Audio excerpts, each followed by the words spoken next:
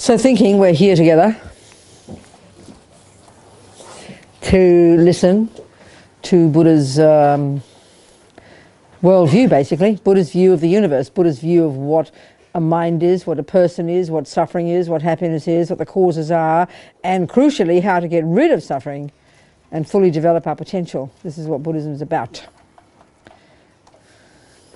So we're going to listen to this so we can take some tools from it to develop this marvelous potential so we can be a benefit of others. That's the point of it. A Buddha is a being by definition whose mind is completely omniscient, who sees minds as everything as it is, who has infinite compassion and has the wish only to benefit others and the capacity to do so.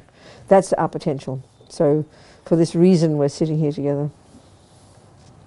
And we can express this in a little prayer. Sangye charang soke chognam la jancho badu dagni kyab suchi dagi chönyen gipe sonam ki drola penchir sangye dropa shog Sangye charang soke chognam la jancho badu dagni kyab suchi dagi chönyen gipe sonam ki drola penchir sangye dropa shog Sangye charang soke chognam la jancho badu dagni kyab suchi dagi chönyen gipe sonam ki drola penchir sangye dropa shog. And again, for auspiciousness, to put into our minds the seeds of the understanding of emptiness, let's read again the Heart Sutra, or think about the meaning, hear the words, put the seeds in the mind.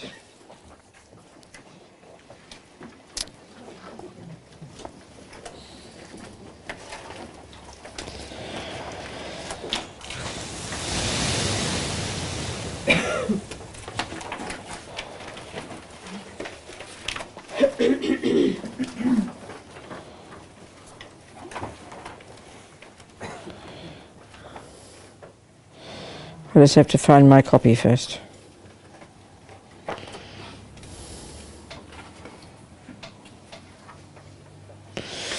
Okay.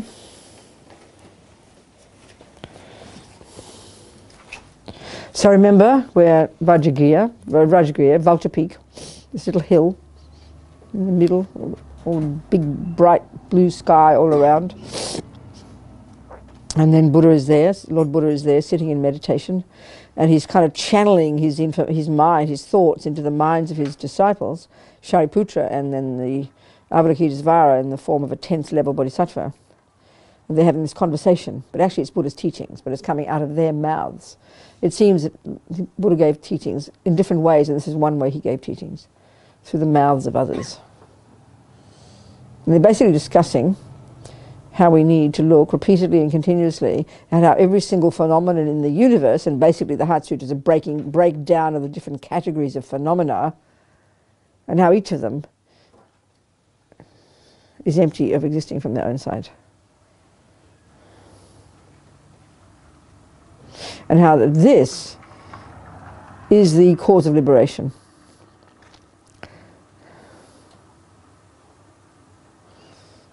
Buddha says that countless lives, Buddha would say, we've had trillions of lifetimes.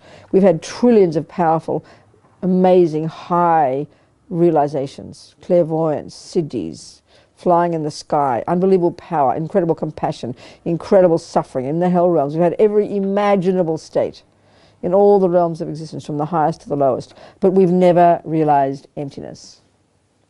That's the difference. That's the key. That's the one we've never done. And until we've seen the absence of the fantasy I and the fantasy everything else, we'll stay stuck in samsara forever.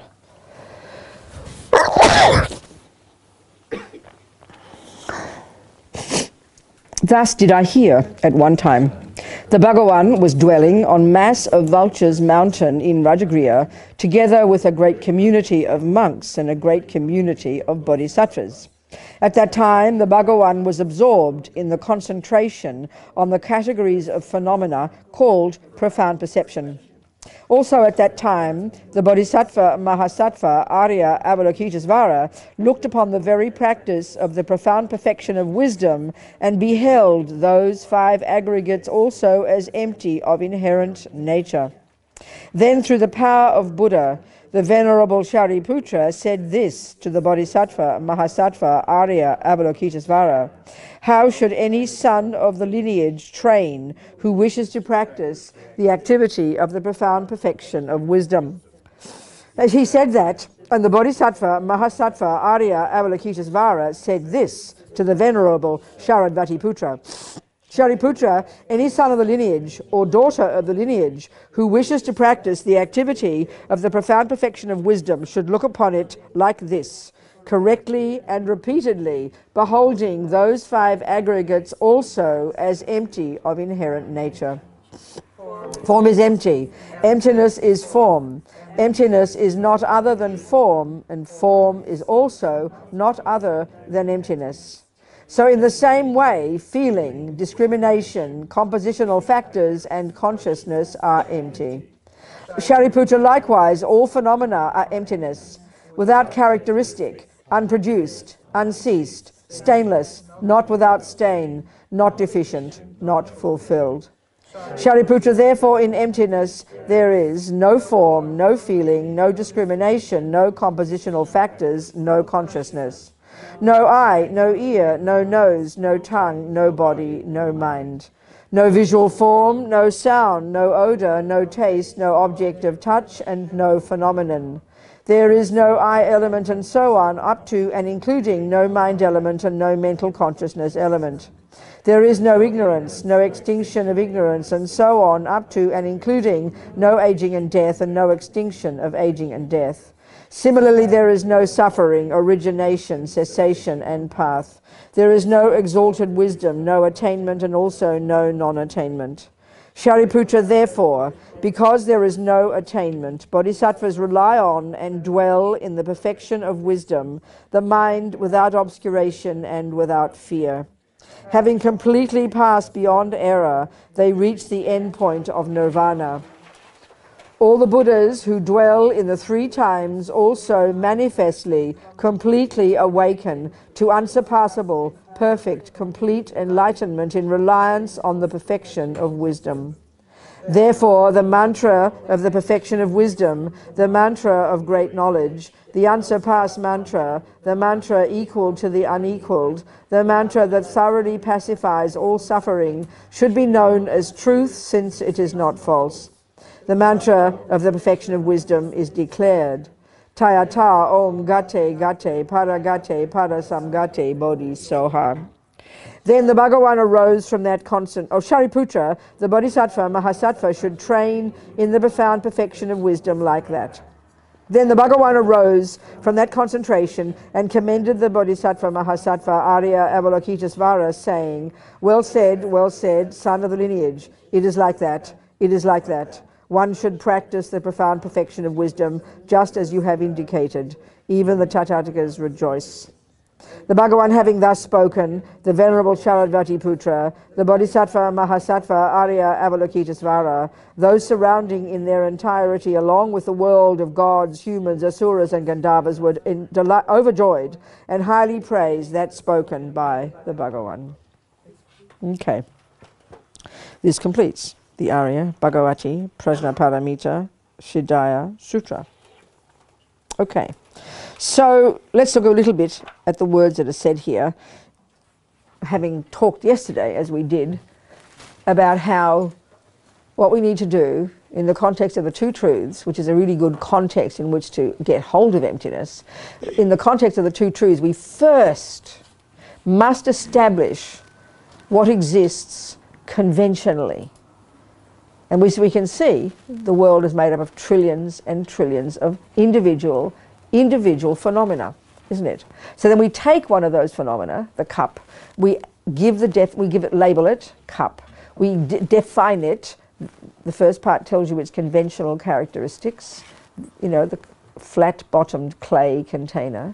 The second part tells you its job, its function, that holds my tea or holds my drink. Then we have to check, prove that it fulfills the function. That is to say, we pour the tea in, and if it holds it, it does fulfill the function. And then we have to make sure there's no other valid cognitions that contradict that. Then we've established conventionally that there is a cup. Now we can begin to discuss how it exists. This is the approach. So what we've got here in the Heart Sutra is basically the categories of phenomena according to Buddha's worldview. And everything in the universe fits into these categories. Everything that exists, every phenomenon, every existent, every object of knowledge, every established base, every object. These are 4 or 5 synonyms for that which exists. And this is the fundamental point that Buddha is making, and why there's this category of that which exists is because he is saying right now the delusions in our mind are causing us to live in la-la land in relation to that which exists. That the delusions in our mind are causing us to cognize phenomena that don't exist. They don't exist, they're not phenomena. We cognize fantasy things. But another interesting way to put that is, as Lama Zopa says, what these delusions do is it, and I'm paraphrasing, it gets something that does exist conventionally, a cup. But then what the delusions do, and we don't realize this is the problem, is they decorate on top of what does exist layers upon layers of characteristics that just don't exist there. This is what Buddha's saying.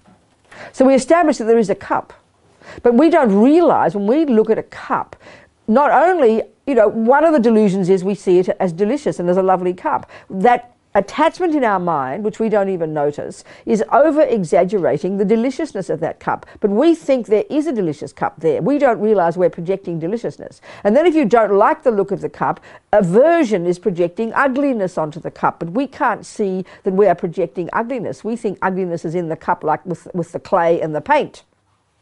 And then we do this to, this is 2 examples, attachment and aversion. We're doing this to everything all the time.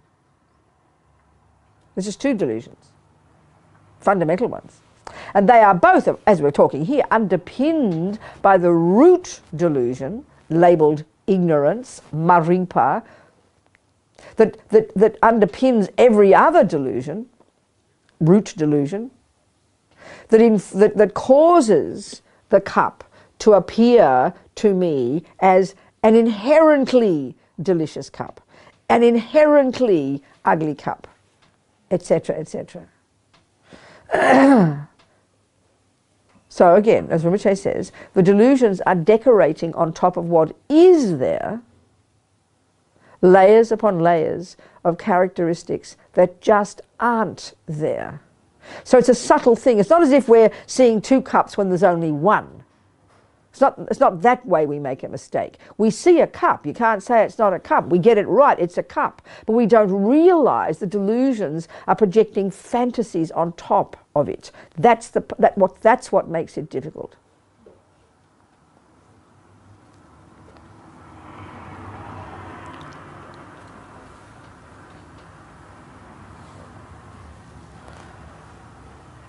So as Rinpoche says, when we have finally seen, perceived, cognized the absence of the inherent delicious cup, have seen the absence of the inherent delicious cup on that cup, he says it is as if there is no cup, no delicious cup. But there is. But what does exist is so subtle, it is as if it doesn't exist. It is as if it is an illusion. And these words are really precise. And this is the part that's tricky. But that's very delicious. This is the 2 truths together. On the one side we think there's no cup. On the other side we think there is a cup. And when we can see these 2 simultaneously, that's when you're finally a Buddha, actually. That's the true middle way. So this is the job we have to do. So it really does demand clarity, precision, correct usage of words, much careful analysis. First, you've got to get your words right. You'll never, ever, ever understand that 1 + 1 is 2 if you think if you say the words 1 + 1 is 3. Well, I kind of, you know, what are you, 1 + 1? What are the words again? I mean, don't be ridiculous. You can't possibly understand the simple answer until you get the words right. It's so obvious in our ordinary world of knowledge, but we're so addicted to this fantasy of spiritual teachings that we think the words aren't important. So, you know, people say, oh, I've been listening to Emptiness for 30 years and I just can't understand it. Well, it's like saying, I've been listening to Numbers for 30 years and I just can't get it. It's because you've never bothered to learn the words right. Because the words are what you then think about. And the thinking is what triggers the insight into emptiness.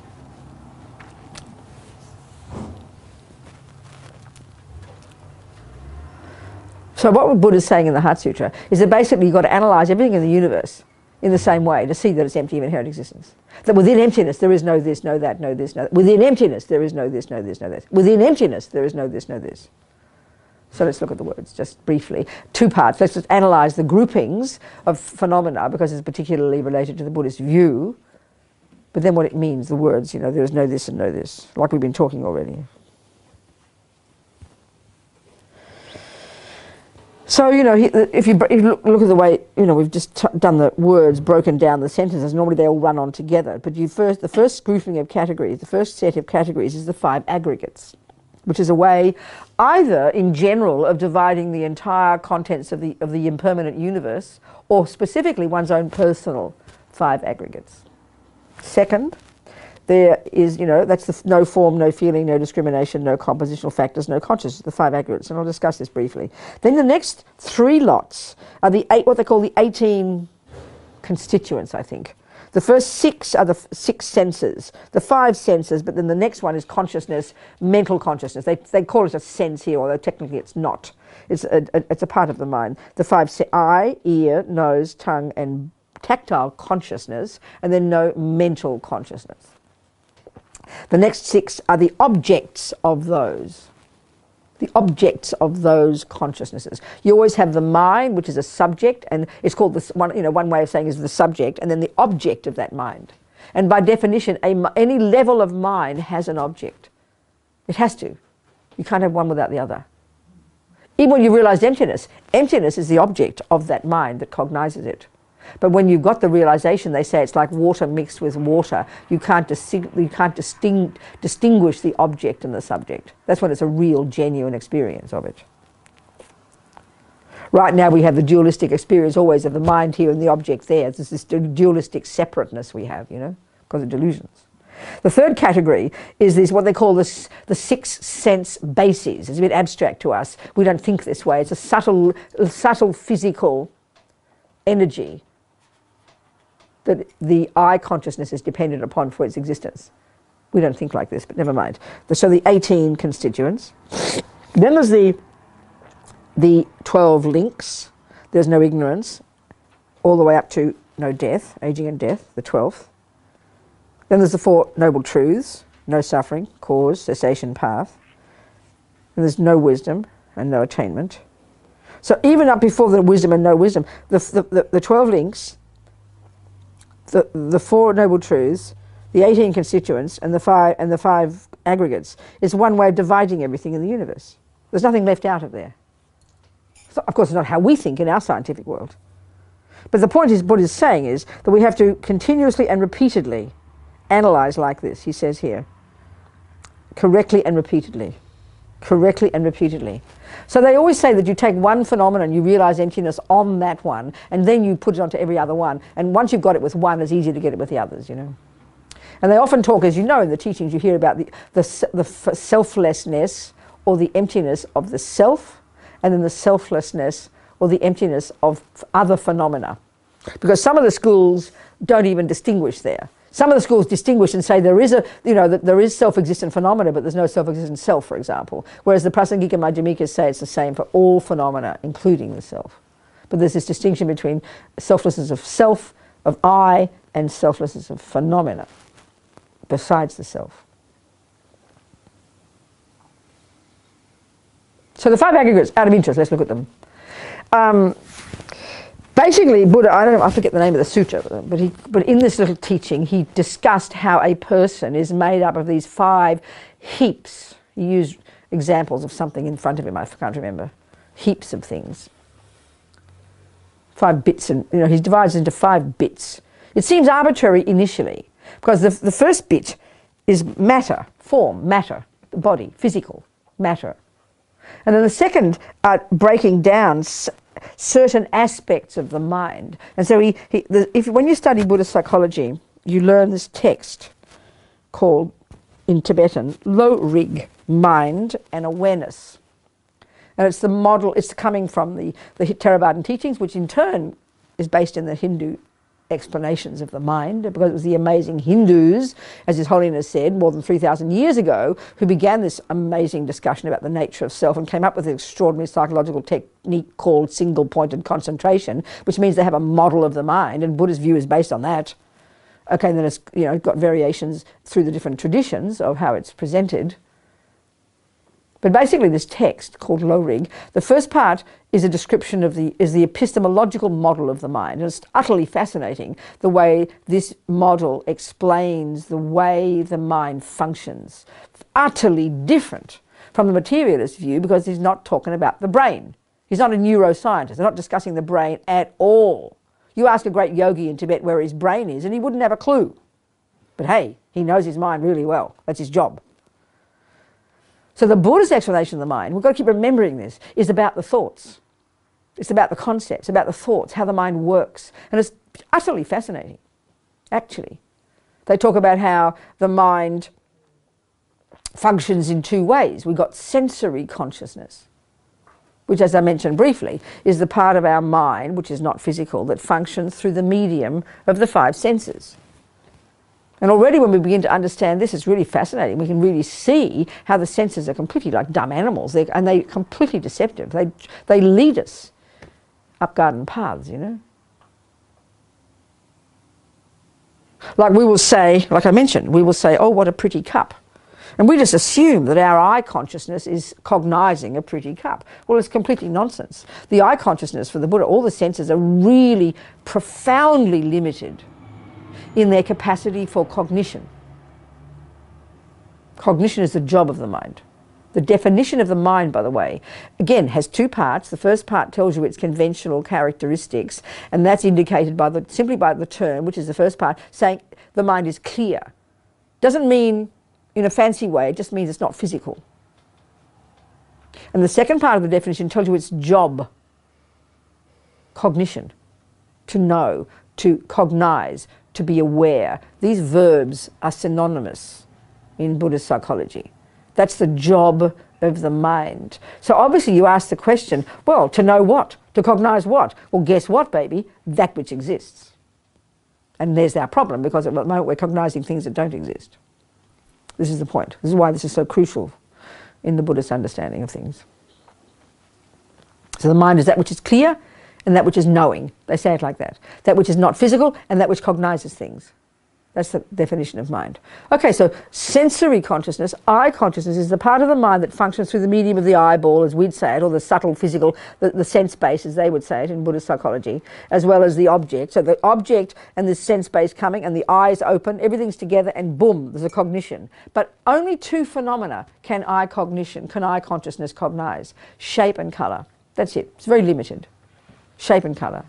But this is why it's so fascinating in this model. What happens is this. Because we're so familiar with cups, it's not as if I look here and then I've got to go, oh, look up, Wikipedia, and what's this thing here? Get a shape. Oh, there's a hand. Oh, I see. That's called a cup. We don't have to do that, do we? Because we're familiar with it, isn't it? Because we're familiar. We know it immediately. So this is what's happening.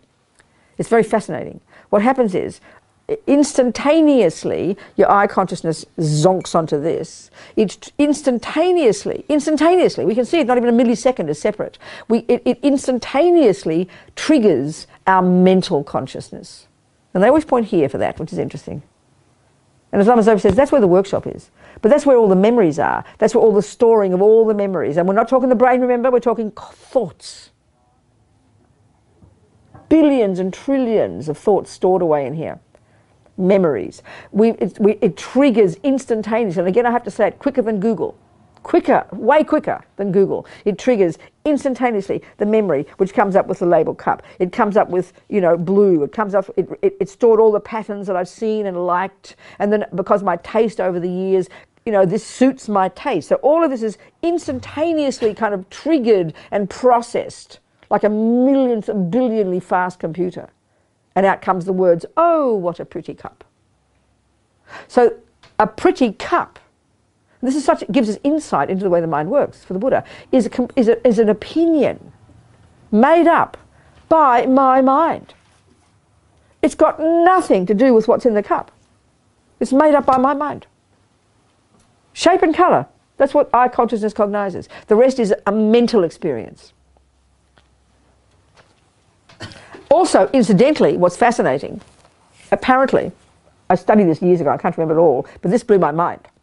How your conceptual mind works is like, something like this. As soon as eye consciousness sees shape and colour, and then it accesses the computer where all the knowledge is, what it does is it eliminates every single thing in my memory, which is trillions of things, that isn't a cup. It triggers every single thing that isn't a cup, and that's called non-cup. It eliminates all the non-cups, and then it comes up with what is called the non-non-cup, which equals cup. So it's this really abstract, strange way that conceptual mind works. It can't possibly, conceptual consciousness, they say, is not realistic cognition. It doesn't really cognize a cup. It comes up with this elaborate kind of way of functioning and comes up with this story, and we have an image in the mind.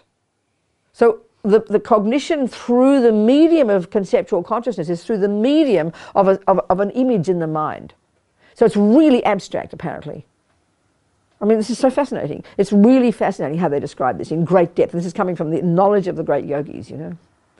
Buddhist psychology is so different from the way we think. So it's just fascinating to learn it.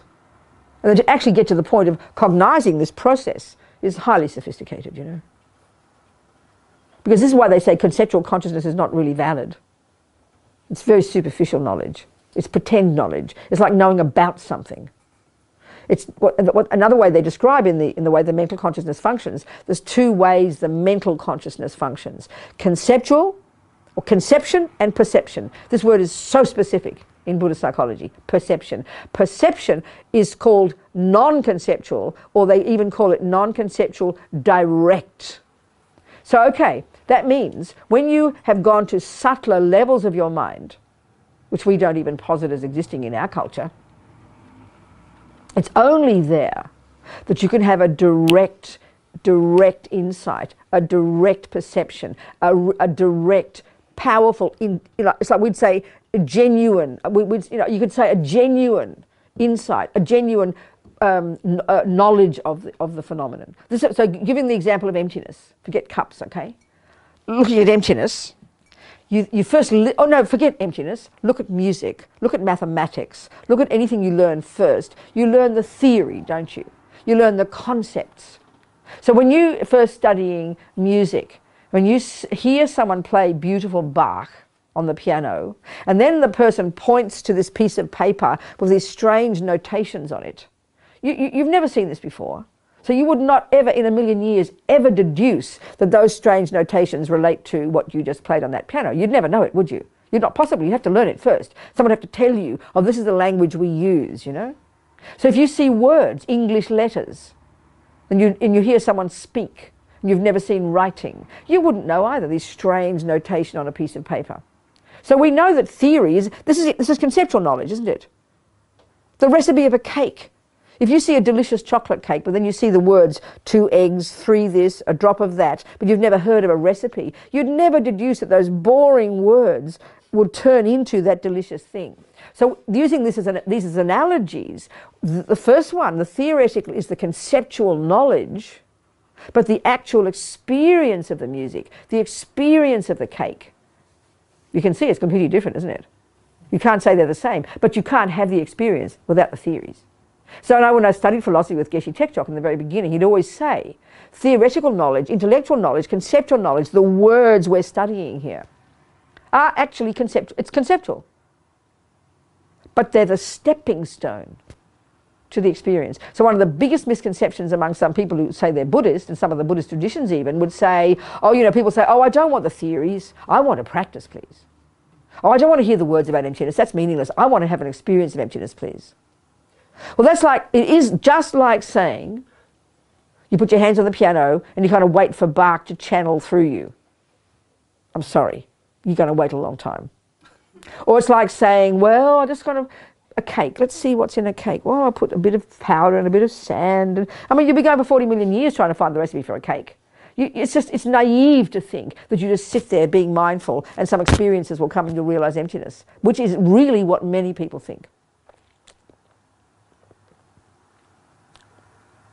This view we're talking here, and there are different approaches, would say you first learn, like with cooking, like with music, you learn the words, the theories. But the trouble is, we're so clever in our culture, we can mistake knowing the theories for having the experience. That's our problem.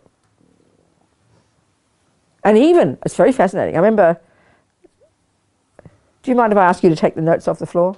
Buddhists are really into, I don't know, respecting, you don't have to, but it's just, they'd say it creates obstacles for your mind. I'm not trying to be superstitious, but thank you very much. Put it on the chair if you like, we can put it on there. There you go. Well done. What's your name? Alex. Alex. Thank you, Alex.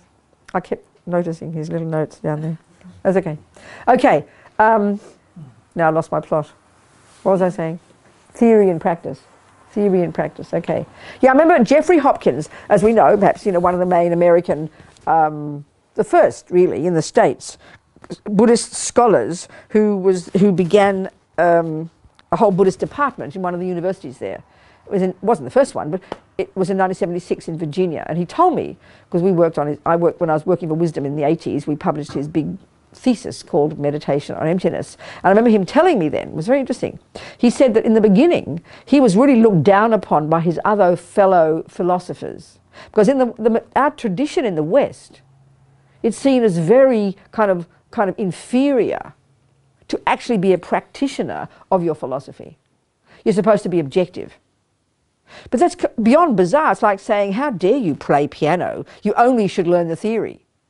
I mean, that's very bizarre, isn't it? When it comes to cooking and everything else, we know you've got to have the theory and the practice. But for some reason, in our strange culture, we think ideas. You can't afford to get too subjective because we can't trust the mind, you know.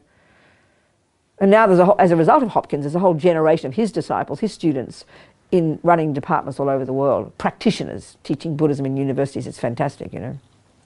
So our biggest danger, because we're so educated, is we're so caught up in the theories. One of our big dangers is that we can get caught up in the concepts and then we forget. We don't even notice. We don't realize that we haven't realized those concepts. And that's one of the biggest traps. But the other trap is thinking you don't need the words and you just want to have the experience. You sit there slaving away, looking at your mind, hoping some realizations will come. You need both. And this, I mean, okay, different people have different tendencies. I think Tsongkhapa said there are two main kinds of practitioners. Those who do first go into some kind of practice, purification and experiential, and then out of this get some experience and then can articulate it. Then the others, which is the approach we're taking here, you learn the words first, you get the theories, and then you slowly, through familiarity with those theories, like with music and cooking, you eventually get the experience. You eventually get the taste. That the theories lead you to the taste. When we understand the relationship between these two, we'll be very excited to study. We'll be very happy to study. And we won't get distressed that we haven't realized it yet, because it takes time. So anyway, the mind, conceptual, sensory and mental, and then mental divided into perception and conceptual.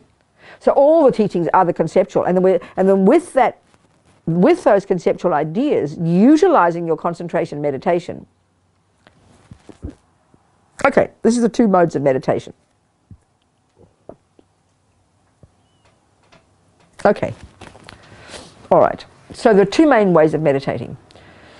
Millions of techniques, but essentially in Buddhism, two main techniques, two main ways of using your mind. And as we know, we use if we use the Sanskrit, shamatha is the name of the first one, or in English, calm abiding, which is what's also known as single point of concentration, which is often known colloquially these days as mindfulness. They're all linking to the same one, where you learn to focus your mind. You learn to not get involved in all the chat.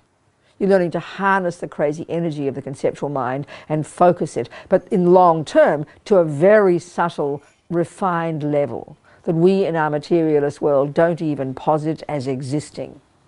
If you were to see a person who had accomplished this single-pointed concentration, this shamatha, this calm abiding, fully accomplished it, it's described in terms of 9 stages. If you saw a person who was in this stage at the 9th, they would look like they were dead, because they've gone beyond the gross level altogether, which of course we don't think exists in the West. So it's a kind of really subtle, refined level of mind. Again, remember, this is the Hindu technique. They came up with this amazing technique. Buddha took this technique. So single point of concentration is absolutely vital. Now what's interesting, in the Hindu tradition, this was virtually seen as the goal, what they call samadhi, because the experience of being in that subtle state is so phenomenal, is so blissful, is so clear, is so profound in itself, is so incredible, that it will be easy to think that's the result, that's the goal. But for the Buddha, it's only the beginning. To get this single point of concentration, which itself has marvelous, like I'm saying, benefits. You get clairvoyance, for example. Clairvoyance, clear seeing. Because, in other words, you've accessed levels of cognition. Is that a hand? Yes. What? Samadhi and enlightenment different? I can't hear you. Is enlightenment and samadhi different? Have you been here yesterday? I heard her. Have you been here since yesterday? Were you here yesterday? No. Have you been to Buddhist teachings before? Have you been, I just have to know, darling, have you been to Buddhist teachings before? Well, I know of the yogic approach. Have you been to you haven't been to Buddhist teachings? No. Okay, good, that's fine, okay. So different, it's like a joke. Okay. Samadhi is simply what's called single point of concentration. Enlightenment for the Buddha would be that your consciousness is, okay, we'll go into it slowly, but fundamentally, hugely, massively, enormously, completely and utterly different. Okay? So the yogic one, you mean the Hindu one? Yeah. Well, that's what I'm discussing here. So this is the point. The Buddhist view would be that the state that you accomplish when you achieve samadhi is pretty astonishing. You have clairvoyance, you develop powers, you can fly in the sky, you can do incredible things because you've accessed this subtler level of your mind, which is pretty phenomenal. But it can be easy to imagine that's like a goal. And it is a very interesting goal, but for the Buddha, no way is it the end goal. No way at all. And this is where Buddha would diverge from the Hindus in his own findings, Yeah. So the second mode of meditation in the Buddhist view is called, as we know, the term that's common is vipassana, which means insight. But when you look into the text, you're going to see there are many kinds of insight meditations. And the one that is most popular, that's even known in general as vipassana around the world, but it's only one, and I've never done it myself. It's a very marvelous technique, but I've just never done it. I never learned it. It's learning to use your focus to, what is it? It's to investigate. What is it, Martin? You know it, don't you? Like in the Gwenka style? That's right, Vipassana, yeah. What do you do? Only you use your focus and then you to do what? Observe what?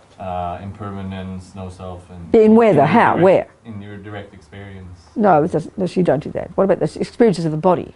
Yeah, the body. Well, that's nothing to do with no self then. What are you talking about? Martin! I won't ask him anymore. Well, that's what they say to experience. No, you don't. You don't perceive the no self. As a result, they would suggest you get the experience of no self. Yeah. But what you're cognizing, what you're focusing on, is the sensations of the body. Or the breath. Thank you. Yeah. Now you're being more precise. Thank you. You just said the conclusion. But the thing you're focusing on, the thing you're using to help you get those insights, is the sensations of your body or the breath. Body, yes. Okay. Thank you very much. Okay, now the one that's being talked about in the Mahayana and the one that we are discussing here in the perfection of wisdom is what's called, as you can see if you look at the teachings, it's called special insight, and it's referring to not insight. It's got nothing to do with the experiences of the body, because that's a starting process, and it's a marvelous technique. It's a great beginning process, which is a fantastic one, but you can't stay there because the body is physical. Your breath is physical. You eventually need to go to a subtler level where you're way beyond the body. So special insight is insight into emptiness, which is the topic of this meeting we're having here, this 2 days, you know, into how things exist. So that's the most advanced insight, and it's called special insight. So in order to get that, okay, so there are 2 modes of meditation. So our trouble in the West is, again, if I say the word meditation to you all here, everybody in this room would have a slightly different view of what we think it is. And we're allowed to have our own view. No one says we can't. But if we want to communicate with Buddha, we better use his definition, hadn't we? Like, you know yourself, if I say I live in London, you used to say that now they use the word apartment, but it used to be you'd live in a flat. And then if you learn geometry, yeah, you have a flat table. If you play music, you play B flat. Well, if you didn't know the different definition, you'd be very confused, wouldn't you? You better know it's the same word, but different definition. And we're not used to that thinking when it comes to spiritual. That's why many people say, oh, emptiness is the wrong word. Why don't we get another word? Well, just change the definitions, please. We're quite intelligent. We can do that. It's ridiculous. So, you know, the word here, meditate, is so interesting. The Buddhist word for it is the verb to familiarize. To familiarize. So you go, oh, that's interesting. Then you use it in Buddhist view when we go, well, go and meditate on emptiness, or go and meditate on your breath, or go and meditate on impermanence. We kind of already get confused. Oh, what is a meditator? We have this vague notion it means no thoughts. We're really not clear about what it is. But the Buddhist view is so embarrassingly simple. When you say, using Buddhist terminology, go and familiarize yourself with impermanence. Already you go, oh, I can do that.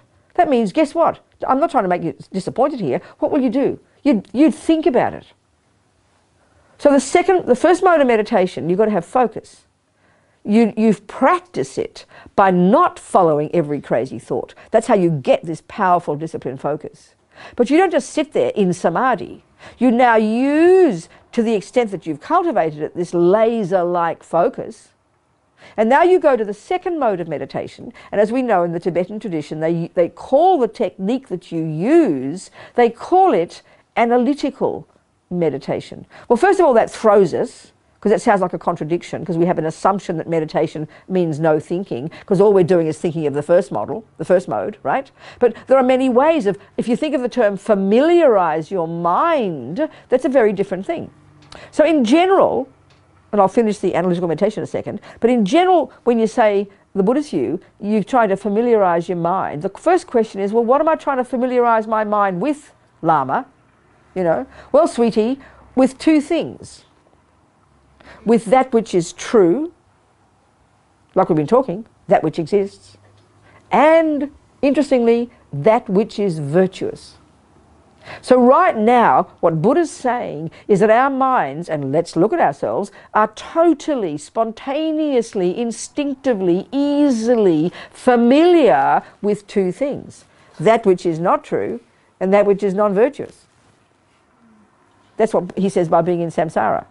Following the delusions, following attachment, following anger, believing in its story, following depression, following jealousy, following low self-esteem, believing in the stories, and then as a result freaking out, hating yourself, harming others. Look at the universe.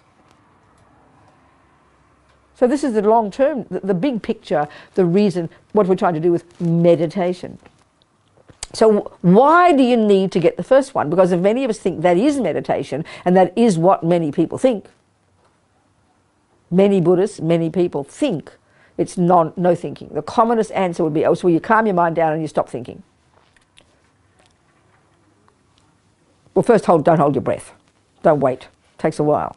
But yes, the first one is this astonishing cultivation of a refined, subtle, non-conceptual, super sharp, super clear, laser-like state of mind. We can't even find any words for this. We don't have anything like this in our culture. So we can only conceptualize, we can only imagine it. But the reason to focus, the reason to access this subtle level, that's long term. You don't wait till you've got the long term. You can begin to focus even the simplest level, and you do what you can with it. But now the thing is, you go to the second mode, and this is where you do the work. So use the broad term yesterday, you know, of being your own therapist. Being your own therapist. It's a wonderful, tasty way of saying what you're doing, generally speaking, as a Buddhist. Sorting out the mess in here, for which you need focus. Incredible focus in the long term. So the more focused, the more disciplined and focused and sharp and refined you can get your mind to, the more powerfully it is capable of doing the work in the second mode of meditation in terms of getting insight into emptiness. And so the method you use to cultivate special insight, the method you use is known as analytical meditation. But when we hear the definition of meditation to familiarize, and we unpack that phrase, analytical meditation, you're going to be very disappointed when I put it in modern terms. Another way to say it is to say, to think about it. That's analytical meditation. You think about it. This is so disappointing to us, because we think meditation is not about thinking. We get really confused because we haven't got our definitions clear. Are we communicating? Thank you. I mean, you can have whatever definition of meditation you like. I'm not saying you couldn't have to agree with this, but this, when you hear the Buddhist teaching, this is the meaning. So we need to focus the mind so that we can go to the second mode of meditation and then think about something to get insight into emptiness. So then the question has to be, well, what am I going to think about? I thought I have to realize emptiness. I've got to get insight into emptiness. Well, you do. So what do you think about to get insight into emptiness? This is contradictory to us. But let me explain to you how we learn everything on this earth, and you will understand perfectly, because we're doing it all the time. But we just don't think like this. We don't use these medieval phrases, not to mention 2,500-year-old phrases. When I first went to school, I went to the convent, right? But Miss Holton, who wasn't a nun, I remember because she wore this lovely perfume, I remember. She wore a big black cloak like the nuns, but she had bright red lipstick and perfume. And she used to hug me. I'll never forget her. My mother mustn't have worn perfume. And I think my mother did hug me, but I remember Miss Holton hugged me, so she had me for life, you know. So she taught me that 1 + 1 = 2, didn't she? Now, I'd never heard that before. At some point, it was the first time I heard it, wasn't it? Wow, you know, 1 + 1 = 2. Now, you think about this carefully. And this is, when you understand this process, you're going to understand how you're going to realize emptiness, because it's not different. I promise you.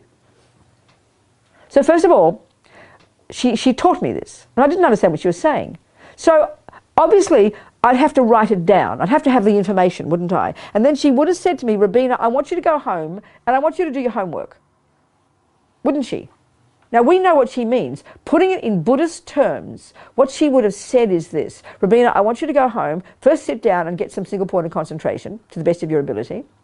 Because you know yourself, forget single-pointed, just get any focus. If you don't have focus, you can't do anything. You know that. So go home, close your door, go to your desk, sit down, get some single-pointed concentration, and when you're focused, now I want you to go to the second mode of meditation, and I want you to do some analytical meditation. And then you'll go, and that Robina will trigger the insight into the answer. She would have said that as a Buddhist. What she did say was, go home, you got to go to your desk, close the door. That's why I never learned anything, because I didn't have a desk, I didn't have a door to close, so I never learned anything. So I would have, if I had gone home. Now you listen to this. You'd sit there quietly at your desk, and now what would you do? Come on, I want to lead you through it. What would you do next? About what? Come on, it's normal. It's not a tricky question. What would you have in front of you? The information. 1 + 1 = 2. You would have that, wouldn't you? And listen to this point. You would have to have the words correct, wouldn't you? If you sort of said, oh, Mummy, what did she say? 1 + 1 = 4. Well, try that one, you know. Well, you'll never get an answer till the cows come home. You've got to have the right words, don't you? But initially, you haven't got a clue what 1 means. You don't know what plus means. You don't know what another one. You've got confused, so you've got to put it together, don't you? But you've got to have the right facts. You've got to have the facts correct, don't you? Then you'll slowly think about it. You'll start to put it together. You might have your blocks. You might write things. You understand? To do your homework. And it's a big exercise, because initially it's meaningless words. But you think about it. Is this not how we have learned everything up until now in our lives? Would you accept this, please? Is this how we learn everything? Mathematics, cooking, music, tying your shoes, wiping your bottom. You learn the theory and then you practice it until you've got it down, isn't it? Can you hear this, please? Okay, so you keep doing your work, 1 plus, and you begin to put the facts together, the one, another one, that equals a plus, you know, and slowly, you know, and you get it, you think it through, don't you? So what will happen eventually from the result of that thinking? What will happen? What will happen? Realization. A realization. You'll go, oh, mummy, I get it. That is an insight. In other words, the information, which initially was theoretical, it triggered the experience in your mind of the truth. Is that right? Wouldn't you agree?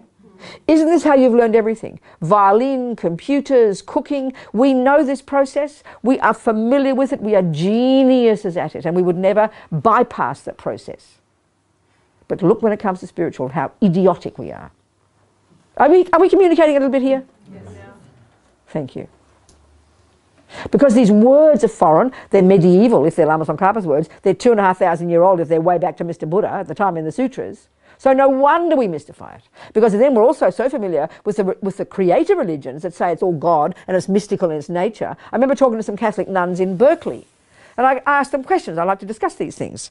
And I'd ask them questions, they'd say, oh, I don't know. Another question, oh, we don't know. I said, but don't you want to know? I'm not being rude, okay? Don't you want to know? They said, oh no, it's a mystery. Because it's a capital M in Catholicism. A mystery is a good thing. And when you go to heaven, you'll learn the answer. I'm not complaining. But that's our view of religion. That it's in its nature, it's mystery. Well, not for the Buddha. I'm sorry. Everything's knowable. By definition, everything's knowable. So you've got to use your noggin. Are we communicating? Yes. Thank you. So you've got to get your facts. So like the discussion yesterday with Maria, you learn, well, this one, non-existent, existent, and non-this, and inherent, and that one. It's in the beginning, of course, it's confusing. You can't put all these thoughts together. Of course we can't.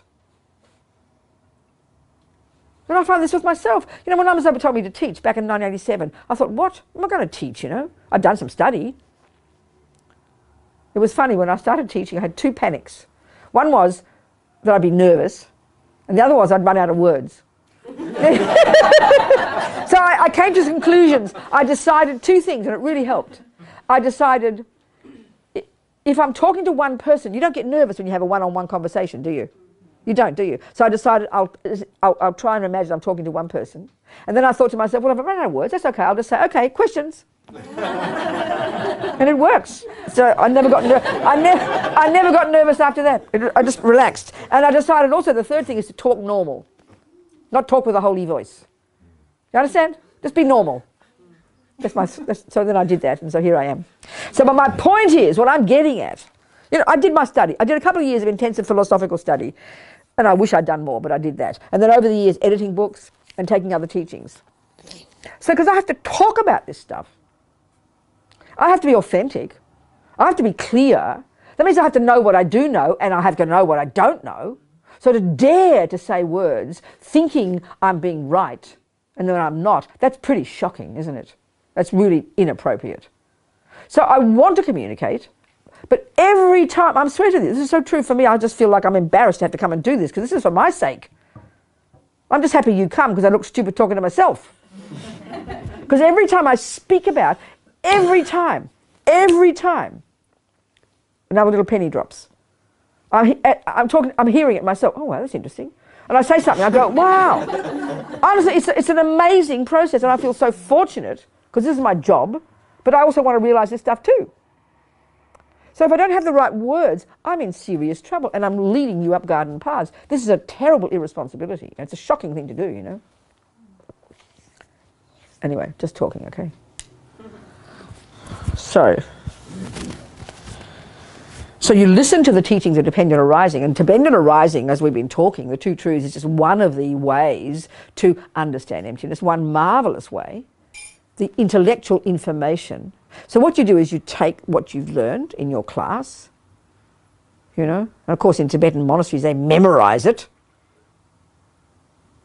Then you go home and you sit down, you get some focus, and then you go to the second mode and you take what you heard and you think it through when it's fresh. So naturally what will come is an insight. A penny will drop.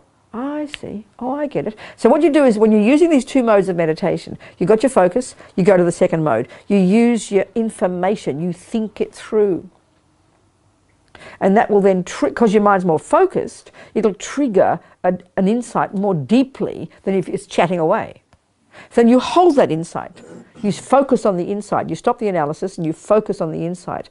And so that might last for half a second. Then you go back to the analysis. And then you get another insight. And it goes deeper. And eventually, the deeper your focus, I mean, the subtler your mind in single point of concentration, the more refined it is, the more profound the focus. And then, and by the way, you don't have to go back to a grosser conceptual level to do the thinking. The very subtle, the subtler level of our consciousness has an incredible ability to do really refined, subtle conceptuality. See, we think conceptual is the gross level. This refined, focused mind is capable of doing astonishingly clear, refined analysis. Can you hear that? You don't, when you do this analysis, you don't stop your focus and go back to the chatty mind again. No, you've got a subtle mind. Now you can use it effortlessly to do this really refined, very powerful analysis that triggers very quickly very clear insights. And you just practice continuing this until eventually you will trigger a direct non-conceptual perception or direct non-conceptual insight. And that's the first moment of your genuine experience of emptiness. From that second, you are now climbing out of samsara. From that second, you cannot fall back. Are we communicating? Can you hear the process? It's an amazing process. But we've got to understand how it works. I'll be confused about it, you know.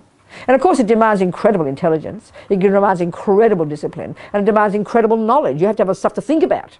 If you don't even know the right words, how can you ever think about it? You just get confused. It's like saying 1 + 1 is 3. You'll never get the answer. It'll just throw you into utter confusion. But even if you get the words right, in the beginning you struggle to understand, well, non-inherent means this and that means that. Maybe that's about the length of the extent of your thinking. But the more you do the words, the more you're familiar, the more easy they are, the deeper your focus, the better the insight, the stronger your insights. This is how you get enlightened, eventually. And by the way, what's your name at the back there who asked about enlightenment? What's your name, sweetheart? Eva. Eva. Okay, just to let you know, the Buddhist explanation of what a Buddha is, the word Buddha is an equivalent of I call enlightenment. The word enlightenment is also used differently in different traditions, but the term here referring to a Buddha, the first syllable of the Tibetan equivalent of the word Buddha, and this is what we've been discussing all weekend, okay? The first syllable in the word in Tibetan, sangye, the first syllable, sang, implies the complete eradication from one's mind of all the delusions, all the ego, all the neuroses, which we've been discussing all yesterday.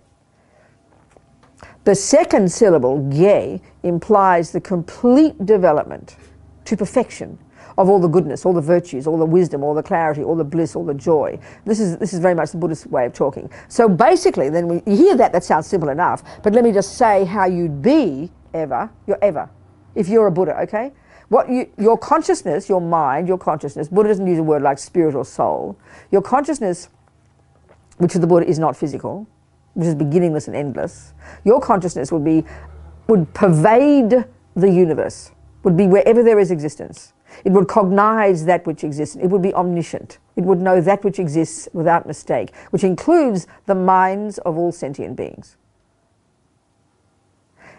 Second, you would have infinite empathy, infinite compassion, infinite affection, infinite love for every single sentient being perfectly, as if they were you. There's no longer a separate sense of a self. And third, you'd have this infinite power, this infinite capability to do whatever needs to be done to benefit every one of those sentient beings perfectly, including your ability to manifest this consciousness of yours which pervades the universe in trillions of different forms throughout trillions of universes for trillions of eons for the sake of all these trillions of sentient beings. That's a Buddha. That's what Buddhism would say is enlightenment. And that's what they would say is the full potential, is the potential of every living being.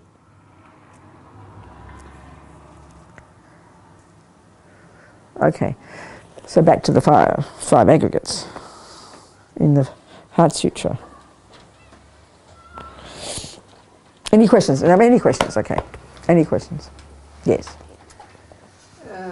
The eye consciousness perceives form and color. Sorry, say it again. Form and color. Shape and colour. Yeah. Shape. Shape. Okay. Yeah. Shape and color. Shape. Mm. What to do the other consciousnesses perceive? Okay, I'll explain.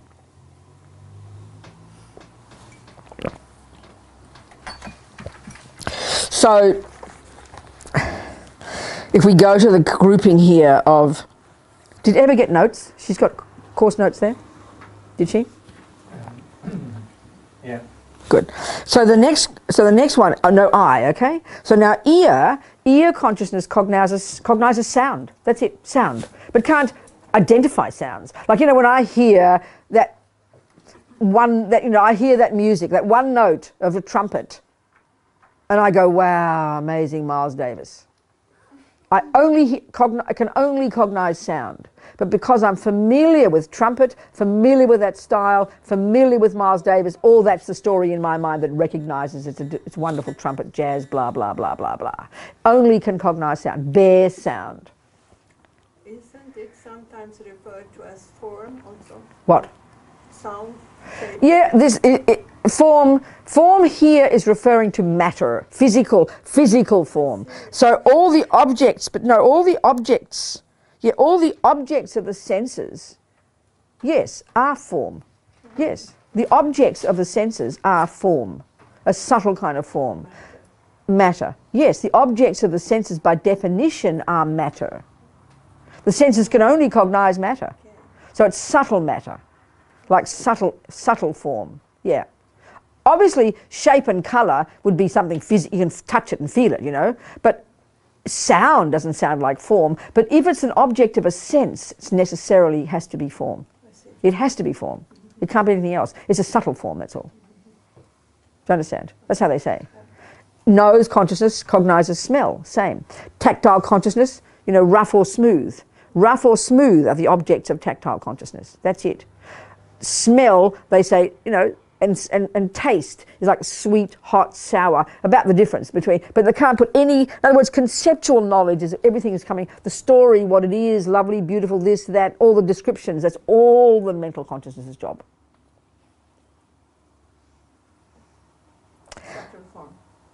It's a way of saying it, because if it is an object of the senses, it has to be form. It has to be form. If it's an object of the senses, it has to be. Yeah. For the tactile consciousness, yeah. Is it, how about pain, like physical pain? Is that part in the I'm trying to think about that. Pain, no, okay, is a... They say that the tactile consciousness is, the objects of tactile consciousness are rough and smooth. I think about the only kinds they talk about. Maybe there's some more. hot and cold?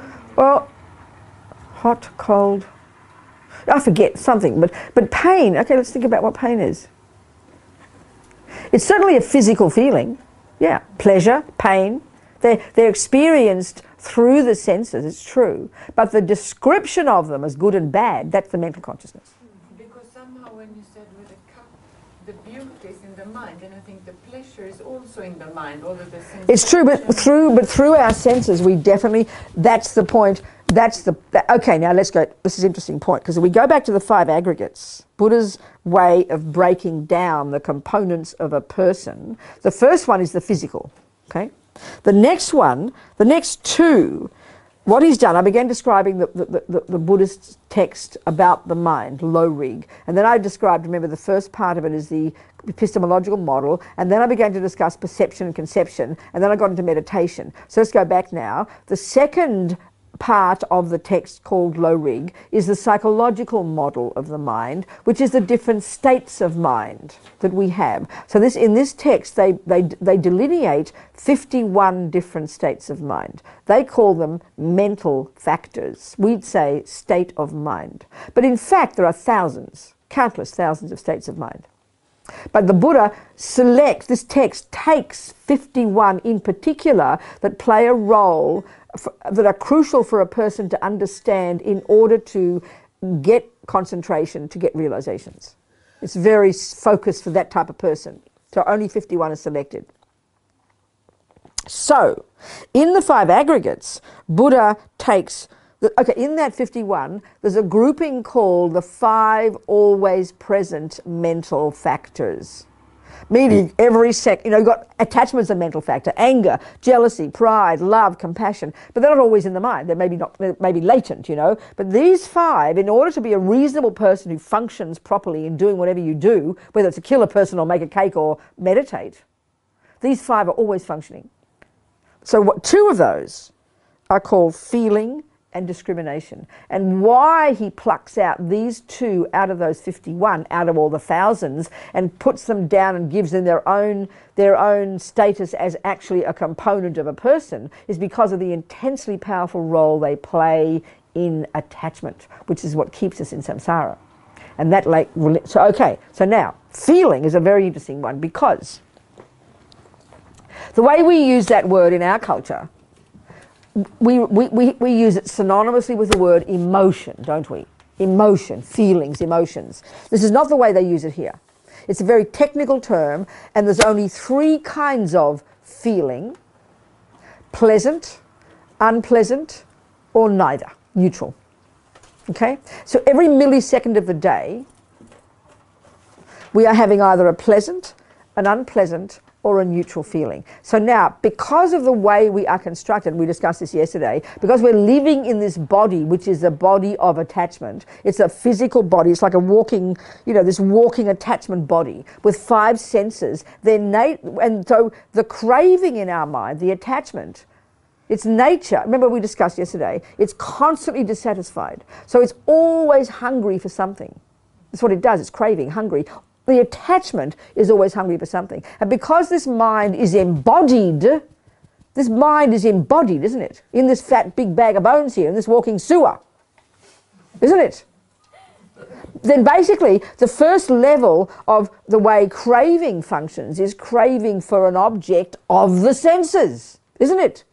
The objects of the eye, the mouth, the tactile. Some people are more tactile, that's why they're ones who are addicted to sex. The ones of this hole to fill, it's food. This one is music. This one is seeing things. You get my point here? We've all got our own trips, Some people like different senses for different people. I remember hearing about Charlie Parker, because I was a jazz fan, and Bird, this amazing bebop musician in the 40s and 50s. He has astonishing capacity for sound, a genius for manipulating sound. So his attachment was to sound, not to mention drugs, alcohol, and everything else. A bottomless pit. But he was this amazing, genius musician. He could be completely stoned out of his brain on heroin, and he could still play this immaculate music. He had this astonishing capacity for sound. His attachment was massive. And they'd say that when they drive through the South in their little cars, because they couldn't, drive in the planes because they were black, they'd have their own cars. He'd just hear a cowbell, and he'd be compelled to stop just to hear the cowbell, the sound, because it's so moved him. He had this incredible attachment to sound. Can you hear what I'm saying? They say deer are like that. Incredible attachment to sound. I'm a jazz fan, and I tell you, one time, I'll tell you this experience, it's very similar. Not quite as much as Charlie Parker, completely different. But I remember I did it for a while when I was a radical feminist. I gave up music, because it was all males, it was all men, wasn't it? So I didn't listen to any male music at all. I was a serious feminist. Serious feminist. So I gave up all music, and then I became a Buddhist. And then I did a retreat, and it was a really intense retreat for 3 months. And then I decided I couldn't, I wanted to listen to music again. I happened to be in a cafe down in Dharamsala, and over the sound came John Coltrane. Well, I nearly fainted with pleasure. I mean, I almost became hypnotized, I salivated, I nearly fainted, my heart beat fast. Do you understand what I'm saying? Just because I'm attached to sound, and I love those particular sounds. It blew my mind. I hadn't heard any for years, I nearly fainted with pleasure. I'm just going to sound silly here. You with me, people? Okay, so listen. Here we are embodied in this big bag of bones, in this walking sewer, these 5 holes, right? And our poor mind, the poor mind already is so polluted, we're having to, course through this bag of bones. I wonder our mind's so limited. And because we're we're embodied in this gross body, and then second we have attachment, which is a mental consciousness. Attachment is this conceptual thought that's never happy, never satisfied, that therefore always hungry for something. So the first level of hunger has to be for the objects of the senses, because that's the first level that we see things, isn't it? So and due to your past karma, you have certain tendency for food, sex, whatever it might be, at the gross level. So we are constantly craving, and obviously you crave a pleasant feeling. Do we not? Pleasure is another word for happiness. A happy feeling, a pleasant feeling. So then obviously we are craving pleasant feelings, because when you're dissatisfied, you've got an unpleasant feeling. So you want a pleasant feeling. So basically attachment makes us a junkie. It's a junkie for good feelings. It's a junkie for only the nice things. You with me? That's why poor attachment has a mental breakdown the millisecond it meets the thing it doesn't like. Can you hear me? And this runs every millisecond of beings in samsara. So feeling, every second you're having a pleasant one, an unpleasant one, or an indifferent one. And because attachment is a junkie for good feelings, we're always trying to manipulate to get the thing that we think will trigger a good feeling. So this plays such a huge role in fulfilling attachment's needs, you know. And then the other one, discrimination, is massive. It's again one of the 5 always present mental factors. And because it's a type of intelligence that can discriminate between anything and anything. So if you really got this craving for attachment to get something, you need good discrimination that can distinguish between the chocolate cake and the carrot cake, otherwise you'll be in trouble. So discrimination is working full time to get what attachment wants. Discriminate between this and that. Not to mention up and down, black and white, good and bad, 1 and 3 and everything else. So it's crucial also to use it in order to develop realizations. To distinguish between morality and immorality. You need it badly. So these two play a massive role in our daily life in relation to getting what attachment wants, which is what perpetuates samsara and our suffering therefore. Are you with me, people? Yeah. So he plucks out those two and gives them really powerful status because they're such a function. The third one is called compositional factors, and what this is a big grab bag of everything left over, the other 49 mental factors and any other bits and pieces that are impermanent but aren't consciousness and aren't form. Like, for example, karmic imprints. This is a technical concept of the imprint that's left in your mind from doing something. That technically isn't consciousness and it technically isn't form. So there's this third category of phenomena that are impermanent, that are neither form nor mind. And all the other bits and pieces, this grab bag of all the other bits and pieces. Chuck them all in there. And the fifth one is called consciousness, which means your mental consciousness in general. So these are the components of a person, basically. Are you with me, people? Any questions before we have tea? Celeste, yeah? Yes. I appreciate that Robina loves jazz. I also jazz fan. Good. I also love Courtin so much. Good. And now, my question is, it has to do also with the same thing, sensorial aspect. And because I feel that sometimes I listen so much music, which is it's jazz most of the time. Okay, go on. Yep. So I would like to know if, and sometimes I feel that it takes me to destruction of the things that I'm supposed to do.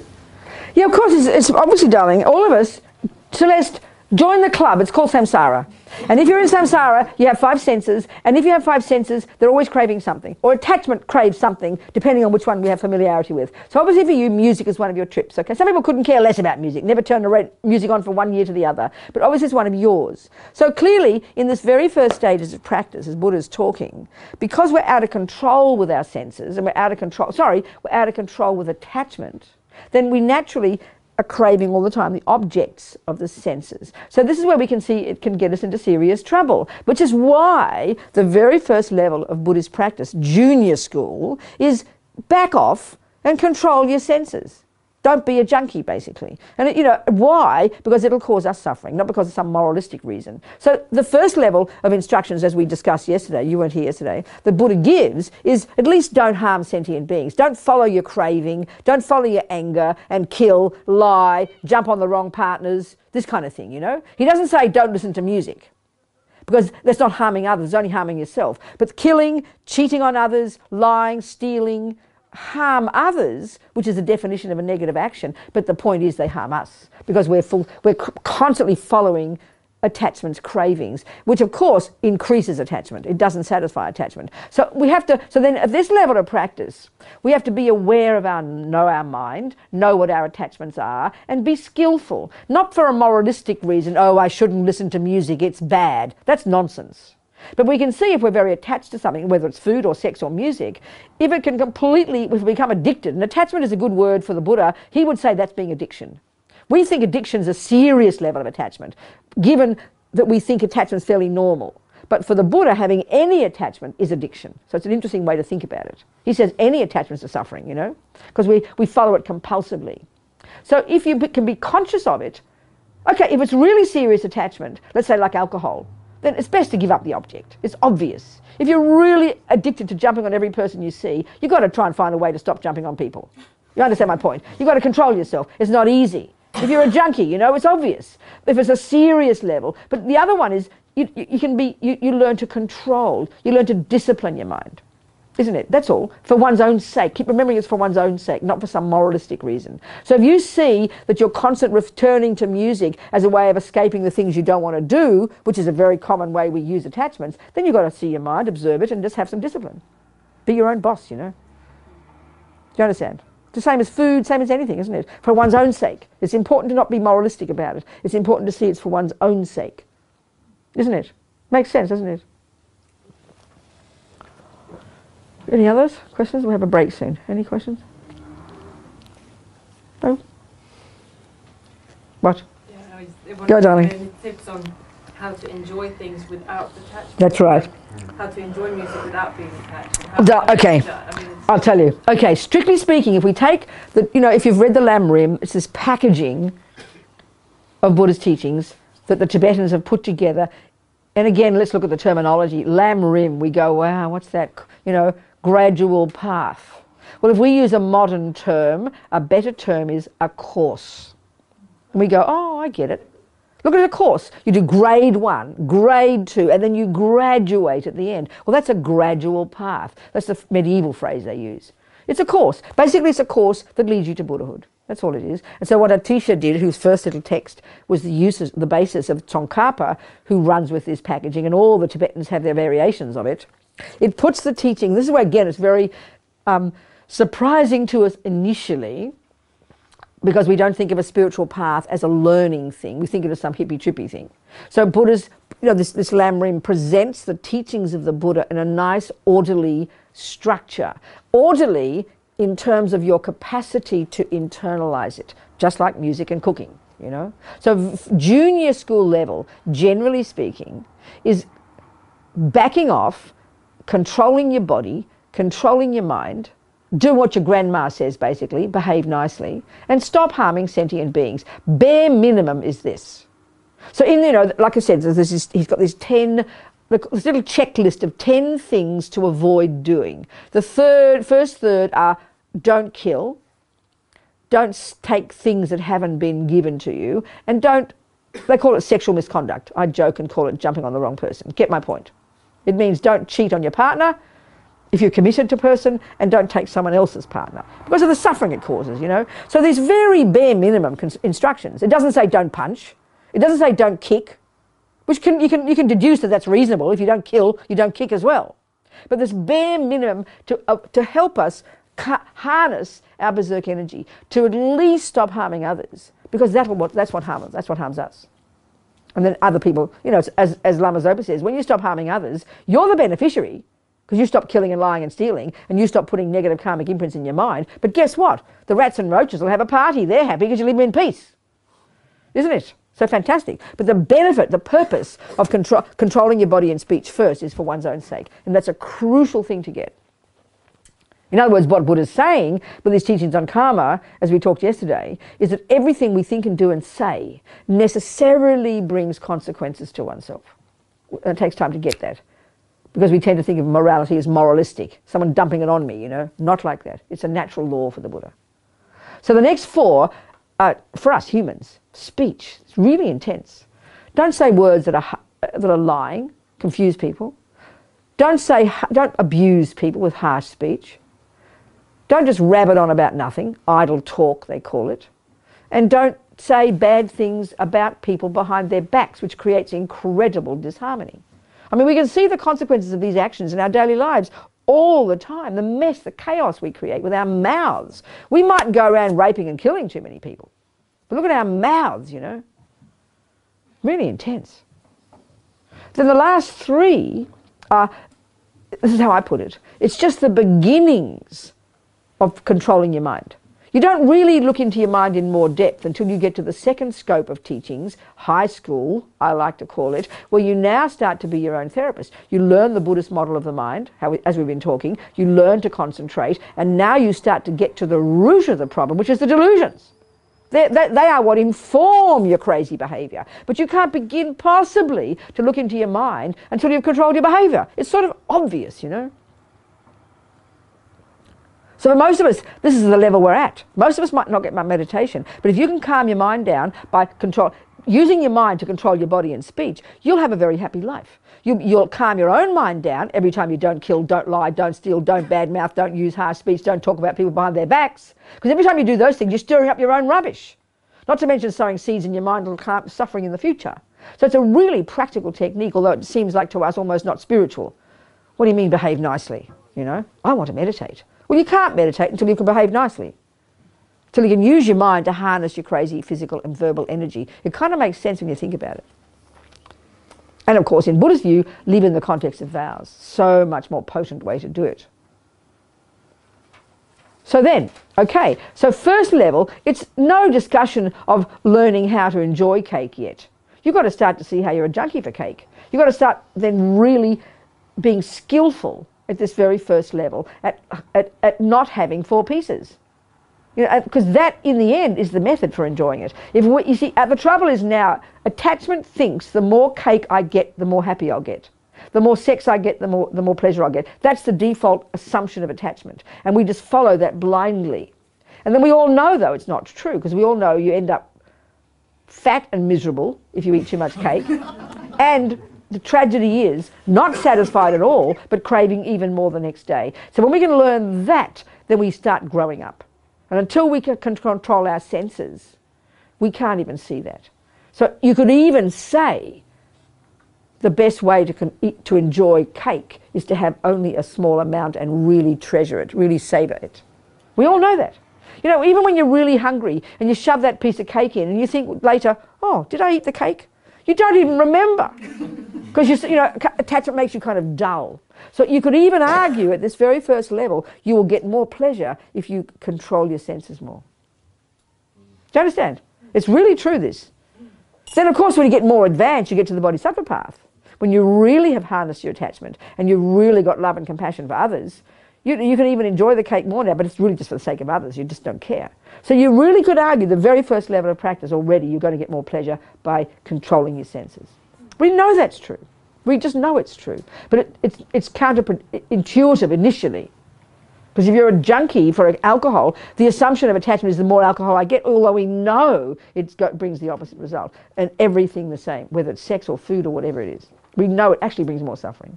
So learning that's quite profound. And then exercising it in our lives. And then we will see, we will become more content. That's the irony. Because attachment is not being content. So giving up attachment is what brings contentment.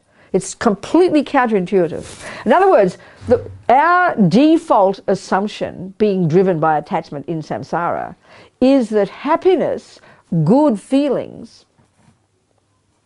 is what you get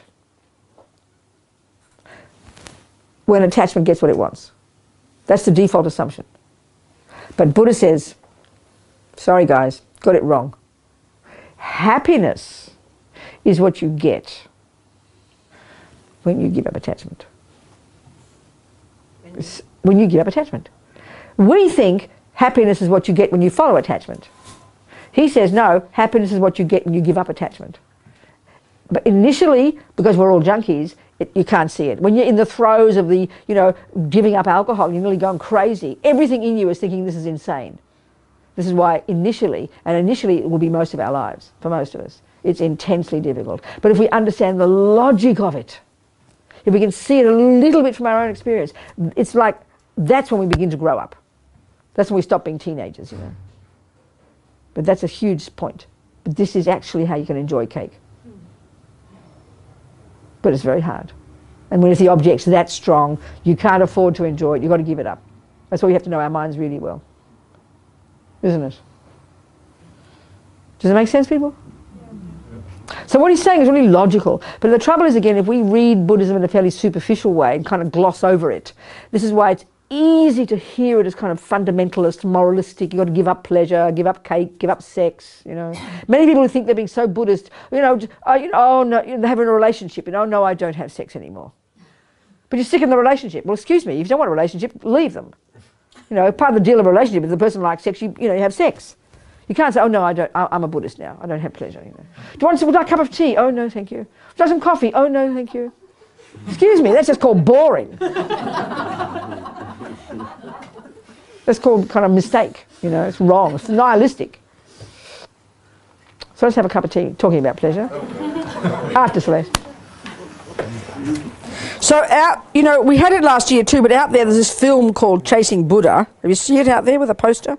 There's this movie my nephew made years ago that he then is offering. It's a movie about me, what can I say? And part of my nephew came to America. And actually he rang me up. It's made a while ago. He rang me up. He's been making movies since a little boy in Australia, you know. And he rang me up when he was about 19 and he said, I want to write a script about your life. And I said, well, I joked and I said, well, don't write a script. Come and make the movie. Well, he took me seriously. He got some funding and he brought he would introduce Vinny, his friend. This is my cinematographer. They were very professional. And he travelled around a few Buddhist centres, including we got him into one of the prisons. And that's the most moving part of this documentary. It's about 55 minutes or something. And it's just very moving. And anyway, it won some awards in Australia. It's been on the television. But the producers sat on it for 10 years. They fought. And they didn't do anything about it. And finally, they gave it back to my nephew, Amiel. He's making movies since. Weird movies, in my opinion. Never mind. And he had some one in Venice and one here. He's really serious, you know. He's very professional. Anyway, he said, I've got this trust called the Bodhicitta Trust, which funds, I raise money for things and it supports the work of Lama Zopa, whatever. I do different projects, you know. And so he said, I'll give you 50%. Well, he wouldn't manage it. So I used my credit cards and spent about $20,000 producing it in America, Australia, UK, set up a website, produce copies. And then, you know, they give me copies when I go around and then people buy them. So there you go. That's the advertisement. They're out there if you'd like to buy one. That's all. That was the advertisement. He did a good job. It's a good movie. But the other one is, one of the things I used to do when I was working for the prison project, and still do it, I've got about 40 of the guys that I've known for years in prison, 30 maybe, that I write to, and often I would send postcards. They just love getting postcards, I can't tell you, from foreign countries. I mean, they don't even leave their own county most of the time, you know, forget about another country. So they just love getting postcards. And I mentioned this, and then later, and Gun just very kindly offered beautiful, magnificent postcards. So what I thought was really nice to do, if you'd like to take a postcard, I'll give you a name of somebody and their address, and if you'd like to offer the stamp, if you don't want to offer the stamp, I'll give you the money for the stamp, and write a little nice note on here, you know, just chat about here we are in Stockholm at the Buddhist Centre, and this is this, and it's winter, and just a friendly note, and then love from you, and then put my name after, so they know why you're writing to them. If you'd like to do that, there are postcards here. And then we have to find the way to get you the addresses, that's all. I'll see if I can print it out at lunchtime. And then we stick it on the wall, and then you just sort of put your name, cross one off and take that name and address, you know. And you write it here and mail it. And they'll be so excited, I tell you, they'll love getting postcards. All right, that's all. I'm going to check out the size of them. Yeah, I've got a feeling it's okay. Just do it. It's perfect, yeah. Okay, so any questions since our last discussion? Celeste, do you have a question?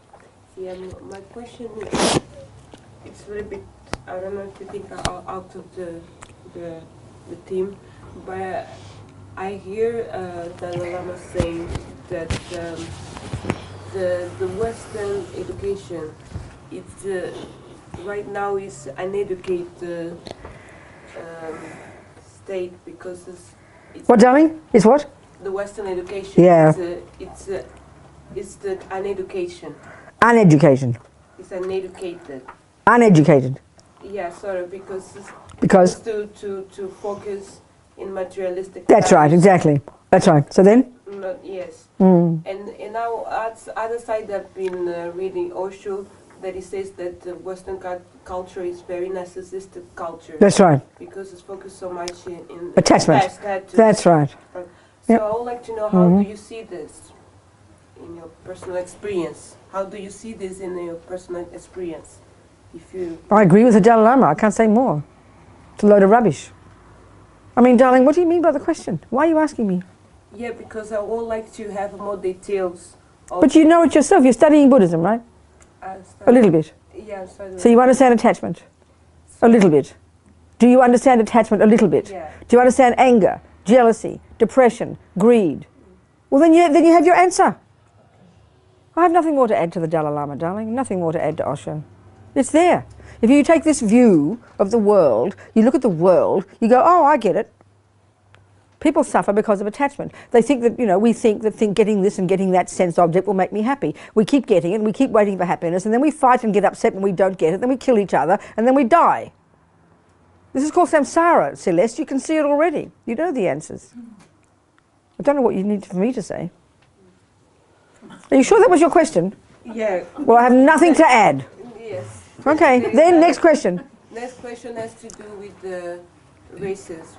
Racism. You mean people not liking a person because of their race. Yeah. This is the world. Then the question is, how does one handle it? How can those who are oppressed can deal with this situation also? Darling, but again, I have to tell you, I think you know these answers. You use Buddha's teachings. So there's a kind of karma called experiences similar to the cause. So if we've done bad things in the past, people will see us as ugly. People will lie to us. People will steal from us. People will kill us.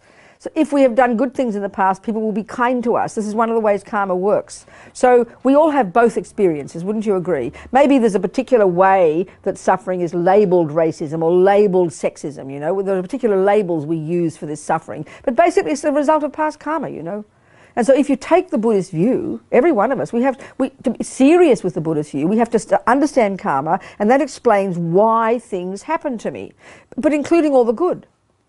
So, I'm sure in a person's life who maybe suffers from racism, they also probably have people who are kind to them. Would that be true? People who love them. Is that true? Would you accept that? People who are good to them. Well then, that's the fruit of their virtue. But a person who experiences the other one, of people being mean to them because they've got a colour skin that they don't like, that's because of some negative action that we did in the past. The Buddha says this is the story of the universe. You know this, don't you, from studying the Buddha's teachings? Isn't it? Do you understand that? Do you accept that? So that's your view at the moment? You're using Buddha's views to help you understand the world? Yes, I understand, but when it becomes in the reality of society, there's a system that is making also that drives us to example, not to feel integrated and what, darling? not having certain chances. But that's all but that's what I'm saying. Yeah. What is a system? It's a bunch of people all agreeing, and that becomes a system. That's what a system is, isn't it? Yeah. Would you accept that? If you analyse a system, as you're calling it, it's a group of people who all are racist running that country. Would you accept that? So it becomes government law or something. Would you agree with that? Well, that's called life, darling. It's another way of saying what I've just said. It's not just individual, but it's group karma as well. Do you see what I'm saying? Yeah, because we're dealing so much this in associations. Huh? So we deal this. Who's we, darling? I mean, the association that I belong. We fight against racism. Of course. So of course. It's wonderful that you're trying to help people. Yeah. But you must. But it's not easy, is it? Yeah. And you can't fight the system because everybody in the system has this view in their mind. I mean, look at the United States. Every year, new riots because white policemen shooting black people, It's just it's just the world. I'm not trying to be cynical about it. But this is, all I'm getting at is you're using the Buddha's teachings. You're studying the Buddha's teachings at the moment, right? Yeah. And do you like this way of describing the world? Is it helping you? Yeah, in some way, yeah. Okay. Well then, darling, I can't say more. I can only give you Buddhist answers. I'm not going to give you communist answers. I'm not going to give you Robina answers because they're Buddhist answers. I can only give you the Buddhist answers, can't I? But I think you know them already. Don't you, sweetheart, precious girl? Don't you, darling, or not? Or you're not sure? I'm still trying to figure out. Okay, well, you weren't here yesterday, so you missed the explanation about karma. So I'll say it again for your sake. Shall I? Shall I explain it again? Yes. Good. All right, darling. Okay. I don't mean it like that. I meant, okay. Okay. All right. This is Buddha's view, okay? And we can see it's enormously, insanely, radically different from the two models of the universe that we seem to think are the only ones. We either have the creator religions, which means God's the boss, you know, God creates us, or we have the view that mummy and daddy create us. This is the materialist view, isn't it? It's what we call the scientific view, that mother and father, that the mind is physical, the mind is the brain, and that mummy and daddy make us, and mostly with that view, when we come into this life, we then can see, in this life, as we grow older, we can start to see the world looks like some awful things happen. People kill each other, they rape each other, there's racism, there's sexism, there's murders, there's terrorism. We start to see this, don't we? And then if you've got the materialist view, then there is no explanation for why this is happening to me. One of our biggest questions is, why is this happening to me? Think of it this way, make it personal, okay? The biggest question when painful things happen is, why is this happening to me? Would you all agree?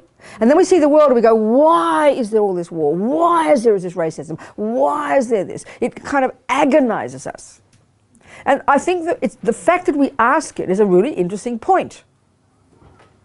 It's a really interesting point, because when we look at the philosophical view we all live with, the philosophical view that we assume is the truth, it's the view that I began in my mother's womb.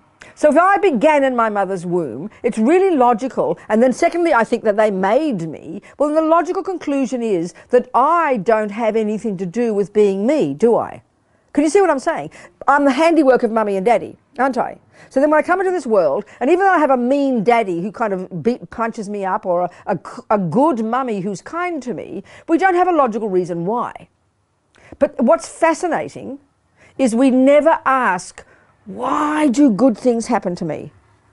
Do we ever ask that question? I have never known anybody in Buddhist classes in 38 years who ever says, Robina, why does a little baby have really good parents? Why do they have money in the bank? Why is she treated beautifully? I just don't understand.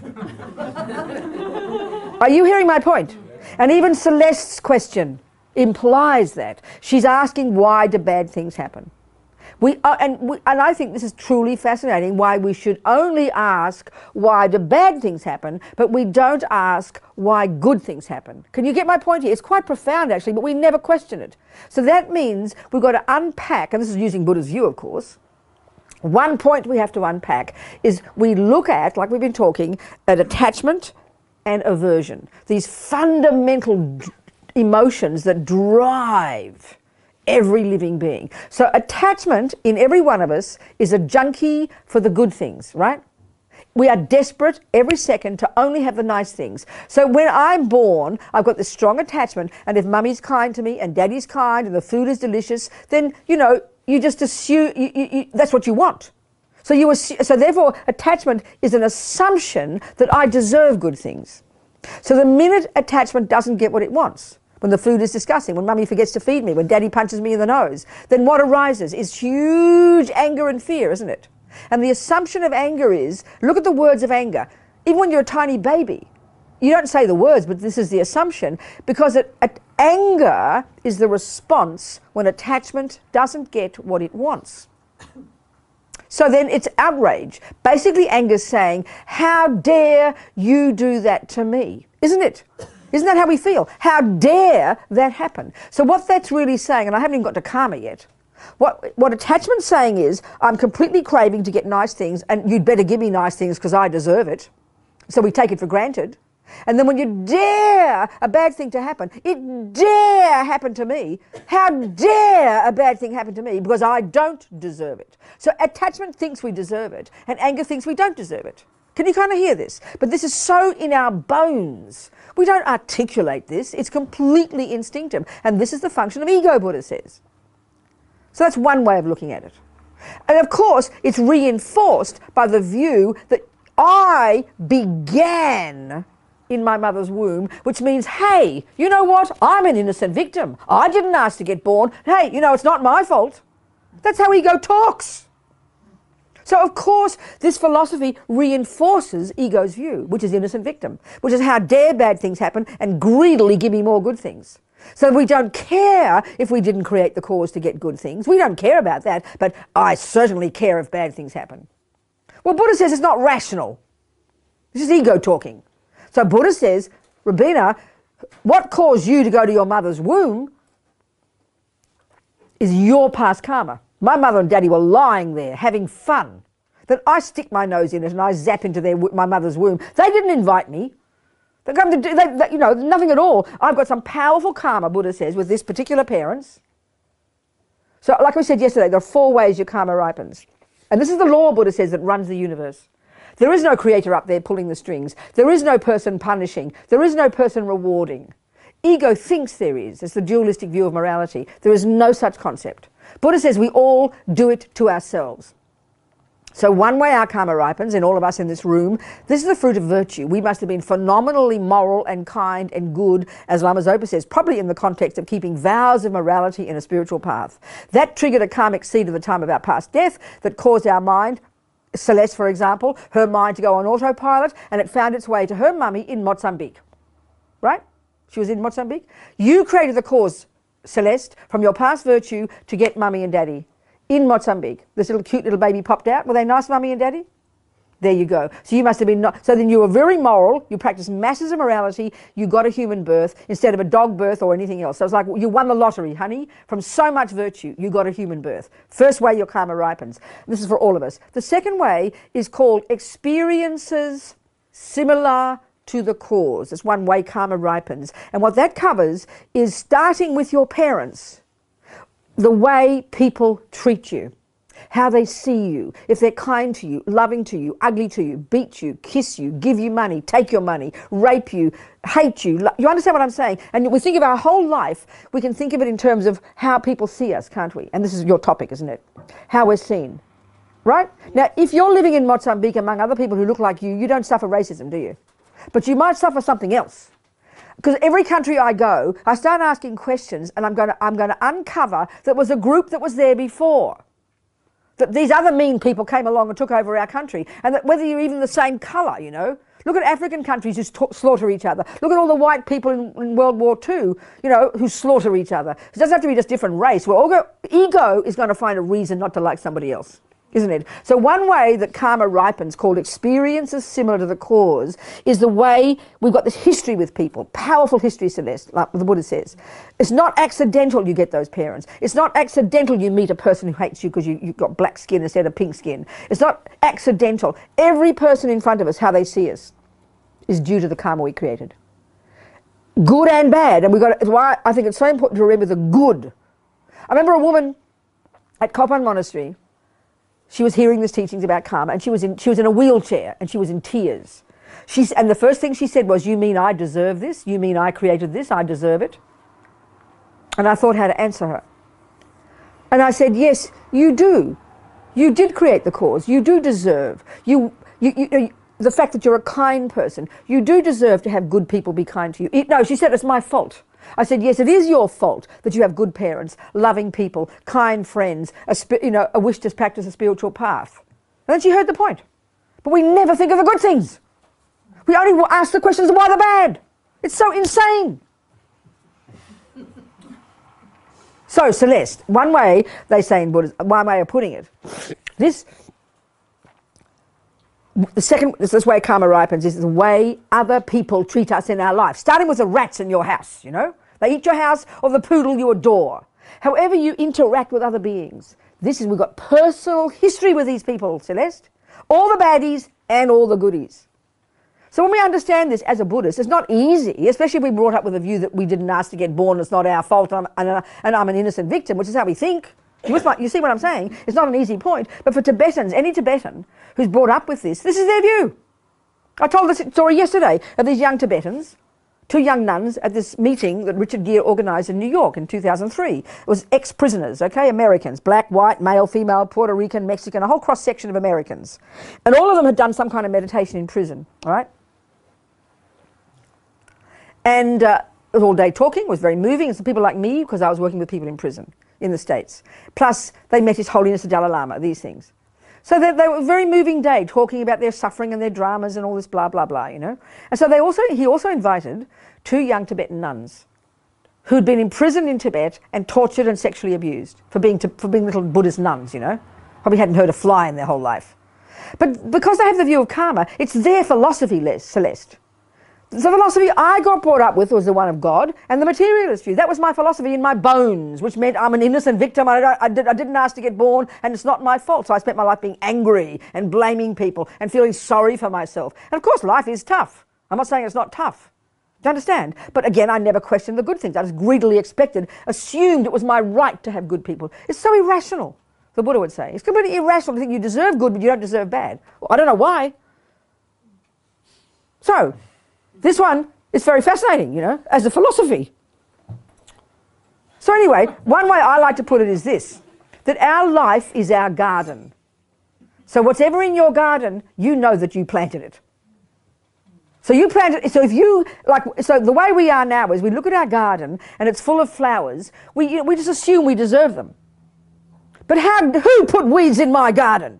How dare a person put weeds in my garden? But hey, give me more flowers, please. It's just not rational. Whatever's in your garden, it's your garden, so you put them there. That's a really nice way, I find, for owning what arises in your life. Of course, it takes time. So only these young Tibetan nuns talking about their experiences, being, you know, sexually abused and tortured. Well, first of all, these Americans probably thought their suffering was more than everybody else's put together, these 2 young women.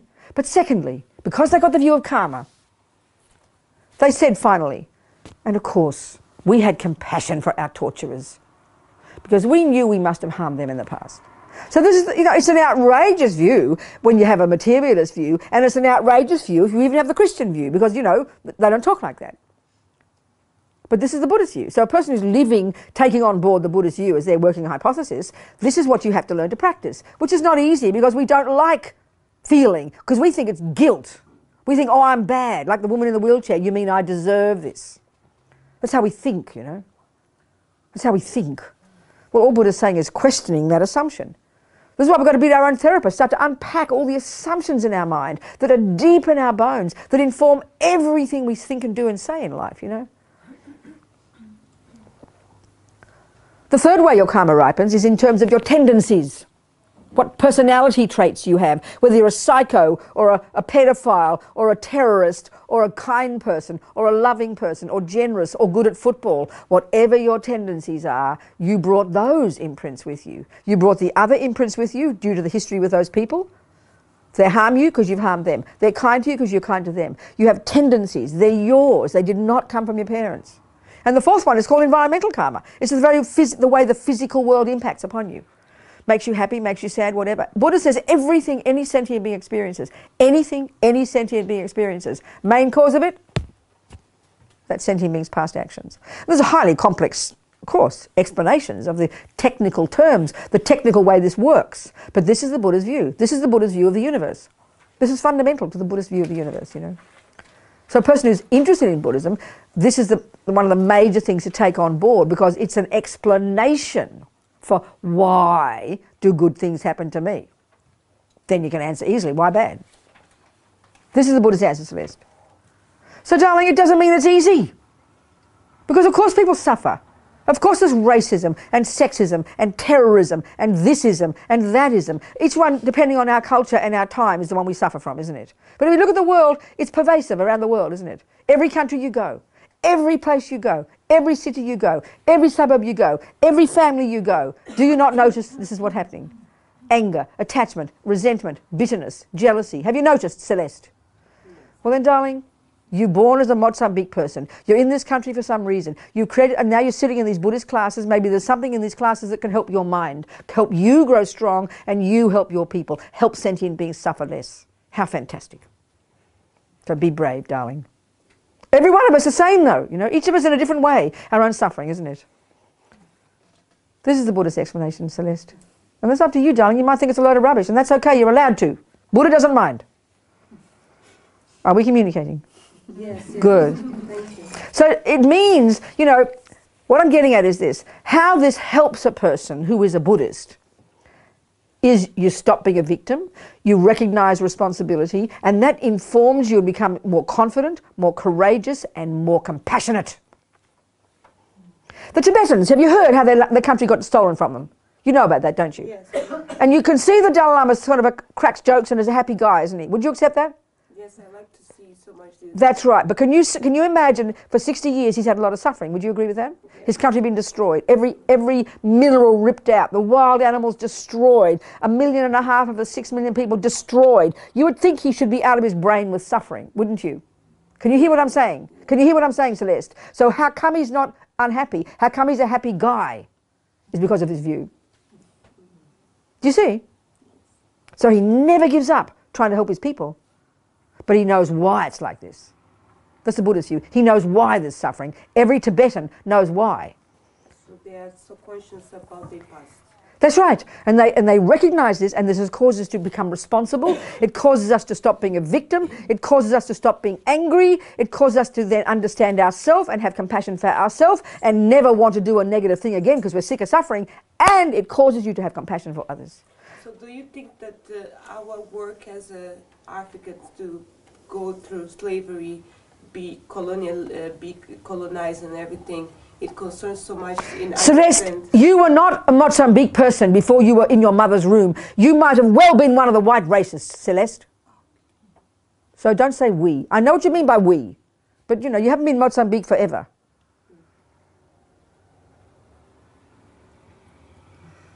So then, okay. So But you're talking about your people, then you have to, using this view of karma, you answer your own questions. Okay, so if there's something to contribute to the land where I decide to born, it concerns of understanding the karmic imprints. But that's if a person wants to use the view of karma. It's up to you to decide to use the view of karma as your explanation for the world and why your people are suffering and this and that. Because you're at this moment in time, you're an African person. At this moment in time, I'm an Australian. The Dalai Lama is a Tibetan. So he talks for his Tibetan people. But different lives were different things. But you know, you're born, maybe due to being a past bodhisattva, you're now born as an African to help people. You know, think of it this way, be optimistic. Think you've chosen to take this rebirth to be of benefit to suffering people. Do you understand? A friend of mine who happens to be black in America, who worked with me in prisons, Andre, his son got murdered, stabbed to death by another boy. He was on the television news that night. And he was asked, how do you think about the murderer? He was in tears of compassion for the murderer. He said, his suffering is only just beginning. The boy who murdered his son. His suffering is only just beginning. How can I not have compassion for him? We must help our young men. He was in tears of compassion for the murderer. You know. So I mean, whatever. I'm just giving you the Buddhist view, you know. It's up to you, darling, to take it on board if it makes sense to you. You understand, darling? And use it to give courage so you can put yourself together so you can help others. Fantastic.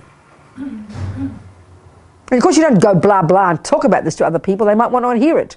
But it helps you give courage and strength. If this is the path for you, you have to find that out. Do you understand? Okay.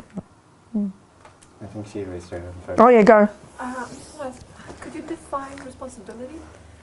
I don't know, what's this a loose used word, isn't it? Responsibility in karmic terms means responsibility means accountability. I did it. So if I stole money from you, even in ordinary terms, I have to accept the responsibility that I did steal from you instead of saying, it's not my fault, I'm poor, she made me do it. That's being no responsible. But if I'm accountable, I will say, okay, I'm sorry, I did do it, I stole money. That's being accountable. That's being responsible, taking responsibility. So the Buddha's view would mean literally that I am whatever I caused in the past. I'm not an innocent victim. I did ask to get born. I created myself. I caused myself to go to those parents. I caused the person to rape me. I caused the person to give me $1 million due to my virtue. So that accountability in Buddha's view is very powerful. I created the cause to have this life. This is my garden. And what that brings is incredible courage, incredible accountability. Stop being a victim, stop blaming, stop being attached, and then realize I'm sick of suffering because I created it. I don't like suffering, so I'm not going to create any more. I'm going to stop killing, lying, stealing, bad-mouthing, and then I'll help others. That's the kind of... Does that make sense? Yes. Okay. I was supposed to talk about the compassion wing today, but I haven't even begun. Never mind. Yes, hang on a second, darling. Just a sec. Go. How does the concept of free will fit into the whole picture? Well, let's look historically at the meaning. We all talk about free will, but give it its historical context. Where does it come from? You don't even know, do you? No, dear. I'm talking about the concept of free will. Where does it come from? It's a Christian teaching, Petal. But we brought it into the world. We brought it into the world like it's a scientific truth. I would argue with it philosophically. I'm not being rude. I love my Catholic upbringing. But we talk about it like it's a scientific truth. But it's a Christian teaching that God gave it to you and he made you. Well, if I'm a Buddhist, no one made me. So then let's analyse what free will is. So please give me the definition of what you think free will is. Well, I was kind of wondering what the definition of free will would be. It doesn't exist in Buddhism. So you tell me what you think it is and let's analyse it. Come on. What do you think free will means? There's no such concept in Buddhism. I think it's hard to grasp the concept of responsibility without involving the concept of free will. But you have to explain to me, please tell me what free will is. We can't discuss it until you give a definition. I'm sorry. Don't just assume we both agree. What do you think free will means? It's a really important point. When you tell me what you mean, then I can discuss it with you. Come on, out with it. I think it's easier said than done. You're an intelligent person. Give it a try. Well, how do you dare use it until... You just said we can't have a discussion until we bring in free will, but you can't define it. That means you don't know what you're talking about. So you can't use a term you don't know what it means. So please try and tell me what you think it means. You must. Otherwise we can't discuss it. I'm sorry. Would anybody else like to try? What they think free will means. Come on. To do whatever you want. To choose for yourself what you want. That's not what Christian mean. You're obviously not a Christian. That's not what Christians say at all. What do you think? Knowing and controlling your mind. No, that's not what they say at all. Okay, what the teaching is that God made us and he gave us this ability to choose between good and bad. So when you choose the bad, they say you've chosen to be bad. And if you choose the good, you've chosen to be good. Free will. So then free will also implies, the view we tend to have in the world is, oh, you know, like a person who, say, walks down the street and sees a homeless person, they'll go, huh, they've got free will. They could choose to work anytime they like, but they choose not to work. Buddha says this is a nonsense concept because it implies there's no causes. So it's like Buddha would say, everything you choose to do is dependent upon your ability to choose it, which means because you've done it before. You have to have. Free will implies there's no cause. Free will is like this absolute, that God given it to you, and as if it's like, you know, check your own reality. It's nonsense in my opinion. I'm not being rude about Catholics or anything. I'm just trying to discuss philosophically. Listen to this. Check the last time you got depressed. Jealous? Angry? Any bells ringing here? Did you go, well, I think I'm going to get angry, or I think I'm going to not get angry. I think I'll choose anger. Was it like that? No, it wasn't, was it? You kind of fell into it, didn't you? And went, oh dear, I'm angry again. What happened? Would you accept this is true? Yes. This proves you haven't got free will. It's like a total load of rubbish. Because it sounds so rational. Because in other words, if you, let's say, you're sitting at the piano and you say, I decide to play the piano. And you put your hands on there and nothing happens. Why not? Why would you think if you put your hands on the piano because you've chosen to play piano but nothing comes out? Why do you think the reason would be? I don't know how. Thank you. Means you don't know the theory. Means you haven't practiced playing piano. Do you see what I'm saying? So the main cause of your playing piano is the fact that you've got the tendency to play piano and you've practiced playing piano. So that's not free will, that's called habit. First of all, this point, I'm going to say more. Can you get this point? So Buddha says we are propelled by the force of our past habits. So that little boy who's 5 years old, the first time he saw fishing, the story I told yesterday, if the Christian teaching is correct, that little boy sat there and thought, well, this is interesting. Will I choose to kill fish, or will I choose not to kill fish? Mummy, I think I'd like to kill fish. I don't think it happened like that. He ran like a magnet to the fishing because the Buddha would say he had a tendency to kill. Second, he had attachment that made the fishing look delicious. Third, it triggered a good feeling in him. And whatever triggers a good feeling, you think it must be good, so you keep doing it. That's not free will. That's called being a junkie. And the Buddha says we are propelled by the force of our past habits. Now, aren't we fortunate that we are also got the habit to be kind, the habit to be intelligent, the habit to think, I will do this and that, and to struggle against your old tendencies, because we've got intelligence and discrimination and this and that and all the other virtues that help us make good choices. But it's not an easy job to make good choices. So it's a much more nuanced thing. And it's a dependent arising. In other words, your ability to choose to play piano has to be dependent upon your tendency to play piano and your practice of piano. It has to be. We know that's logical, isn't it? Otherwise you just say, oh, well, anyone can play piano. So therefore, a person who's sitting on the side of the road who's begging to say they've got free will, they could get a job anytime they like, is completely gross. It's just not true.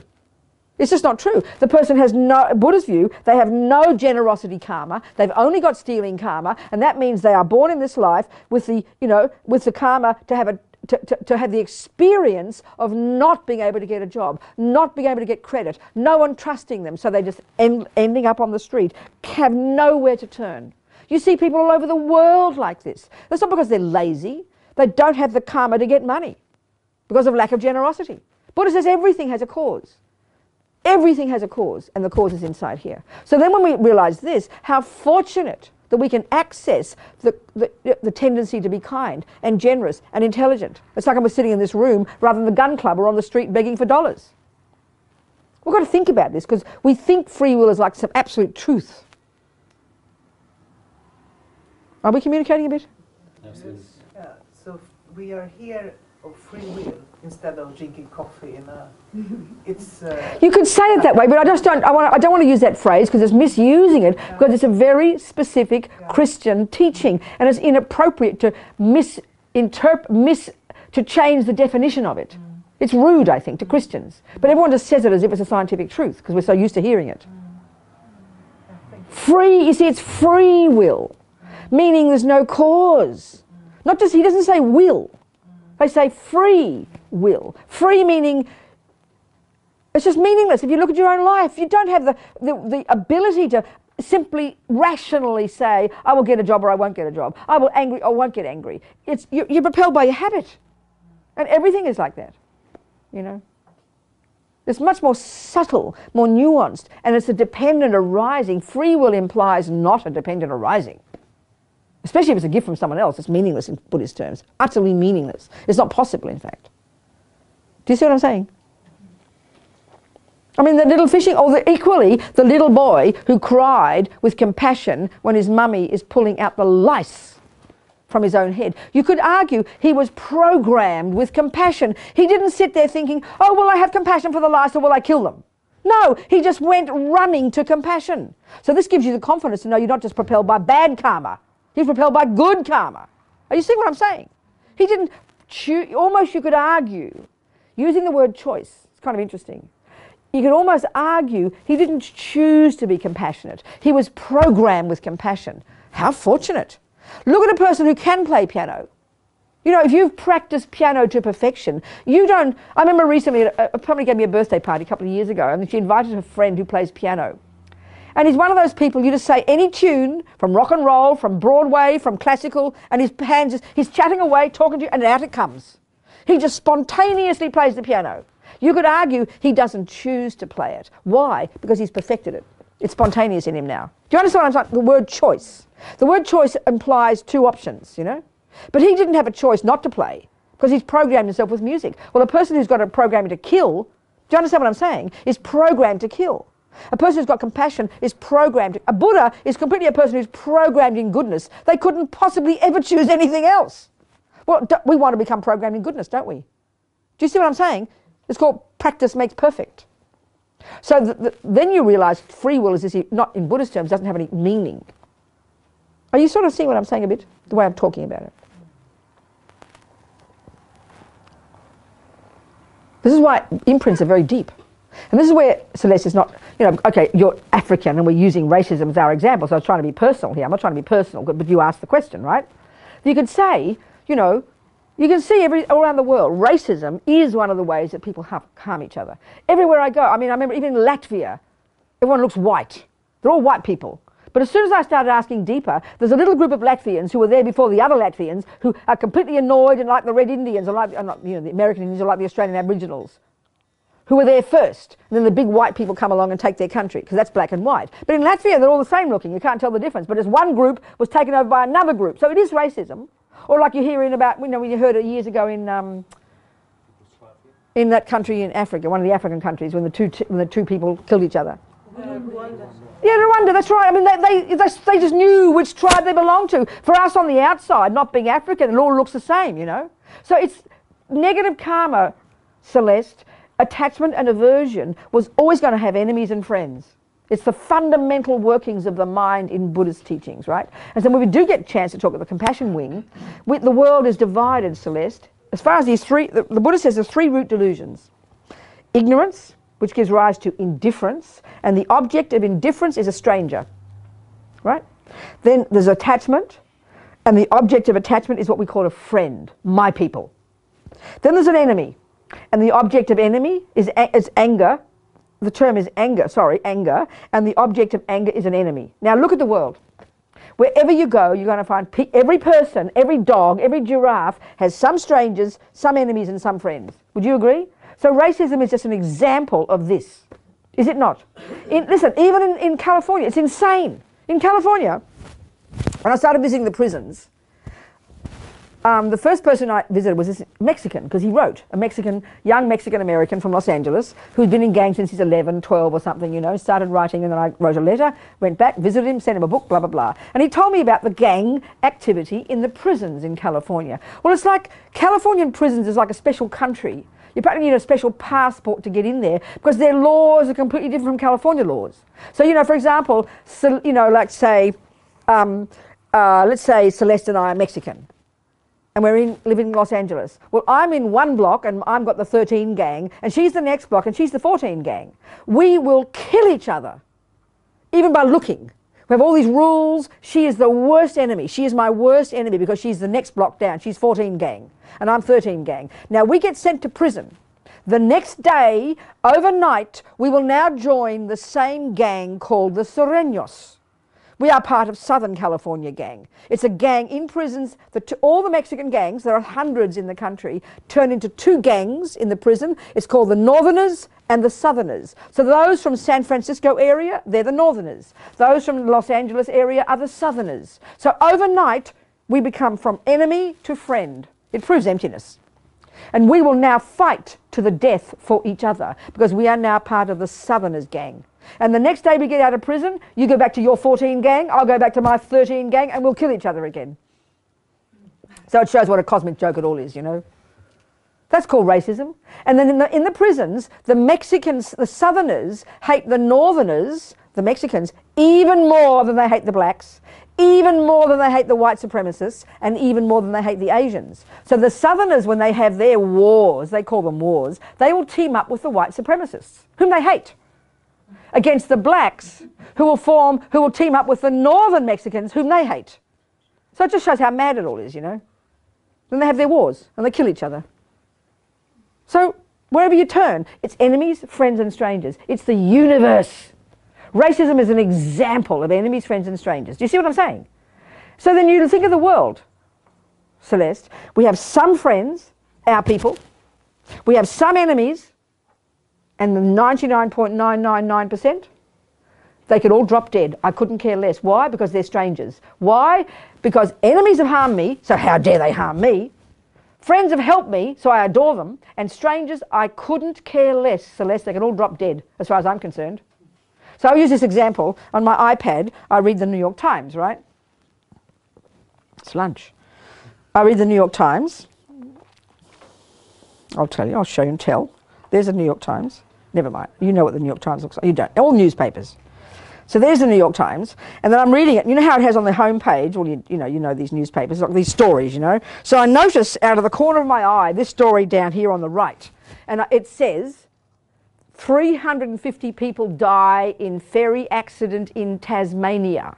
Well, as you might know, Tasmania is one of the Australian states. So that's my people, isn't it? I go, oh! And then I go, Tanzania. And I go, oh, it's okay. Because why? Because Tanzanians are not my people. They're not my enemies. I don't even know where Tanzania is. I know it's in Africa somewhere. So they're strangers to me, aren't they? This is how the world is. This is how we are, you know. There's enemy. This is the Bodhisattva teachings. They divide the universe into objects of attachment, friends. And what's a friend? A person who does what my attachment wants. Then there's the enemies who don't do what my attachment wants. And then there are strangers who do neither. So how do I care about the friends? Oh, I adore them. How do I care about the other ones? I want to kill them. How dare they not do what I want? And then I couldn't care less. And that's 99.99%. This is the universe, people. This is called samsara. So this is the way of talking about the delusions, which is high school. But if we look at university, which is the Bodhisattva path, it's another way of framing the way the delusions cause us to cause other suffering. And it's all, the Bodhisattva path is all in terms of how we see other sentient beings. And all the Bodhisattva practices, which we'll talk more after lunch, is breaking down the barriers between self and other. So racism, sexism, whatever it is ism. It's just another way of having enemies, friends and strangers. And of course racism is a huge one in the world, we can see. Especially on the receiving end of it. But when we understand the bigger view, the Buddhist one, like I said, you know, Celeste could have been one of the white races in a past life. Which sort of stops you in your tracks a bit, doesn't it, Celeste? Sorry? Do you understand what I'm saying, or I'm talking too fast for you? Yeah, yes, a little bit fast. I know I am fast, darling. Let me tell you. I was saying that maybe in past life I was one of the white races. Of the races. Yes. Yeah. So it's sobering thought, isn't it? It's a sobering thought. Do you understand that word, sobering? It makes you think.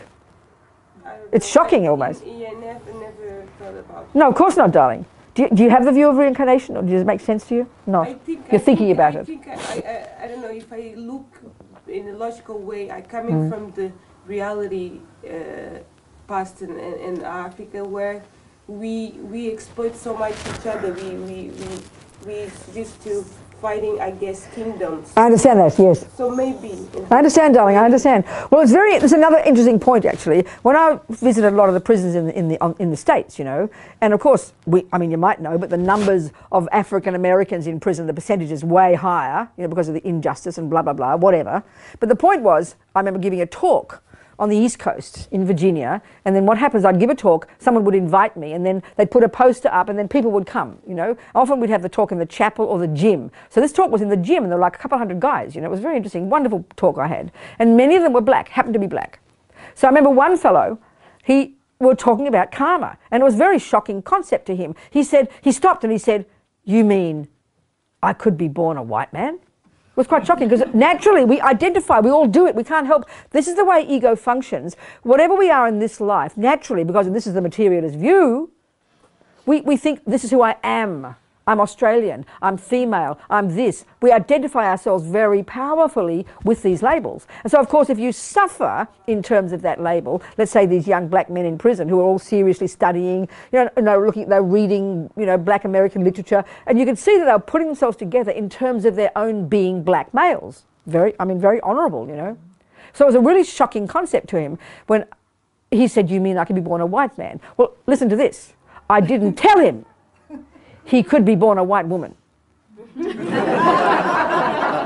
Because this is what was so... And then I started doing my research in prisons, among prisoners, and I would ask all these... Because you would think in the States, where race is so intense, that the main way they would identify themselves is in terms of being a black person. But every man I asked in prison do you think more as a man or as black or whatever race they were? Everyone said male. Isn't that interesting? So the deepest label they felt was the male one, not even the race. So I think I didn't tell him purposely. It would have been too shocking for his poor mind. And that was for me, you see, that was interesting. When I first became a Buddhist, I'd been a really radical feminist, you know, and I mean seriously radical. I always joke about it, but I was always extreme, right? So when I was 100% Catholic, then I was a hippie, completely into sex and drugs and jazz, and then 100% communist, then 100% into black politics at the time of the Black Panthers in England, at the time of, you know, the 60s and all the prison movement in America and everything. And then I heard about, and I thought the word was femininism. I didn't even know the word. You know, oh, that's interesting. Then I heard radical feminist. I thought, oh, I like radical, you know. I didn't know what it meant. But then inevitably I became even more radical feminist, and I became a radical lesbian feminist. I chucked out all the men. And then not only that, I had further to go. I became a radical lesbian separatist feminist. Have you heard of them? Okay, I was one of them. So in Australia for a while, I lived on Amazon acres. This woman bought this land, we all lived there naked. We wouldn't let the boys there, we threw the boys off, you know, because the world didn't need male people, right? So it was a very serious philosophy. I was very serious. But then I discovered eventually, I started wanting something spiritual again, and I realised I'd exhausted all options for blaming the entire universe, you know. First it was all the Catholics, non-Catholics, then it was all the rich people, then it was all the white people, then it was all the male people. I had run out of people to blame. So then finally I bumped into these Tibetan lamas, and they suggested I should look at myself. It was a brand new idea to me. So that's when the view of karma came in, you know, that blew my mind. So my first response to karma was so shocked. The same, you know, shocking concept. But when I really thought it through, then I realised, yep, I could have been born a male before. So you kind of have egg on your face. What to do, you know? Do you understand? So that helped me calm down. Realise if I'm suffering, then I must have created it. And it's a very profound concept, you know, it makes you grow up.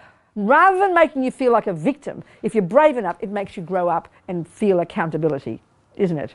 When you stop blaming, because this is the trouble with ego. We don't think of it this way. The way Buddhism describes ego, Lama Yeshe would call it the self-pity me. Pauvre petit moi. You know? The self-pity me. And it sounds kind of cruel, because the world is a suffering place. I'm not saying there isn't a terrible suffering on this earth. It's appalling, you know. But when we look into our own personal sense of self, and we see the way the delusions function, how they sound to us. The prevalent feeling of I is poor me, it's not fair, it's all done to me, it isn't my fault. If we really begin to hear the energy beneath anger, attachment, jealousy, pride, low self-esteem, every one of them, it's poor me. It sounds heavy to hear this. But the nature of ego is being a victim. It's really quite heavy, you know, but when we hear this, we can be very courageous. Yeah. Yeah, I very much share your view of the world, but do you see any chances of improvement? Well, you know, this is a very interesting point. I'll just tell you my take on it, you know. I mean, it's using the Buddha's understanding. But I know when I was an old lefty, radical lefty, running around demonstrating in London and, you know, being arrested and, you know, dragged along not Wall Street, wrong country. What's it called where that Prime Minister lives? What's it called?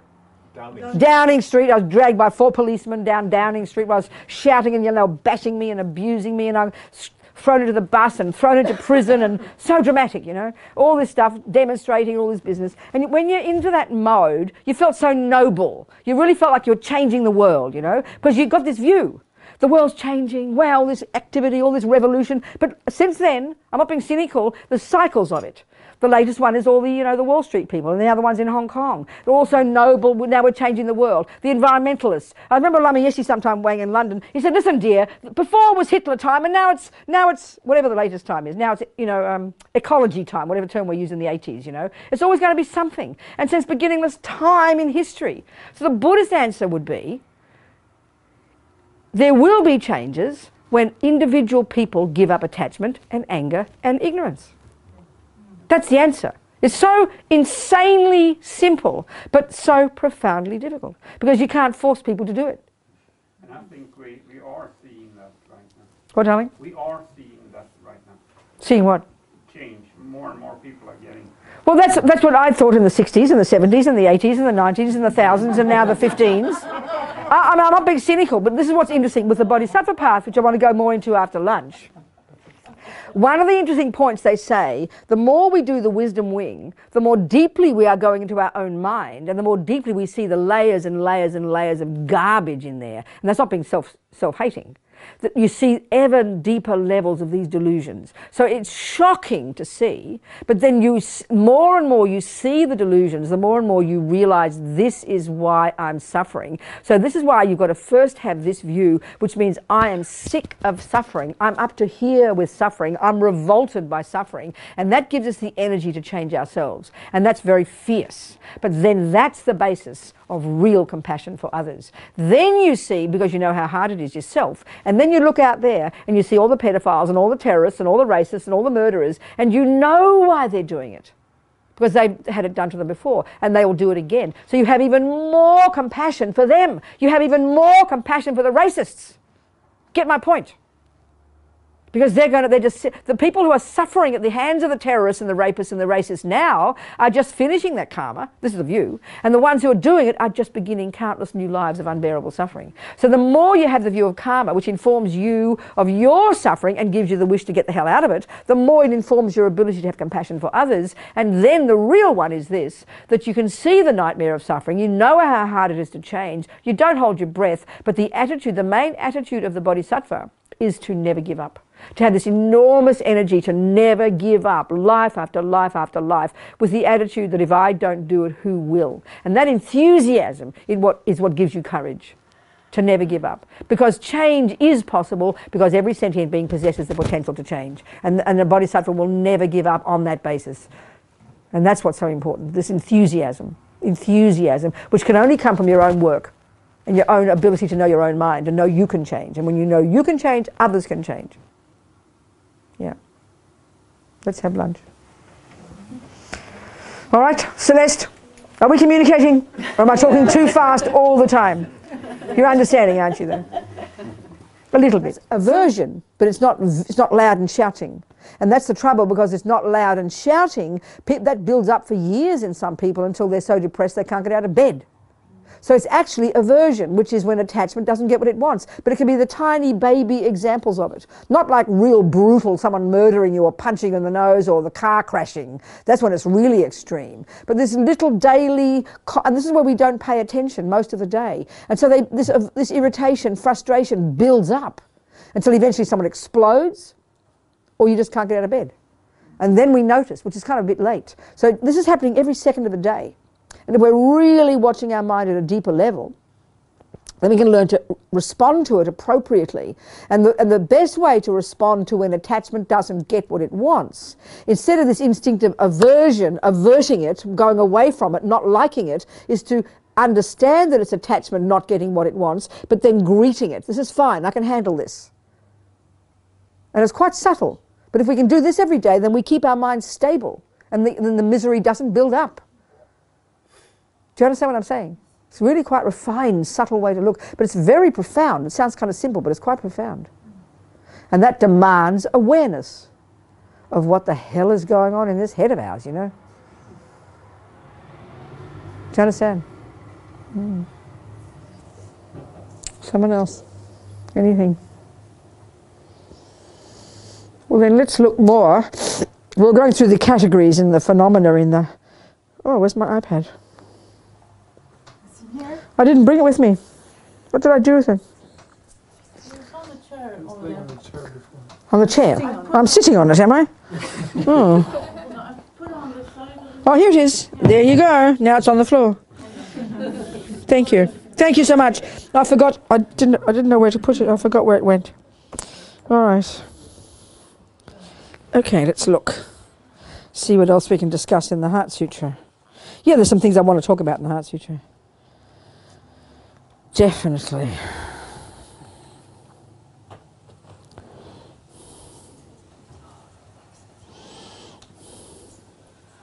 Okay. So there's all these groups of phenomena So we had looked at the senses, the objects of all the senses. And then you got the 12 links, you know. There's no time to go into all of these, we can't. I want to talk more about the compassion side, really. But there's a few more things here. Then you've got, and then it says, you know, then it's the four, noble truths. Excuse me. And then it says, no exalted wisdom. Exalted wisdom is what you achieve when you realize emptiness. And there's no attainment. Okay. It doesn't matter. We won't go there. Forget it. Okay. There's no time to go into it in more depth, so we'll just, unless you have any questions about emptiness, I'd like to talk about the compassion wing a little bit. Yes, darling. Is the emptiness as a size, it contributes for develop more intuition? What do you mean by intuition? To intuitive way of thinking. Intuitive way of thinking. I know the words, but I want you to say more to me what you think that means and why it's good. Because I remember that I read in the Full Number Truth that the practice of emptiness is one of the sources that stimulate the intuitive mind. Where did you read that? Full Number Truth, if I'm not, maybe I read it wrong. Okay. So the simplest way to answer that is intuitively knowing something is the result of having practiced it. So if you put your hands on the piano and you've practiced piano, you can basically, you can intuitively play, can't you? Because why? Because you've practiced the theory. So intuitive wisdom is the spontaneous understanding of something as a result of thinking about it until you've practiced it, until you've understood it. So you could say that when you've finally realized emptiness, you've cut the root of all the delusions and you've practiced being clear in seeing how things exist. And so, of course, you become much more profound and more wise in the way you see the world. Yes, the answer is yes. So, okay. The wisdom wing, all the work we do on the wisdom wing, I like to use this analogy, the wisdom wing and the compassion wing, is the first stages of practice, which is controlling your body and speech, backing off from harming others, harnessing the energy of the uncontrolled senses which are driven by attachment and aversion and the rest for your own sake. So then you can become more disciplined, more in control of what is going on in your life. Then you're more qualified to go to like juniors, to high school if you like, where you can now learn to meditate. And you can do all these simultaneously. Learn to develop skills to concentrate, and then you learn the Buddhist model of the mind in the way we're describing here, and then you start to really be your own therapist. Learn to look into your mind ever more deeply, doing what we're describing here, unpacking and unraveling and learning to really change, reconfigure the way you see the world, because that's the consequence of working on your mind, which brings more stability, more contentment, more fulfillment, less up and down, less neurotic, less emotional, more stable is what it brings.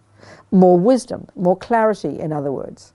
So then you continue practicing, and now you move into the compassion wing, so that this, in one sense, you're continuing to do the work on your mind. That doesn't change. You continue to remove delusions, to lessen the neuroses, to grow the virtues. But your reference point is different. In the wisdom wing, the main reference point is yourself, and you're avoiding harming others. You're getting you're getting out of other people's way, you're leaving them alone, you're not, all the drama we have with sentient beings now and all the objects of the senses is what causes all the pain and suffering, because we have no wisdom at all, because we haven't controlled our minds. So now you continue to work on your mind, but the reference point now is others.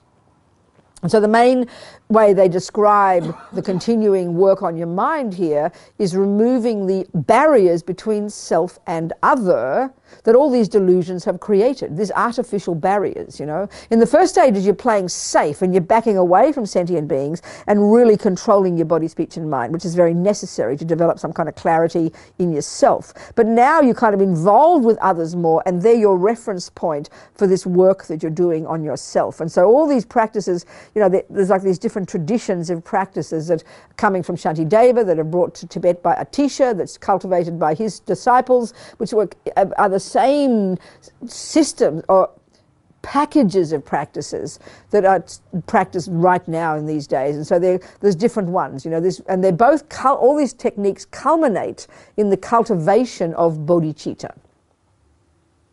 This phenomenal, outrageous attitude of the bodhisattva, an awakening person who's training their mind to get to this level of incredible, powerful aspiration that's got two main parts to it. One is this constant wish to benefit whoever is in front of you, just naturally, and the long-term goal of never stopping working on your mind, removing the delusions and increasing the virtues to the point where you literally will become a Buddha, because then you're fully qualified to benefit sentient beings.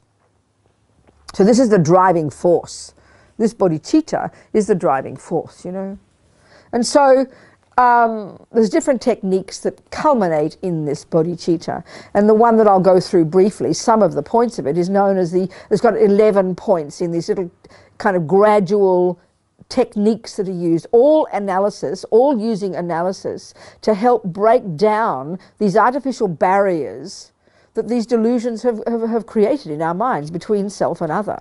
Because the main point here is we're eventually getting to the point where we're going to exchange ourself for others. There's this radical approach to cultivating bodhicitta that traces itself back to Atisha, who got it from his guru Selingpa in Indonesia, who got it from Shantideva back in the 8th century, things like this, you know, the evolution of these techniques. So this outrageous, kind of radical approach to cultivating love and compassion and the other virtuous states of mind, which then culminate in this exchanging self for others, which culminate in bodhicitta. This phenomenal attitude of putting others first, you know. So the very first technique, which itself is already fantastic, is called equanimity. But again, like all these words, they're regular words we could use in a multitude of ways. But here, like all these terms, have a very specific definition. Equanimity. Here, equanimity is referring to a state of mind, and this is when you've accomplished equanimity. One practices to accomplish it, but what it is when you've accomplished it is this, best way to put it, is this heartfelt recognition that enemy, friend, and stranger are exactly the same as each other from one point of view. Their wish to be happy and their wish not to suffer. So it's a really precise technical term. When we talk about equanimity, we get all a bit wishy-washy and confused, and we think it means love, compassion, blah, blah, blah. But it's a very specific state of mind that's cultivated in very particular ways. And it's the foundation technique that, on the basis of which we can then begin to really grow incredible love, incredible compassion, great compassion, and then practicing this practice called Tonglen, and then eventually culminating in exchanging self for others, which eventually culminates in bodhicitta. It's this gradual step by step. But the foundation is this cultivation of equanimity, which, as I said, is this recognition that enemies, friends, and strangers, the entire universe, the objects of attachment, aversion, and ignorance, there's no fourth category, are absolutely the same as each other from this one point of view: their wish to be happy and their wish not to suffer. It seems kind of simple concept, but to really get to this is quite profound. And then on the basis of this, we can really begin to grow love and compassion, and this is the point, for all sentient beings. So, because right now, following our samsaric view, we do have love and compassion, but only for one group, the friends. And then it changes, because when Fred leaves me for a younger version, he now goes into the enemy category, and love and compassion is turned off like a tap, believe me. So we can see, as Lama Zopa says, our love and compassion now are unstable. They're based upon attachment. And this is why we're up and down like yo-yos, you know. So this foundation cultivation of equanimity, this powerful, solid, grounded recognition that actually enemy, friend, and stranger are no different from each other. It's huge to get to this one. But even intellectually, it's not complicated. It's just that we don't like it. So let's go into this. And once we've got this, then we can begin to build up in these 11 little techniques, build up, and we're aiming to develop love and compassion for all sentient beings, because we now realize that all sentient beings want to be happy and all sentient beings don't want to suffer, and that becomes the reason why we want them to be happy. Whereas right now, I only want those to be happy who make me happy. So we're changing our basis for growing love and compassion. That's what we're doing here. Part of our problem, again, in my feeling, is when we hear about love and compassion and all these nice words, attachment, compassion, love, equanimity, blah, blah, blah, which is the point of all the spiritual teachings, and certainly the point of the Buddhist ones. But because they're such simple, cute words and they don't sound complicated like emptiness, we think they sound simple. We hear all these heavy, these texts, and it all sounds nice, But I mean, honestly, I feel the more I read these commentaries on love and compassion, what they actually are, the levels to which we can cultivate them, it's more difficult than emptiness, believe me. So let's look at this, So first let's look at equanimity. So right now, instinctively, as we can see, we might be really nice people, but instinctively we have this attachment to dear ones, the ones who, and they're the ones who do it, and it's not being cruel. We're looking at it from the reference point of the delusions. Then the ones we label friend are the ones who do what my attachment wants.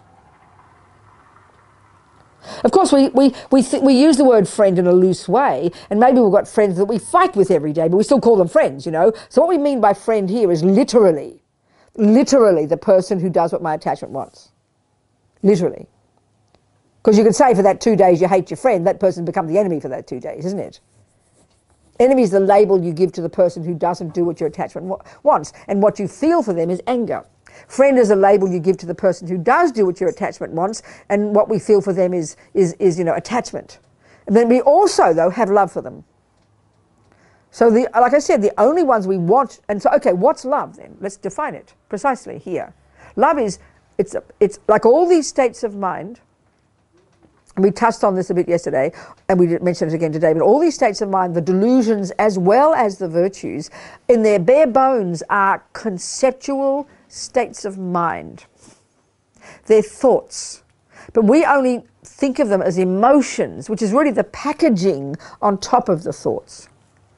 So when you say anger, you definitely think of an emotion.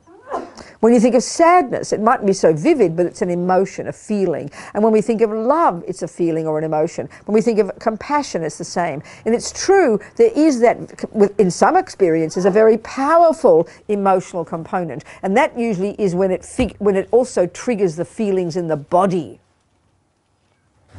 But when we're really beginning to know our minds well, using meditation, having harnessed our body and mind, not our body and speech, not just jumping around, saying everything we feel, doing everything we think, and then we begin to see our minds in more depth, we're going to go beneath those emotions, and we're going to see that they're all informed by elaborate conceptual stories, that actually attachment, anger, jealousy, love, pride, and compassion are all conceptual stories. They're an opinion about somebody.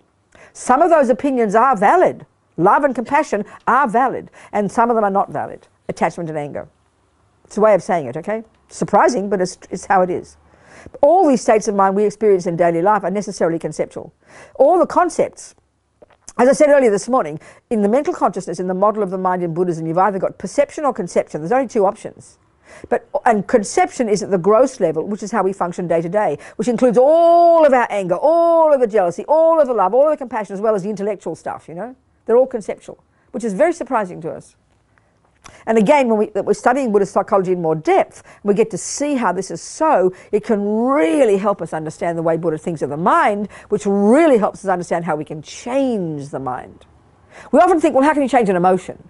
But we all know you can change thoughts. So it's really important to be able to understand how anger and love and compassion are actually come down to being thoughts.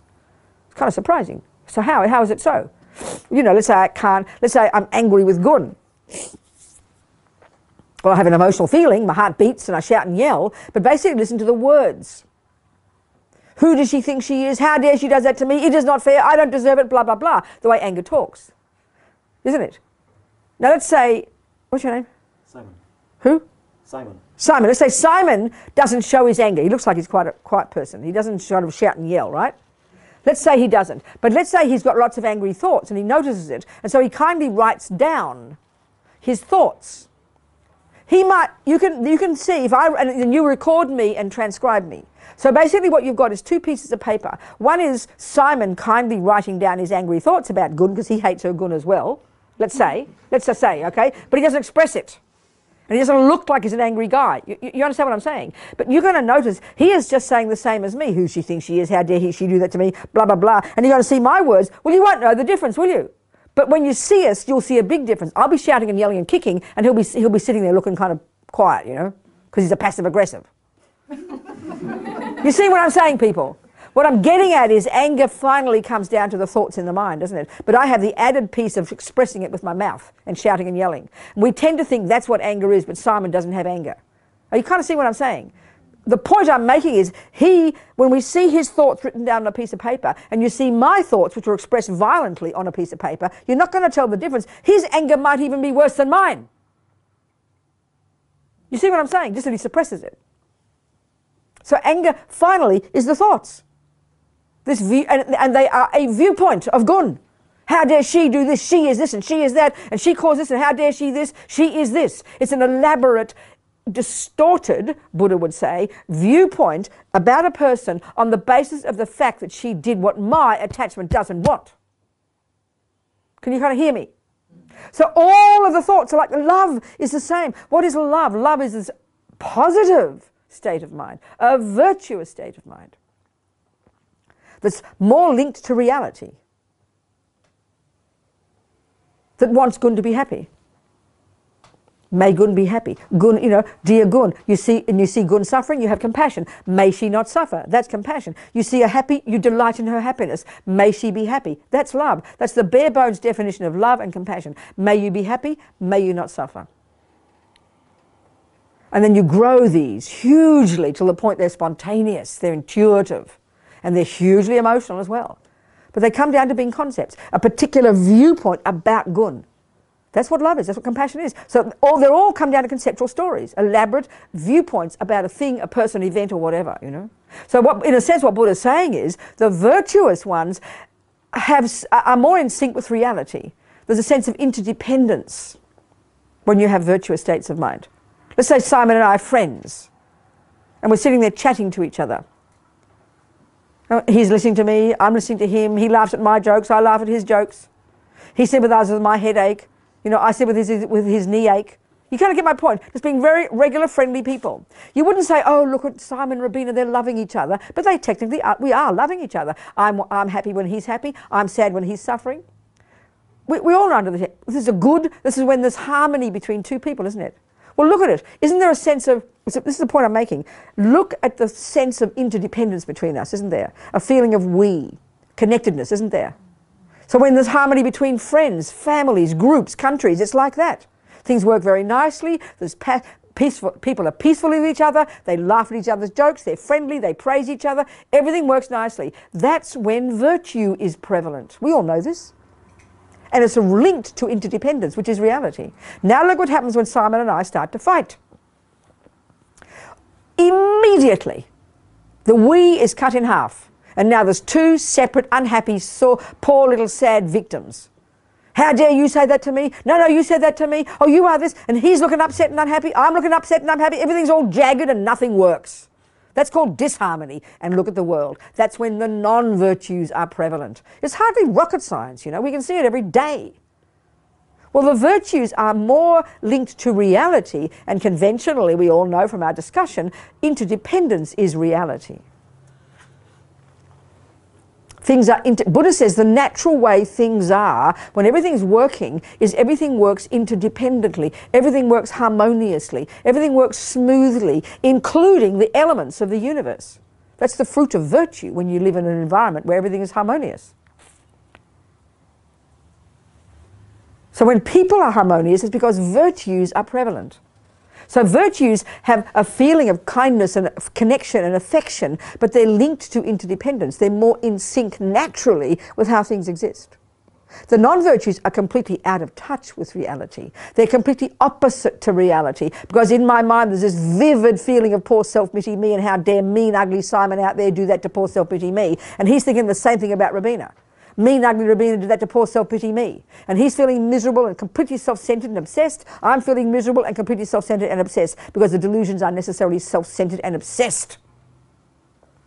These are sort of obvious because we take this stuff so for granted. We don't even talk about these things in Western psychology. We use other complicated terms like AD, DD and ID and bipolar and God knows what. Really? This is profound stuff. This is Buddhist psychology, and he runs with this to the most profound level. And we need to go to the most profound level to see these states of mind and work with these. So, okay. At the moment, the view we have of the universe is we have some friends who are the ones who look nice to us. So therefore, naturally, we want them to be happy. So the basis we have now for loving others is because they do what my attachment wants. And that's what Lama Zopa is saying. It's unstable. The basis for love now is unstable. That's why love stops. You know, when Simon leaves me for someone else. Now I hate Simon, and now he's in the enemy category, and he looks ugly to me. I can't stand the sight of him, and I really struggle not to just not love him, but to actually not. I struggle to not want to. I struggle to not want him to suffer, isn't it? Look at the world. So in a sense, one of the so what we're trying to do here. Okay, what's a stranger? What's a stranger, like I said, is a person, a sentient being, who in this space and time has neither harmed nor helped me. And look at the consequence. I couldn't care less about them. I mean, this is really so embarrassing if we admit this is how we all are. But we just think it's normal. You know? So we're driven by attachment. We're driven by aversion, and we're driven by ignorance. And we just live in this, you know. So this equanimity meditation, the very first, the foundation, is to fundamentally change these views and to start to recognize there's no logical basis. They're completely self-centered projections of my deluded mind. And this is the point, that in reality, these three people, my friend, my enemy, and my stranger, in reality, from their point of view, not mine, from their point of view, there is not a fraction of difference. So what's the logic for this? Well, there's lots of ways you can use to argue, to get to prove the truth of this to us. One of the really simple arguments I like to use is this. If you think of three people right now in your life, one who can't stand you, you put them in the middle, you have them looking at you, and they're looking at you with daggers, aren't they? They can't stand you. And if they wrote a description of you, it'd be really heavy duty. Then you've got your beloved looking at you, and they're looking at you starry-eyed, you know. And then you've got a person who's a stranger attempting to look at you, but you're so boring they can hardly look at you, because you're a stranger, right? So if those three people wrote a description of you, you wouldn't recognise the same person, would you? One person would be divine, one would be disgusting, and one would be boring. You understand my point here? Now, we're all talking about the same person. Now, this is a simple argument. All we're trying to prove with equanimity is that the enemy and the friend and the stranger each want to be happy all the time. Each want to not suffer all the time. So I know whether friend, enemy, and stranger look at me, I'm the same person and I want to be happy all the time, don't I? There's no difference. Whether a person hates me, or a person loves me, or a person doesn't care, it doesn't make a fraction of difference to how I feel. I want to be happy every moment. So what we do is reverse that and think of the person who adores you, the person who hates you, or the person you adore, the person you hate, and the person you don't care about, who appear so differently to us now. So we know our friend wants to be happy because we've got a big vested interest in keeping them happy. So we do love them, no question. And that means, may you be happy, darling, and I'll do what I can to make you be happy. That's called love. But the enemy, I will not try to make them happy. And then when you say, well, you know, Robina, they want to be happy just like your friend, you go, excuse me, they don't deserve to be happy. That's the first thing that'll occur to us. What do you mean they want to be happy? They don't deserve it. They left me. Because we see it all as self-centered. And the third one, the stranger, you don't care either way. So this blinds us from seeing the simple bare fact that these three people, get yourself out of the equation, that from their point of view, there's no difference. But it's just too painful to go there because we don't think, we couldn't care about the stranger, and we, you know, don't. The first thing you think when your enemy wants to be happy is they don't deserve it. What do you mean they want to be happy? It's like daggers in your heart, you know. Can you hear me? It's so simple, but it's really hard to get there. So use these different arguments. There's one little argument I use for myself. Another one is, you know, let's say Simon. Let's say before I fall in love with Simon, he was the stranger, wasn't he? He was the bloke that lived down in number 7.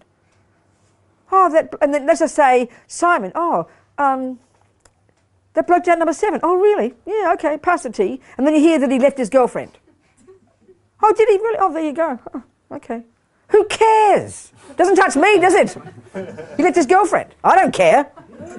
But now let's say, so then suddenly anything can happen to Simon. He could drop dead, he can get sick, he leave his girlfriend. It doesn't matter to me because he hasn't touched my life. In other words, I just don't care because he hasn't touched me. So now let's say suddenly Simon and I fall in love. Suddenly he goes from the enemy, the stranger room to the friend room. Now he's my friend. Now look, every single second you're completely obsessed with Simon day and night, and Simon's this and he's that and he's the most divine man since sliced bread and he's blah and he's wow and amazing. I love him, I adore him, he's so happy. Of course now I want to be happy. Every single tiny thing wrong with his little toenail hurts and I'm crying with compassion, you know. He had a really bad toenail last week before he knew me. I don't care. I mean, it's so obvious. Now all you have to ask yourself is, ask Simon. Let's say he has his toe problem. I mean, it's just a simple example, you know. He gets an ache in his toe. So before he met me, he had an ache in his toe, didn't he? And that was really painful for him, wasn't it? And then you ask him how his toe is now he's in love with me. He's got the same toe ache, hasn't he? There's no difference for him. His toe hurts no matter what. Can you sort of see the point? I couldn't care before, but now I care terribly. So it shows how it's embarrassing how self-centered we are. But now what happens? Look what happens when Simon now leaves me. For a younger version. Which wouldn't be hard to find. Now look what happens, you know. I'm glad he's got a toe ache. You kind of get my point. But the point to get here is that Simon, when he was a stranger, had the same pain and wanted to be happy. Simon, when he was my beloved, had the same pain and wanted to be happy. And then Simon as an enemy. It's no different. So you just put the 3 different people and they're all this. We can see it. This is all we're trying to prove with equanimity. There's nothing more dramatic than this. Seeing logically that enemy, friend and stranger are these artificial categories that our delusions have invented and projected onto these 3 people that completely blinds us from seeing them from their point of view. That they are equal in their wish to be happy and they're equal in their wish not to suffer. It's simple, but already it's profound. Now this doesn't mean then, oh well, I might as well go and live with my enemy. No, you go back to your friend. Let's say Simon and I are still friends. He's the guy I've got some history with. I've got some karma with him. You go back to have your relationship. But you learn to, you know, recognize that he wants to be happy, yes. And that's the reason that you want him to be happy. Not because he makes me happy. That's where you begin to grow more stable, you know. And then you realize the person, let's say my previous ex, before Simon, let's say he's a maniac. Let's say he really is a maniac. And you can see he's deluded and really a maniac. I'll even keep distance from him. Of course, be reasonable. But recognize he still is a fundamental human being who wants to be happy. The psycho wants to be happy. The horriblest politicians want to be happy. The python, the snake, the lion who wants to eat you, they want to be happy. It's this fun. It's got nothing to do with their character. It's got nothing to do with whether they're good or bad or evil. The fact we're trying to cultivate here to see clearly is that is a real person with a ticking little heart who wants to be happy and doesn't want to suffer. This is like fundamental drive of every living being. That's all we're trying to see with equanimity.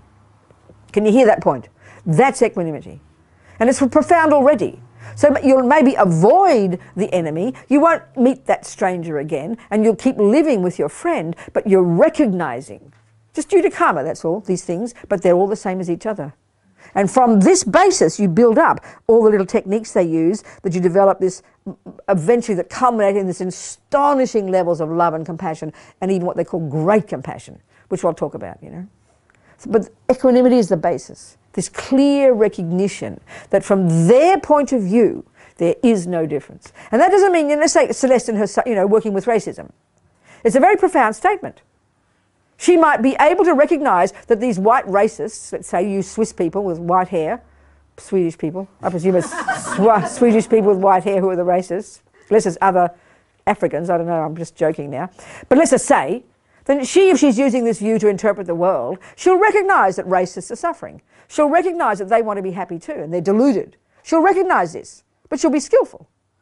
And this is where we can really be, we're very brave. You know, you recognize that people who are harmful to others are deluded, but they want to be happy. You can't say they don't want to be happy. It's a very fundamental, bare bones point. Sentient beings want to be happy and don't want to suffer. It's fundamental. It's way beyond, it's like primordial, you know.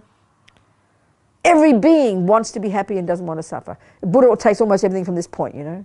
So recognizing that fundamental point. And here it's in particular that these three categories are equal to each other in this wish. It's simple but profound.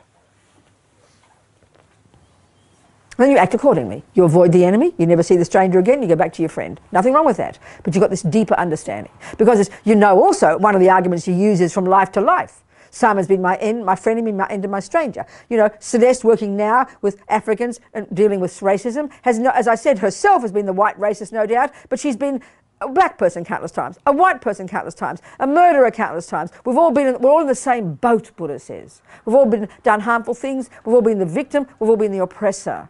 So with this bigger picture, we all recognise everybody's been my enemy, friend and stranger countless times. It's kind of an interesting concept because it broadens your view, you know. So equanimity, quite intense. Simply, they're equal in their wish to be happy and not suffer. And the reason we're coming to this conclusion is because we now have a sound foundation upon which we can grow stable love and compassion for every sentient being. Whether they harm me, help me, or do neither. That's not relevant. In other words, it's almost as if Buddha's saying that the logical basis, so-called logical, the illogical basis that ego uses now, which we think is perfect logic, that I am not kind to Simon because he was not kind to me. It's sort of like Buddha saying, well, Robina, just because Simon leaves you, there's no reason to not want him to be happy. And when Celeste is my beloved friend, even he's saying this, just because Celeste is kind to you, Robina, is no reason to want her to be happy. It's a false reason. The reason you want Celeste to be happy, even if she's kind to you, is because she wants to be happy. You take it away from yourself. The reason I should want Simon to be happy, even if he's harmed me, is because he wants to be happy. And the reason to want the stranger to be happy, even if they've done neither to me, is because they want to be happy. That's the thing we're trying to get with equanimity. And it's really obviously true. It's just that we can't see the truth because we're so caught up in things personally, you know, seeing everything through the filter of my needs. I mean, let's face it, enemy and friend and stranger are categories that my needs have made up. If you fulfill them, you're called friend. If you don't, you're called enemy. If you do neither, you're called stranger. I mean, it's embarrassing, but it's the universe. Monkeys do it, ants do it, dogs do it, humans do it. You know, rats do it. Everybody does it because this view runs all of samsara. It runs all sentient beings, not just humans, you know, this view of the mind. It's fundamental.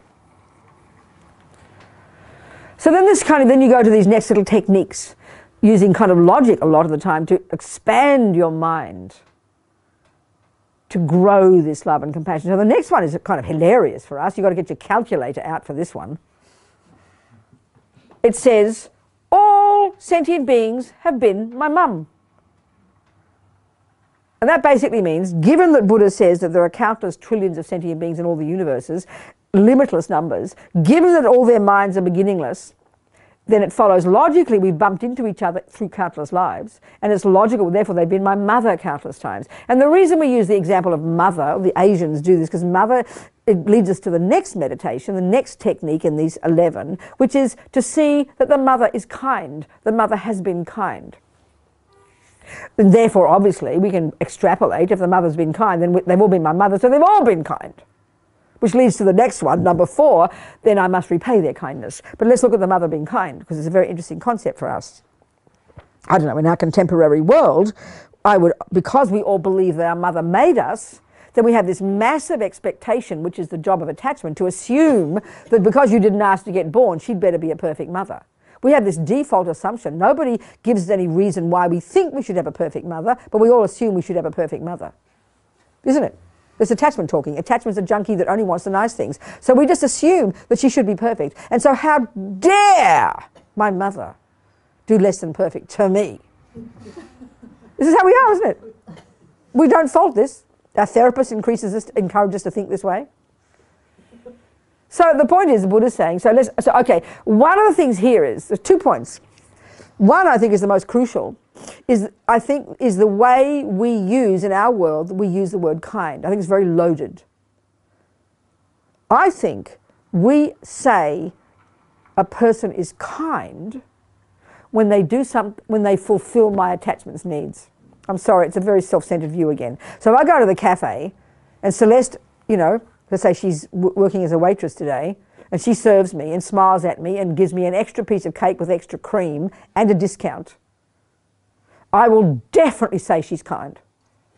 But let's say the cook made a lousy cake today and the prices are high, I won't think she's kind, will I? I'll blame Celeste, poor Celeste, she'll get it, So if attachment gets what it wants, I will think you're kind, which again shows our attitude is so self-centered. But the word is used differently here, and we're not used to using it this way. The way they're thinking here is, and okay, then the second point is, well, you look at your mum. Let's say you had a neurotic mum. Let's say she was delusional. Let's say she was an alcoholic. Let's say she was really self-centered. It's perfectly, this happens. Excuse me, they're people like you and me. Deluded, neurotic, needy, attached, depressed, jealous. So let's say you had a mum who wasn't such a good mum. And that's perfectly reasonable. There are lots of mums who aren't such good mums. This is obvious, we know this. So then when we hear that our mother was kind, immediately it doesn't make sense. Because we think a kind mother is a mother who's always sweet to me, always does everything I want, and we have a good relationship. But that's not logical. So then how do we think about this then? How do we get to think about our mother being kind? Now let's say another example would be, let's say your mother gave you away at birth. I think for sure, with certainty, you would say, but my mother was not kind. Well, even there's a profound argument for her kindness. She didn't abort you. One of my sisters, I always use this example, at least three of my siblings, we all had abortions, right, when we were in the 60s, when we were 20-something. And then another sister, she had a baby. And we all said, oh, dude, have an abortion, it's easy, come on. She wouldn't have an abortion. She didn't want to have an abortion. So she had the baby, then she gave the baby away. And then the grief she suffered from this. And she had many miscarriages, she never had a baby, whatever. So then she eventually met this girl when she was about 20, and the girl rejected her again. And it was like beyond suffering for my sister. Probably because this girl felt resentful because her mother gave her away. But I know the story. My sister decided not to kill her baby. I did, I killed mine. I'm not being dramatic here. An abortion is called killing because the sentient being begins at the time of conception. The consciousness goes in at the time of conception. So from that second, it's already a human being. Even though not viable, it's still a human being. Well, my sister decided consciously not to kill this little baby. So there's this girl, resentful no doubt, that her mummy gave her away. But I know my sister, she should be weeping in compassion and gratitude to my sister every single day of her life that she didn't abort her. It's unbelievable actually if you think about it this way. But who thinks this way? We don't. There's a very good reason to think she was so kind, But another problem is this. Because we know attachment and anger run the show, so when I was in love with my mother, basically when you're a little girl, little boy, generally you're in love with your mummy. Mummy is like just the perfect queen, isn't she? And then when you're about 11 or 12, now about 4 I think, your mother starts to have faults. I was about 11 or 12 when I remember vividly finding fault in my mother, and it was a shock to me. It was a shock to realise she wasn't perfect. But then it didn't take long to start seeing only faults. So when you're in love with a person, you only see the good qualities, right? And when you hate them, you only see the bad qualities. And this again, like we talked yesterday, is one of the ways that all the delusions exaggerate. So they're really distorted pictures. They're really distorted. They're not accurate assessment of my mother at all.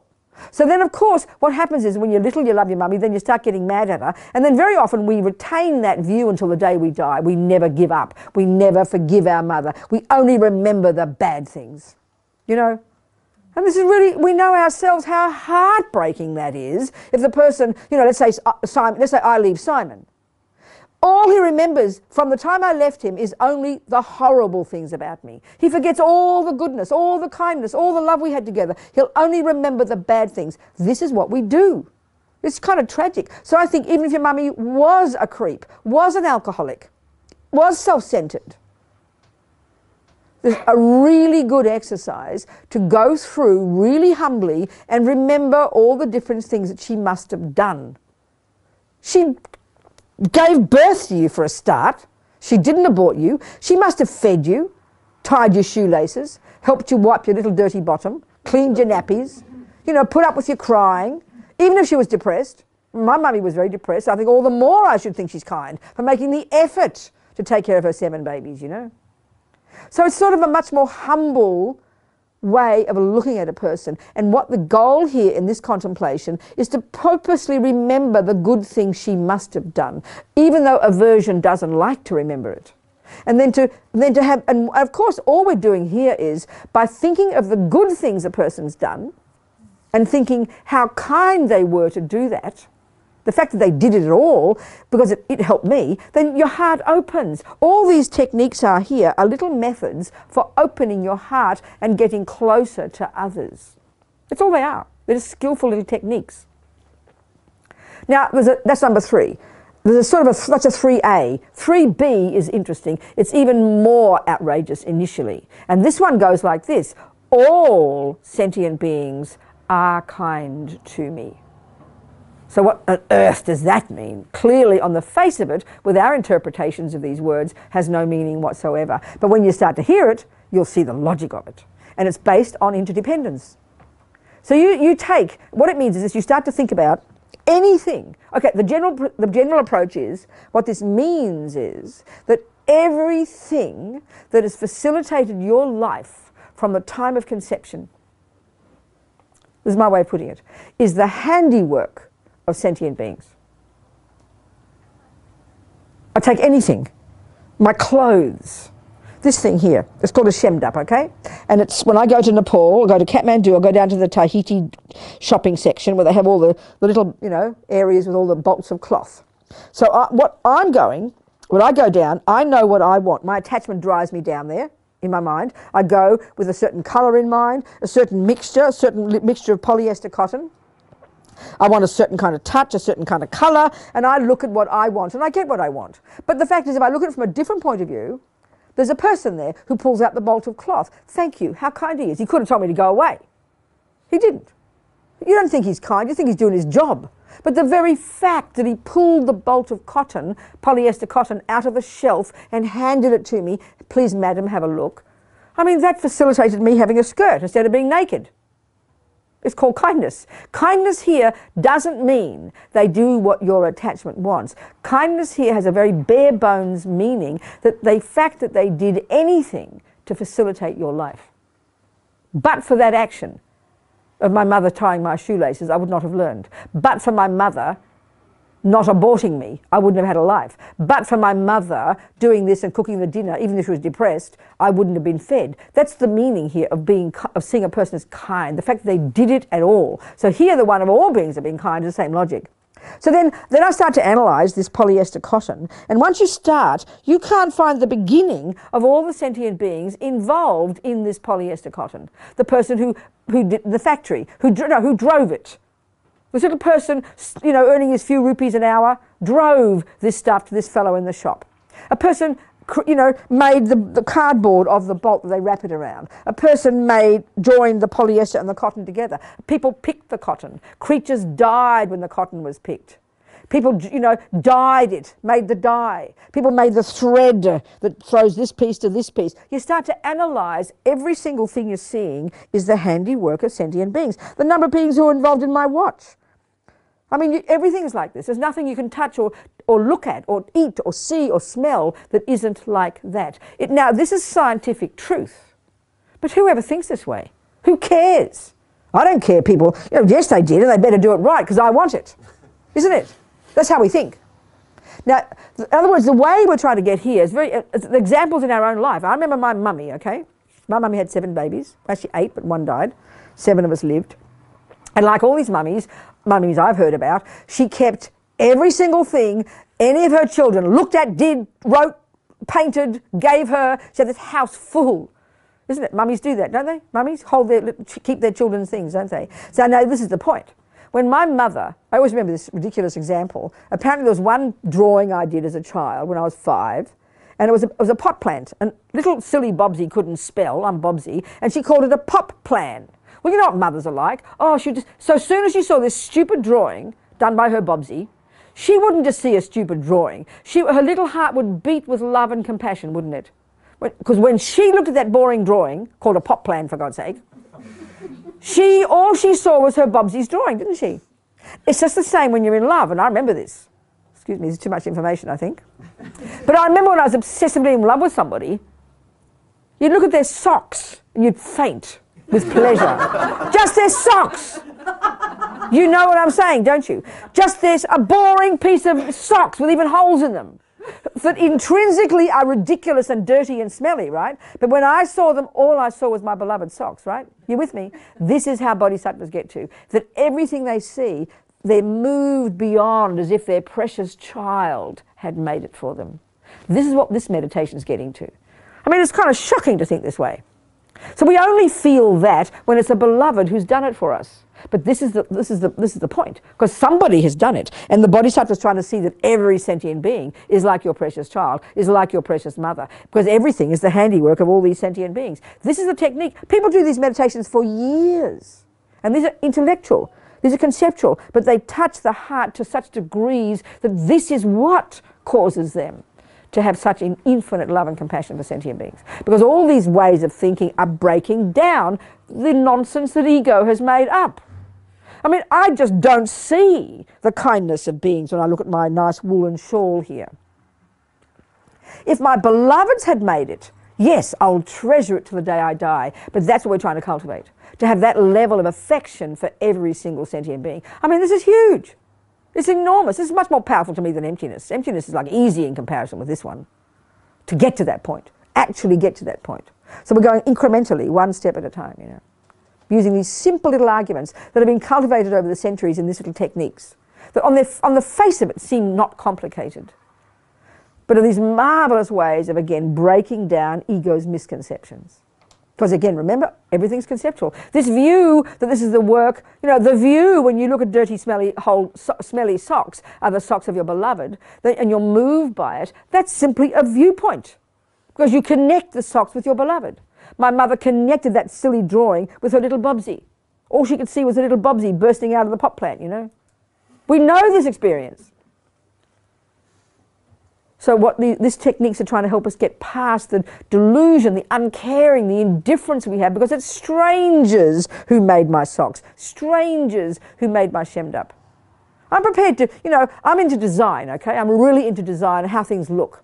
I just love looking at things and shape and colour. Magazines, good design, I really appreciate. It gives me great pleasure. So that's why I'm a Steve Jobs fan.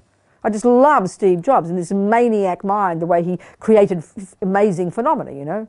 So I appreciate, when I look at my Mac and my iPad and my iPod and my other things, I really can think of all the people who made this, and I can think, every time I see it, I see Steve Jobs and I'm grateful, you know. Do you understand? That's because I appreciate design. But when you see an ugly computer, you should do the same thing.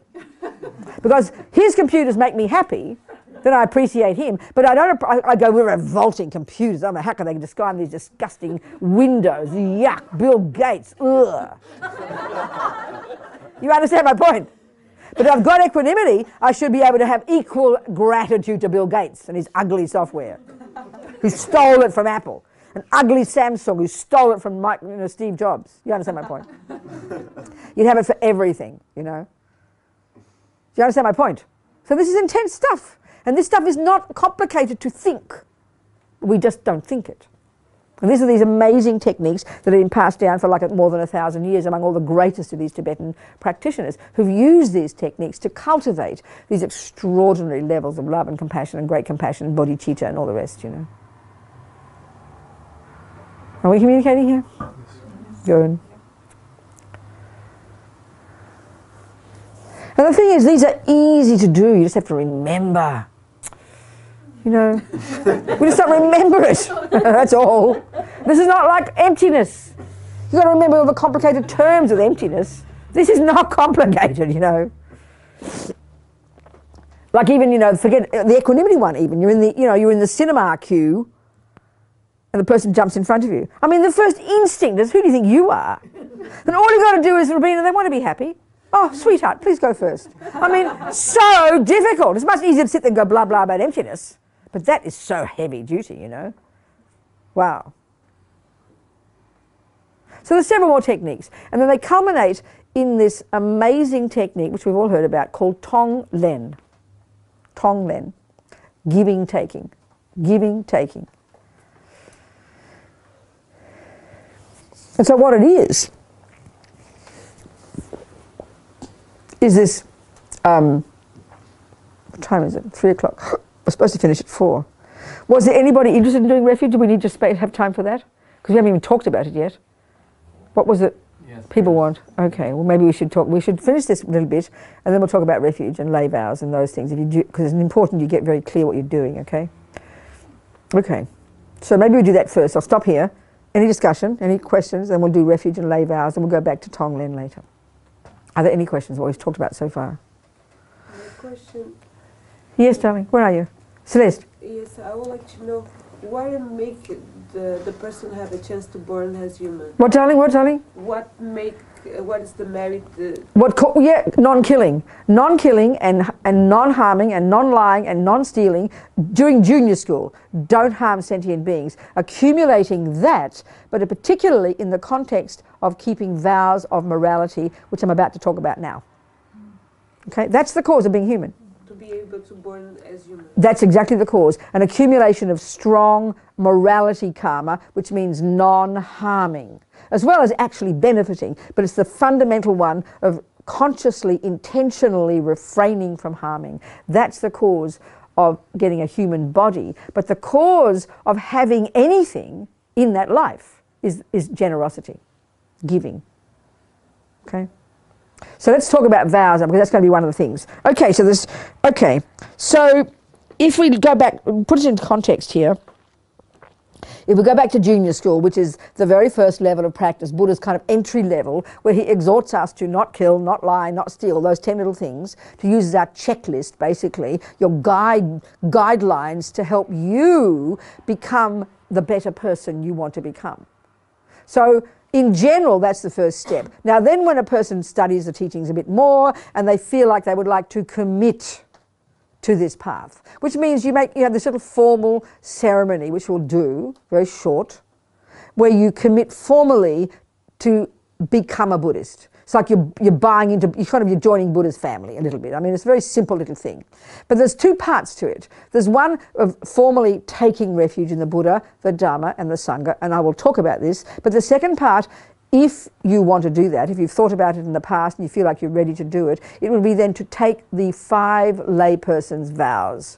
And I want to talk about those as well. So we'll do that now, okay? So, okay. I need to drink, I'm running out of voice.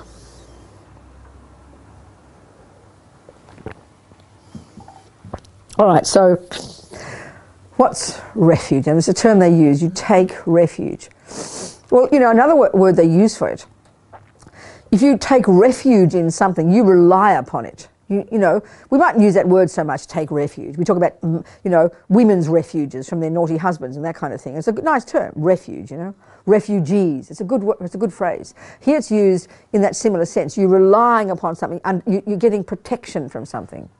It's one of the concepts they use. But another one is this one of relying upon. So okay, what you're going to rely upon, what you're going to take refuge in, is what they use this term, as you know, if you've read the Buddhist literature, they use the phrase, the 3 jewels. This is what they've cultivated over the centuries, this phrase. So what they're referring to is the Buddha, his teachings, and the practitioners. Buddha, Dharma, Sangha. So they talk about these usually, and we'll do it here, try and explain. They talk about absolute Buddha, relative Buddha, absolute Dharma, relative Dharma, absolute Sangha, or spiritual community, conventional, a relative spiritual community. So let's just look at these, okay? So the actual meaning of the word Buddha, absolute Buddha as they call it, actual Buddha is the pure, unmanifest, omniscient, all loving, all compassionate, all pervasive consciousness. The Buddha, a mind of a person who's become a Buddha. So when you've achieved that goal, well before you achieve that goal, you don't need a body. This body, even this human body, is the fruit of delusion. In relation to a dog's body, you've got to have virtue to get it. But having any body at all is the result of very heavy delusion for the Buddha, which is so abstract for us because we can't conceive of not having a body because it means you don't exist. But Buddha's you, right? So by the time you're in a Buddha, you have there's this mind, this consciousness that does exist, it's beginningless and endless, but has become perfected. The person who's perfected their own consciousness, then you don't need a body. So actual Buddha is referring to that pure, unmanifest consciousness. That's actual Buddha. But if you think about the Buddha, what a Buddha is a person that for life after life after life after life is working on what we're talking about in this room, realizing emptiness, getting rid of the delusions, developing bodhicitta, becoming a Buddha. In other words, it's an enormously long job, and this Buddhahood is the accumulation of all this cultivation, of all this practice.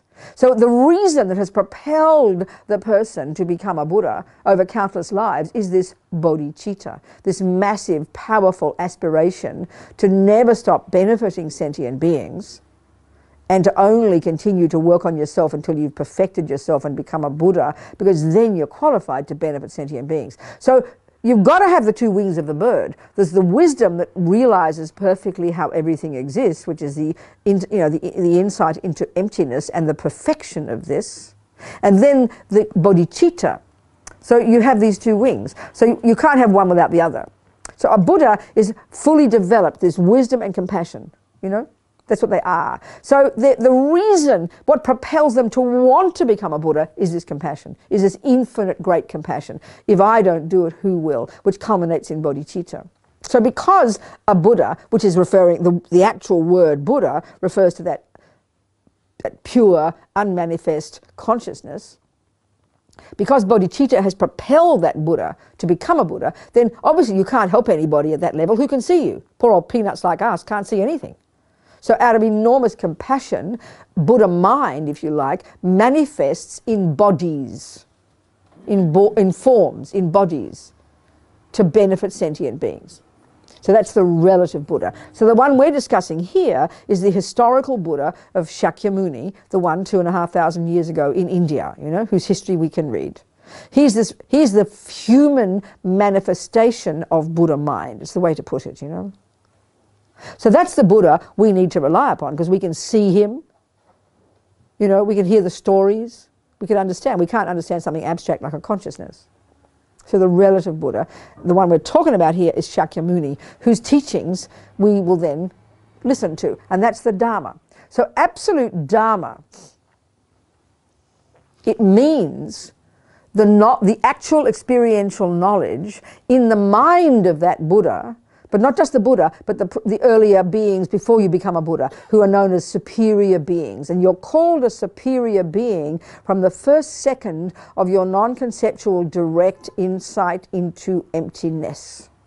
You're known now as a superior being. And from this second, like I said before, you can't fall back, you can only go forward. So all the beings from the first second of non-conceptual insight into emptiness up to the Buddha, they are called the Arya beings, superior beings. And so the actual experiential knowledge in their minds of all the different points of the path, that's the actual Dharma. So if you think of a musician, I think of always like Bach, he's one of my favorites. So if I think of Bach, in terms of music, the actual music is in his mind, isn't it? The actual music, the actual source of the music is in his mind, the knowledge of music. When you hear about great musicians, because I'm a jazz fan, I read recently the biography of, what's his name? You forget names when you get older, it's true. Oh my God. Clarkdale? No. Amazing composer who did all the work for Duke Ellington. Billy Strayhorn. Thank you, Billy Strayhorn. I'm completely in love with Billy Strayhorn. I even cried when he died. He died in 1967, but I read about it and I cried, I just love this Billy Strayhorn, this amazing, brilliant creator of music. So when they talked about him, he could write music, because he had the music so totally in his mind, he didn't need to even write it down or have instruments. He could hear everything perfectly. Another friend of mine who's a Guatemalan composer, he's passed away now, and I cry, but he passed away too. He's a father of a friend of mine, and he's this poor, struggling fellow who's been writing music for 50 years. He's like this national treasure in Guatemala, and he's a classical composer. So we had a conference in San Francisco, and in 2008, and we commissioned him to write a piece for us to do a fundraiser. Well, we actually lost money on it, but never mind. We did, we invited him. We had a 62-piece orchestra. So he sits there in his little house in Guatemala with a pencil and his big, what do you call, the way they talk about it, what's a score? And he has no instruments. He has everything in his mind. He can hear all these 62 instruments, and he writes it, and his son, who's a conductor, said, you can't believe this, Robina. He hardly even makes a mistake. You see this thing in pencil, 62 instruments written, all from his own mind. So you can really see that's the real music's in his mind, isn't it? But we can't access his mind, can we? So how kind he is, he writes it in little notes on a paper, doesn't he? So his orchestra can play it. That's the relative music. Well, that's the relative Dharma. The actual knowledge in the mind of the Buddha, that's the actual Dharma. But out of incredible kindness, he speaks the words. So they often use this phrase, they say they talk about the power of speech. Buddha's actual gift is his speech. He's got the realizations, he doesn't need to talk them. But out of incredible kindness, he speaks. And that's what we need. That's the actual Dharma we need. That's the real refuge. Because that's like our medicine. That's the instructions. That's the methods we have to use to become our own Buddha. And the only way we can access that, because we're not clairvoyant, is have him speak his words. So that means the books, the CDs, the DVDs, all that. That's the actual relative Dharma. So you can hear it if I use the example of music, The actual knowledge. And the term, I love this word, the Dalai Lama's name, Tenzin, knowledge holder, experiential knowledge. Anyone, you think of this ordinary word in the world, a person who's actually internalized that information, not just intellectual, but experiential, insight, real insight. So here, of course, we're talking the Dharma. We're talking the Dharma here, So the power of speech of the Buddha, and that's the Dharma we need badly, because that's our instructions. Those of us who choose to follow Buddha's instructions, we choose it, not Buddha. Then you've got the absolute Sangha. It's those Arya beings. That's the actual spiritual community, the actual knowledge holders. But that could be the homeless person down the road. You can't tell. So the relative Sangha for the Buddha are those who live in the fullness of the vows of his Vinaya, which means the fully ordained monks and nuns. And in fact, in the tradition, in Buddhism, there needs to be in any one place, in order for there to be the living Dharma in one place, the Buddha demands that there are at least 4 fully ordained people in that place. That's the criterion of the existence of the living Dharma in that place. And there's always this story that I've heard that in Tibet at some point when some naughty king, and he was killing off all the Sangha, and then they were desperate to keep up a quota, you need 10 for an ordination, and they were running out of monks, so they snuck over the border from China, some monk from China, so they could continue to have a quota, so they could continue to have ordination, so they can keep Dharma alive in Tibet. And they must have worn blue, because we wear this thing here, this blue thing, out of respect to that monk. That's what I've heard. That's the story. So there's Buddha, Dharma, Sangha. Absolute Buddha, Dharma, Sangha, relative Buddha, Dharma, Sangha. So that's what they're talking about, what you're relying upon. So what does that mean in reality? And what does it mean? And when you do this formally, what are you committing to? It's sort of like you're kind of writing a contract with the Buddha, and you're shaking hands through the medium of the person who's going to give it to you. You're going to agree to certain things, So basically when you take refuge, you're agreeing to say 3 times a morning and night, a little refuge ceremony, a little refuge formula, a simple little prayer. You remind yourself every day, okay, I take refuge in Buddha, Dhamma, Sangha. 3 times, that's it. You can say more if you like. You're making commitment to make offerings to the Buddha. And a really nice way to do that is to have an altar and to make these offerings. You can learn these things, Or at least a flower, a bowl of water. It's just a really good practice. You're making a commitment to offer the first mouthful of your drink and food to the Buddha every day, to the 3 jewels. So the people who are going to do it, I'm going to send you a document with all this stuff laid out. It's very clear, You're committing to try and love sentient beings. Do your best to want them to be happy, At least don't harm them, for sure. You're generally taking these 10 non-virtues as your guideline to avoid. It's not a vow. The second set of things is a vow. We're not looking at that yet. Commitment is a decision to do something, and a vow is a decision to not do something. These words are used, commitments and vows, okay? You're committed to have respect for all the images of a Buddha as if they were the living Buddha, not to see them in artistic terms or monetary terms, or artistic, like put your green painting of Tara over there because she suits your green curtains, not like that. You have respect for all the books, the Dharma books, the CDs, the MP3 players, and all the Tibetans, and it's a really good thing to do. It reminds you, you put them up the highest, you know. Because we all know if you have a beautiful silk shirt or some special piece of jewellery, you wouldn't just chuck it on the floor. You wouldn't sit on it. You'd be offended if someone did, because you respect it. Well, that's the attitude one is trying to cultivate here. And you would attempt to have genuine respect for anybody who represents the living Dharma, people who are monks and nuns, you know. This is generally these commitments, things like this.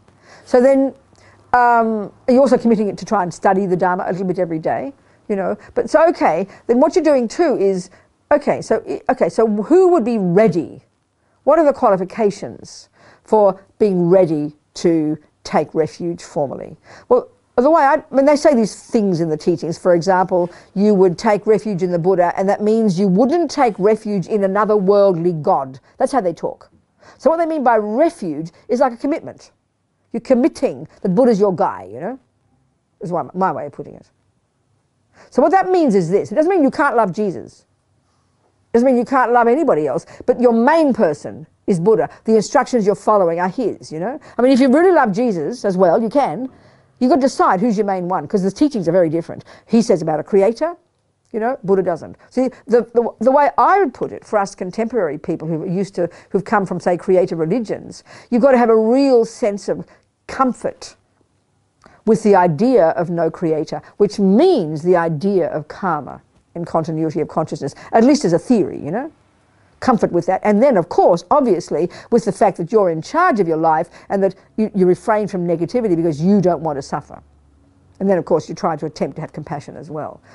I would say that's, you know, if you feel comfortable. But the more specific, they say there are two main causes, this is how they talk, for taking refuge formally. And one is you know, and so they use the analogy, which is very helpful, of a doctor. So you know very well, if you're going to rely upon a doctor, there's got to be two things. One, you've got to need a doctor. You just don't go to a doctor because you think he's handsome. Well, unless you're looking for a partner. You understand my point? You go to a doctor because you need help, either to cure an illness you've got already or to prevent an illness. It's obvious. But the other crucial piece, you have to have confidence that's a good doctor. And that's up to you. So same here. You've got to know you're suffering. And that's not evident to us sometimes. You know, we didn't have a chance at all to talk about the Four Noble Truths, which we should have, and there's no time, what to do, we have to go now, you know, what to do. And I talk fast, still doesn't help. Still haven't run out of time, you know. So the Four Noble Truths talks about suffering. The first one, there's three kinds of suffering. The first kind of suffering is when the bad things happen. Being in prison, racism, people mean to you, sick, Simon leaving me. This is, you know, this is the suffering of suffering. But the suffering of change is the one that we're in mostly, if we don't have the bad things happening. That's when the good things happen. Basically, the Buddha calls the suffering of change the happiness that we get from attachment. We call it happiness. He calls it suffering, which is kind of depressing. You know, what we think is happiness and we're searching for it, he says, sorry guys, it's a subtler level of suffering.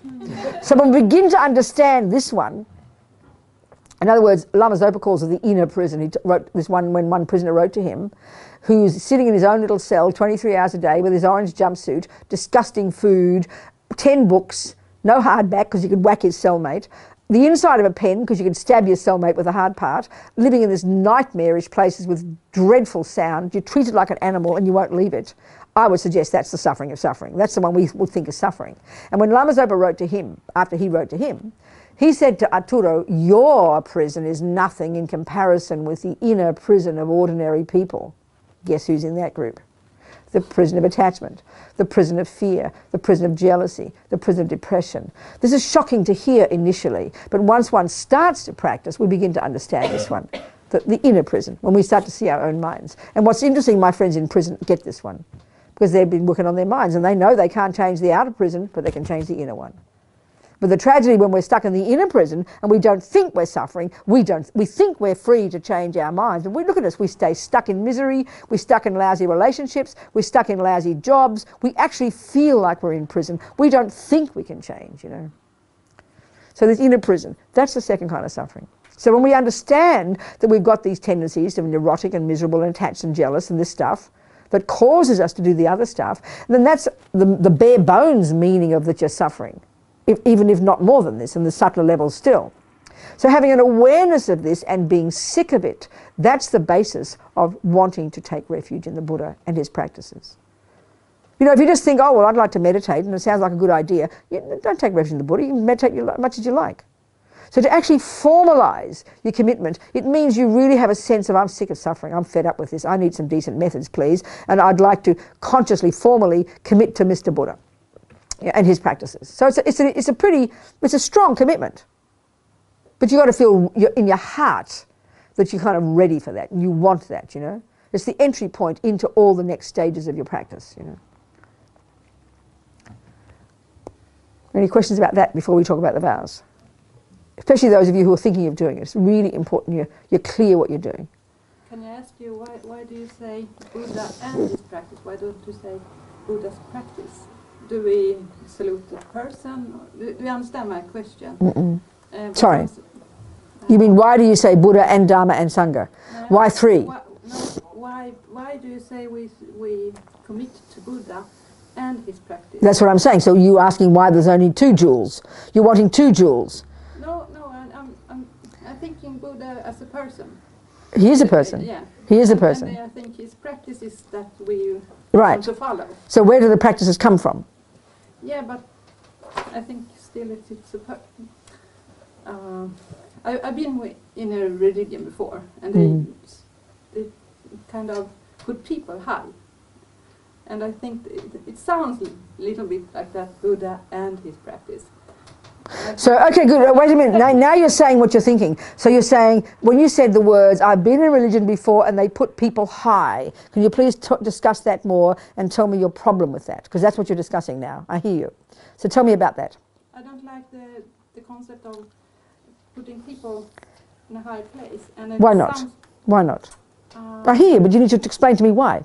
Tell me why not. Because we all have our defaults, and we do. Yeah. So you don't. There's nobody in your life. I like the way you think, but I think. I understand. Good. I hear you. Let's analyze it though, and I'll ask you more questions. So in your life, there's nobody in your life since you're born that you are grateful to for teaching you something. Nobody at all in your life. Not one person. Many people. That you put them up high. Yeah. You respect them. You respect them. Yes. You honor them. You revere them. You're grateful to them. And you thank you very much. Yes.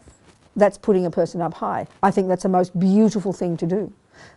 Okay. I can't even imagine. I know what you're saying, but I don't want to put words into your mouth, because what you're suggesting is in religions, because we have all this fear and guilt and people manipulate us and we're afraid and we believe and we don't. I get your point, but that's not what's being said here. In other words, I would suggest the only person who's really capable properly to respect somebody, to revere somebody, to have devotion in somebody is a person who's confident. But a person who's a victim, who's fearful, that's the worst. That is a nightmare. I'm maybe confused by committing. It sounds like I will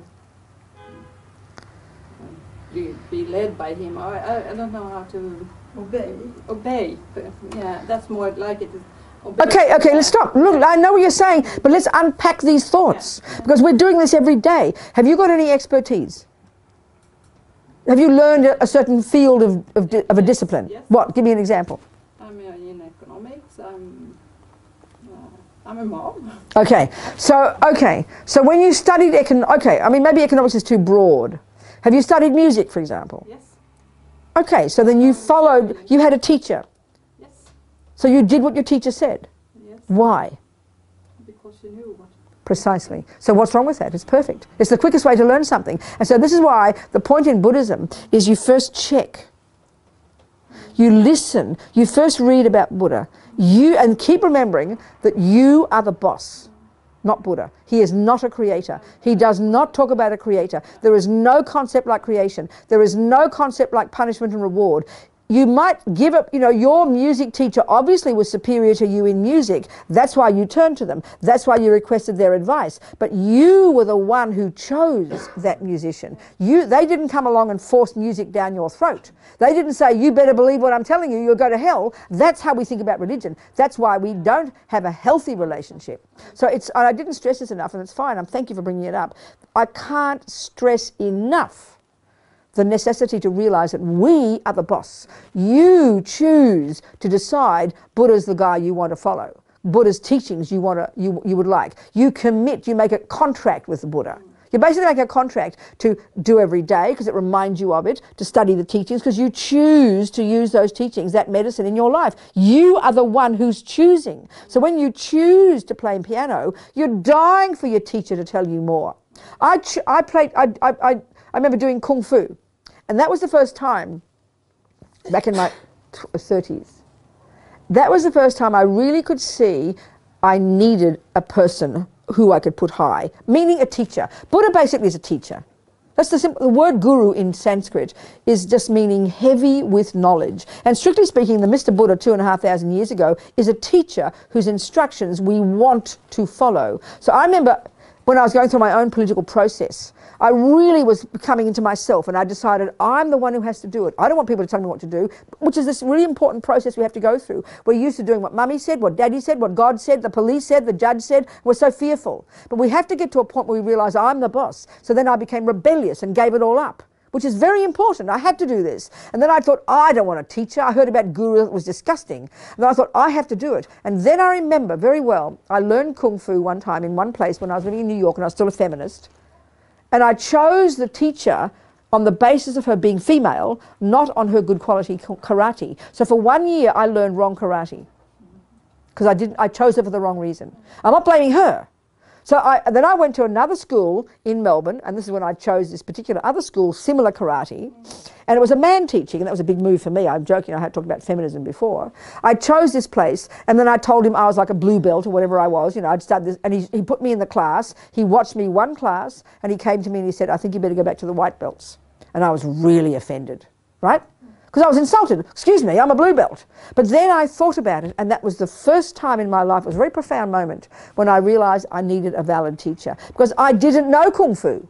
I had no idea how to judge if Kung Fu was good or bad. And that's why the Buddhist view says about getting a guru or a teacher, or that includes connecting to Buddha, exactly the same process. You have to have confidence. And the only way to have confidence is to check up on his teachings, on other people who do it. You have to use your intelligence so that you can be confident that when you obey those instructions, because that's your music teacher, that's your Kung Fu teacher, that's your spiritual teacher, you're confident that they know what they're talking about. And you have to be confident. Buddha's happy, he's content, he's found his way. But you have to have confidence. And that's where the whole thing that we're so used to, of blind faith and doing what, and the worst one is in spiritual. People go to a spiritual teacher, oh wow, they're so charismatic, they must be a Buddha, and they follow by their nose, and they get into trouble, and they wonder why. Because they didn't check up. So this is unbelievably important. You have to be confident. And then I realized with this Kung Fu teacher, karate teacher, sorry, at the time, I then respected him. Because I realised he knew what he was talking about and he wanted the best for me. So then I listened to what he said, because that's how I could learn. So I had to have confidence in him. So you have to have confidence in the Buddha. And so yes, of course you put him up high. That means respect. That means he's your mentor. And you better, and it seems to me, this is my real point, the only person who really can have a proper relationship with a teacher is a person who's confident. Not a groveling, victim, fearful. That's the worst victim mentality possible, and that's a nightmare relationship. And that's completely not the point here. You've got to have confidence. That's why I'm saying, don't just leap into this, because it does mean, it's like a commitment. It is a commitment. Of course it's a commitment, because Buddha's the one you want to become. And Buddha is this regular guy. He wasn't a creator. There's no concept like this. And all of Buddhism is, what it is his own direct experiential findings from his own direct experience, that then he came to, every word I'm saying in this room has come from the Buddha. You know, over 2,500 years, talking through my teachers, the Tibetan tradition, blah, blah, blah. And everything that's laid out in what Buddha says we can accomplish is what he's accomplished. So all he's done, like Einstein, is write down his findings. And he's happy. Einstein's discovered relativity. He's not trying to force us to believe it. He says, listen, if you want to realise relativity too, here's the method. So you've got to think you want to develop relativity. You've got to know Einstein knows what he's talking about. And then the more you go along the path, the more you're delighted in Einstein. God, what an amazing guy. He found this to be true. This is incredible. And every step you go, you keep finding it's true. So you're going to keep liking Buddha better. You see what I'm saying? That's the healthy relationship. So it's so interesting in the Tibetan tradition, because when you see, like my teachers, for example, I've got these lamas, my teachers, when you see them with their teachers, it's almost embarrassing to us in the West. They're so devoted. It's almost not what we think, because we're also proud, you know. But like I see my Lama, Lama Zopa, with the Dalai Lama. He's almost wants to bend double. He looks he's so overwhelmed, so moved by his qualities. And that's my feeling. The more he practices himself, the more he's finding that his teachers are leading him in the right direction. So the more grateful you are, the more devotion. Devotion is a great word. But it's got to come from a healthy place. It has to be a healthy place. Do you see what I'm saying? Yeah. It's so important, this one's. Thank you so much for bringing that up. Anybody else? Celeste, yeah? I'd like to know about altruism. We're not discussing that here, darling. We're discussing refuge. But we've been discussing altruism all before, all since lunchtime. The equanimity, love, compassion, all of that was altruism. Okay. That was that topic. Any questions about refuge? More about refuge before we take about the vows. Because I can't force you. I don't want you to take this if you're not ready. I do not want to be involved in that, because I'm going to become like your godmother. You're going to have like a develop a relationship with me, and I'm prepared to be very committed to help you from here to enlightenment. So I don't want you just to jump in and then feel a bit nervous afterwards. You've got to be ready for it, you know. You've got to be... I'm not trying to make you nervous, but it is a commitment. It's a very powerful commitment, because you're committing to Buddha's teachings, the methods, and these various things. It's like and it's a lifelong commitment. So you've got to be certain you're ready for it, you know. Are there any other questions from people who are thinking about it? Okay. Where are you? Who's talking? I wonder about how you recognize difference between this you are talking about, and there is a lot of religions or even sects that can manipulate people. I have no such experience, but we know about sects. Your own common sense. This is why the emphasis in Buddhism is so powerfully on us as the person. In other words, anything we've learned in our life, whether it's music or anything, unless we check up, do our due diligence, do our market research. Don't be stupid and spend all your money on some idiot college who won't teach you properly. We have to be confident. And if you can't tell the difference, that means you're not ready. We're not used to this in spiritual. We think it's mystical, you know. This is why it is so important. You have to be confident that you're choosing the right path, the right college, the right whatever it is. You have to be confident. You have to be confident. And how we do that? Using our common sense, using our intelligence. So, you know, the classical way they talk about choosing a teacher, and I'm talking equally choosing Buddha to be the path you want to follow. You obviously, what do? Okay, let me use an example. I always use this example. It's a simple example. When I was 26, when I first decided I wanted to make a cake, okay? It wasn't 6, 26. And I was living in London, I remember, and the thought arose in my mind for the first time in my life. And I decided I wanted to make a carrot cake. I was a hippie at the time. And then I was going to go home to Melbourne anyway. And I thought, okay, I'll ask my mum. Now let me tell you, I would not have chosen my mother to be my cake guru just to make my mummy happy. I wasn't like that. I was too mean to my mother. But I'd done my market research already. And what does that mean? I had checked out my mother in her methods of cooking. I had eaten her cakes.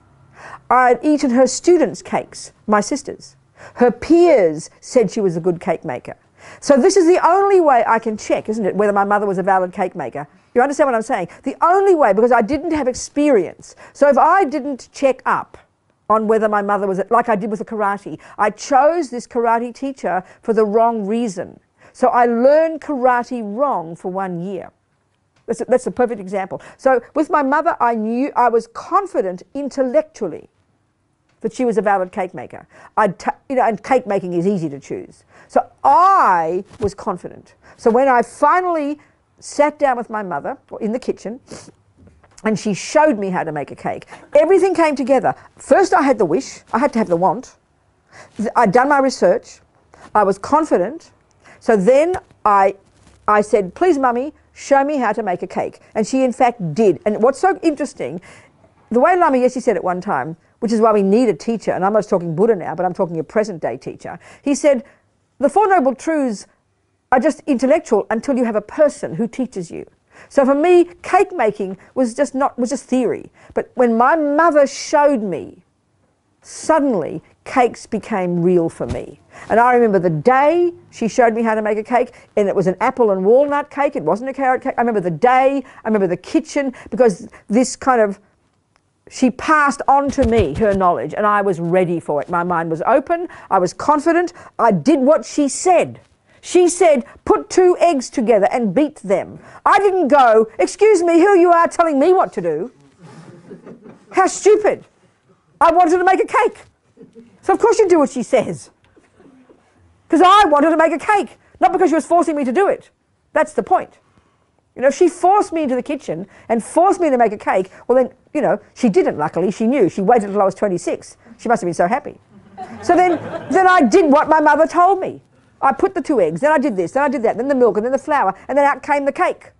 I haven't made a cake in 20 plus years. I bet I can make a good cake still. Because my mummy knew how to do it, my mind was ready, I'd done my research, I was confident, and all the conditions came together. Well, it's just the same with a spiritual teacher. And I want to keep emphasizing, we are the boss, not Buddha. I've got to keep saying that. It's so intense for us in the West because we're so addicted to the other view of surrender and I'm nothing and being bullied and bossed, you know. The fact that you even asked that, no, she asked it. That's how we think of religion, you know. It's scary as hell. I'm the boss. Oh. Do you understand? So you got to be confident, honey. And if you're not, don't commit until you're confident. Because often what we say is, oh. You get scared because you see pictures of like here and you bow and because and I understand now you do it out of respect. And of course it's medieval Tibetan, darling. It's a kind of the Tibetan medieval way of doing things. But I've chosen to do it. I've chosen to wear these 14th century robes. I've chosen to prostrate. I was born into Christian. Do, yes, that's right. No, I understand. This and that, but the difference is because you didn't choose it. Yeah. That's all, darling. And that's the point I'm talking here. We've got to choose it. Once you choose to play tennis, you walk around with a funny looking bat beating here and here. It looks ridiculous. But you choose to do it. If you don't choose it, you'll feel furious. And that's the point. We're so not used to choosing religion. And we're not used to choosing school. Of course, as children, we have to not choose. But then when we get older, we better start choosing. But our trouble is we spend our lives afraid to choose. And then we say, oh, who am I going to believe? How do I know what's true? Well, we're not used to thinking that I've got to find out what's true. That's shocking to us. It's scary. Because we'd rather blame somebody, frankly. You understand? This is the emphasis in Buddhism. It's intense. But many people don't do this. They fall into it, then they have a teacher, then they get annoyed and they sue the teacher. We've got to grow up, basically. We've got to become grown up, you know. We are the boss of our life. Hope no one takes refuge. I don't mean that. Please excuse me. Don't jump in, please. So now I've got to talk with the vows. God, even more. Yeah. What, Simon? Taking refuge in this ceremony mean devoting to Tibetan Buddhism specifically? No. The refuge in Buddhism is common in all the Buddhist schools. All the Buddhist schools. It's not unique to Tibetan. In Thailand, Malaysia, everywhere. It's common in all the Buddhist schools. Yeah. It's just a formalizing for yourself of your decision that you want to follow. And well, it does mean this. See, it doesn't mean this. It means you're deciding you want to investigate and learn and use Buddha's view of the universe as the way you interpret the world. It doesn't just mean you want to go be mindful. If you want to go be mindful, you don't need to take refuge in Buddha, for God's sake. It means more than just being, oh, I'm a Buddhist. It means you've got to put your money where your mouth is. And that means, you know, because basically, if you think about it, like I said before, everything in our mind is a view. It's an interpretation of the world. So the default interpretation we have, which we don't think anyone taught us, is that I didn't ask to get born, that mummy made me, my mind is the brain, I'm this, I'm that, I'm a victim, it's not fair, how dare this happen. That's our view right now. That's a philosophical view that we've got in our bones right now. Well, what you're choosing to do is take the Buddha's view as your philosophical view to interpret your world and yourself. So it's an intense commitment. Do you understand what I'm saying? I mean, many people who do take refuge in Buddhism don't study the teachings much. They just become a nice person. They keep their vows. Nothing wrong with that. You see what I'm saying? But one other way of putting it, the fundamental commitment you're making is to use Buddha as your guide, his teachings, his way of interpreting, but to live a life of morality and not harm any sentient being. That's probably the one to say. Not harm any sentient being. Try not to harm any the bare bones minimum is try not to harm any sentient being. If you just did this much relying upon Buddhist teachings, you qualify as a Buddhist. That would qualify. There's more you can do though. Do you understand my point? But the fundamental one is not to harm sentient beings. Are we communicating, people? So do you want to hear about the vows now? Was anybody going to take refuge today? I'm not forcing you, please. I wish you'd say no so you'd be more careful. You're ready, are you? Oh dear, okay, you people. You sure you're ready? Okay. I'm almost trying to put you off, you know. Can I make my last questions? What, Celeste? I would like to know when one... Darling, we're not finished this topic. Okay. We're nowhere near finished, darling. I'm so sorry. I'm trying to talk about refuge and lay vows. I was trying to talk about the compassion, about what Robina spoke about, the sensibility of having the person who did the...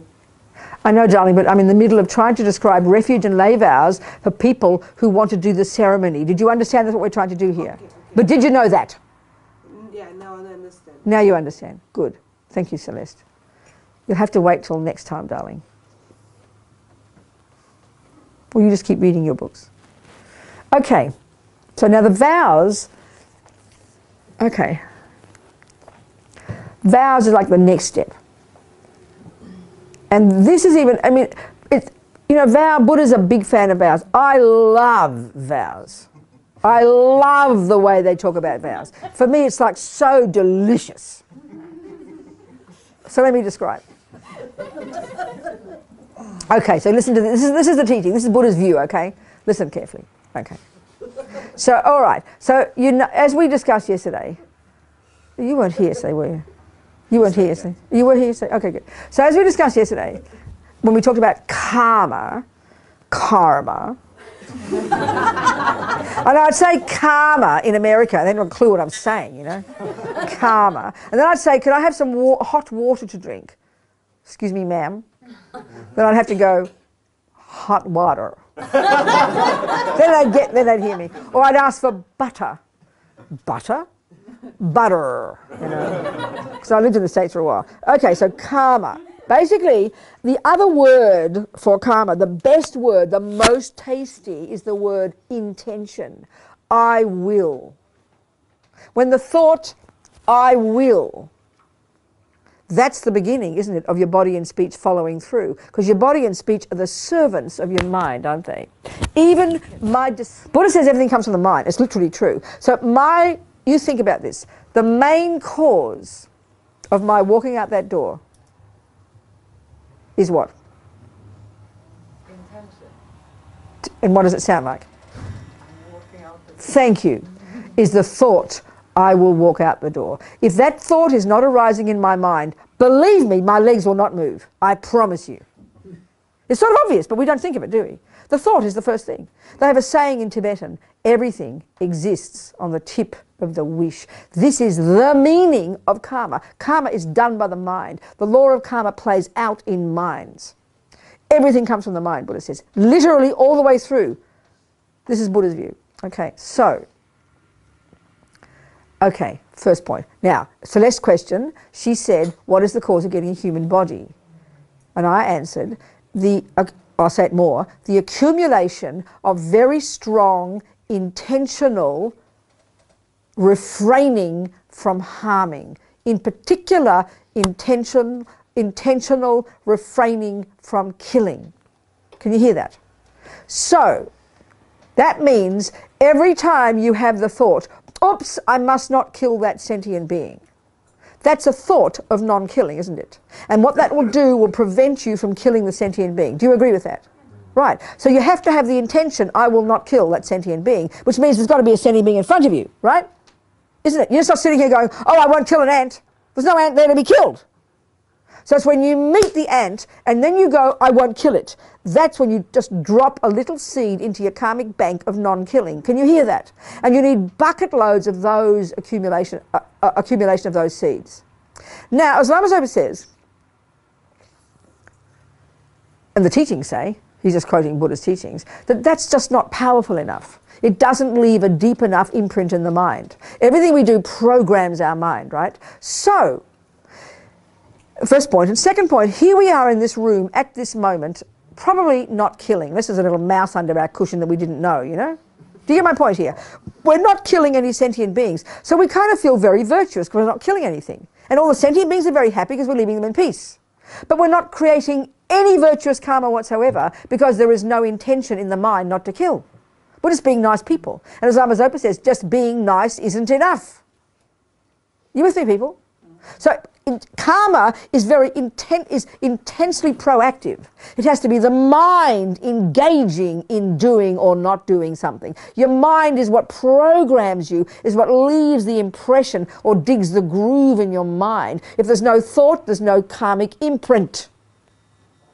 So, given that just to get another decent human rebirth when you die, you need a lot of programming of intentional non-killing, non-lying, non-stealing. Or put it this way, as Lama Zopa said, in order for us to simply have this human birth that we've got now, this body, not even to mention all the conditions we've got, well, no, including all the conditions, okay? All the tendencies and all the experiences and all the amazing things that even cause us to be in a room where we're talking spiritual as opposed to a room where we're talking about killing or, you know, whatever. This is no accident. This is the fruit, as Rinpoche would say, of intense past virtue and morality practiced in the context of a spiritual path and very likely practiced in the context of keeping purely very strong vows of morality. So Buddha's teaching says, he's really big on vows. A vow, and I'm going to say more, is this very powerful decision. In this case, these are lifelong vows, okay? So it's a decision that I will never kill. From now until the day of my death, I will never kill. It's a decision. It's like when you give up being an alcoholic.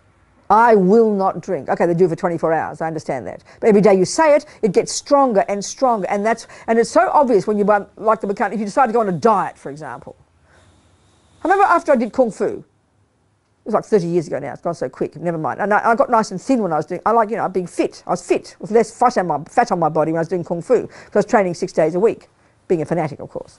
So what happened was, after I gave up Kung Fu, I got fat again, because fat is my natural state, you know, because I like food. So then I'd go, every now and again I'd go, oh, I better lose weight.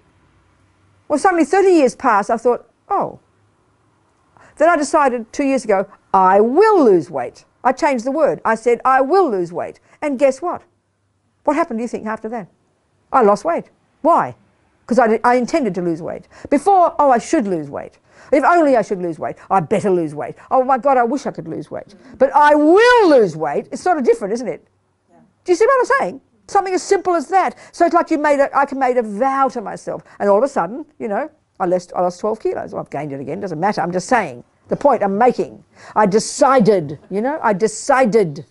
And so what happens is, it's like then your decision is sitting here, and every time you see the food, your decision wins. Isn't it?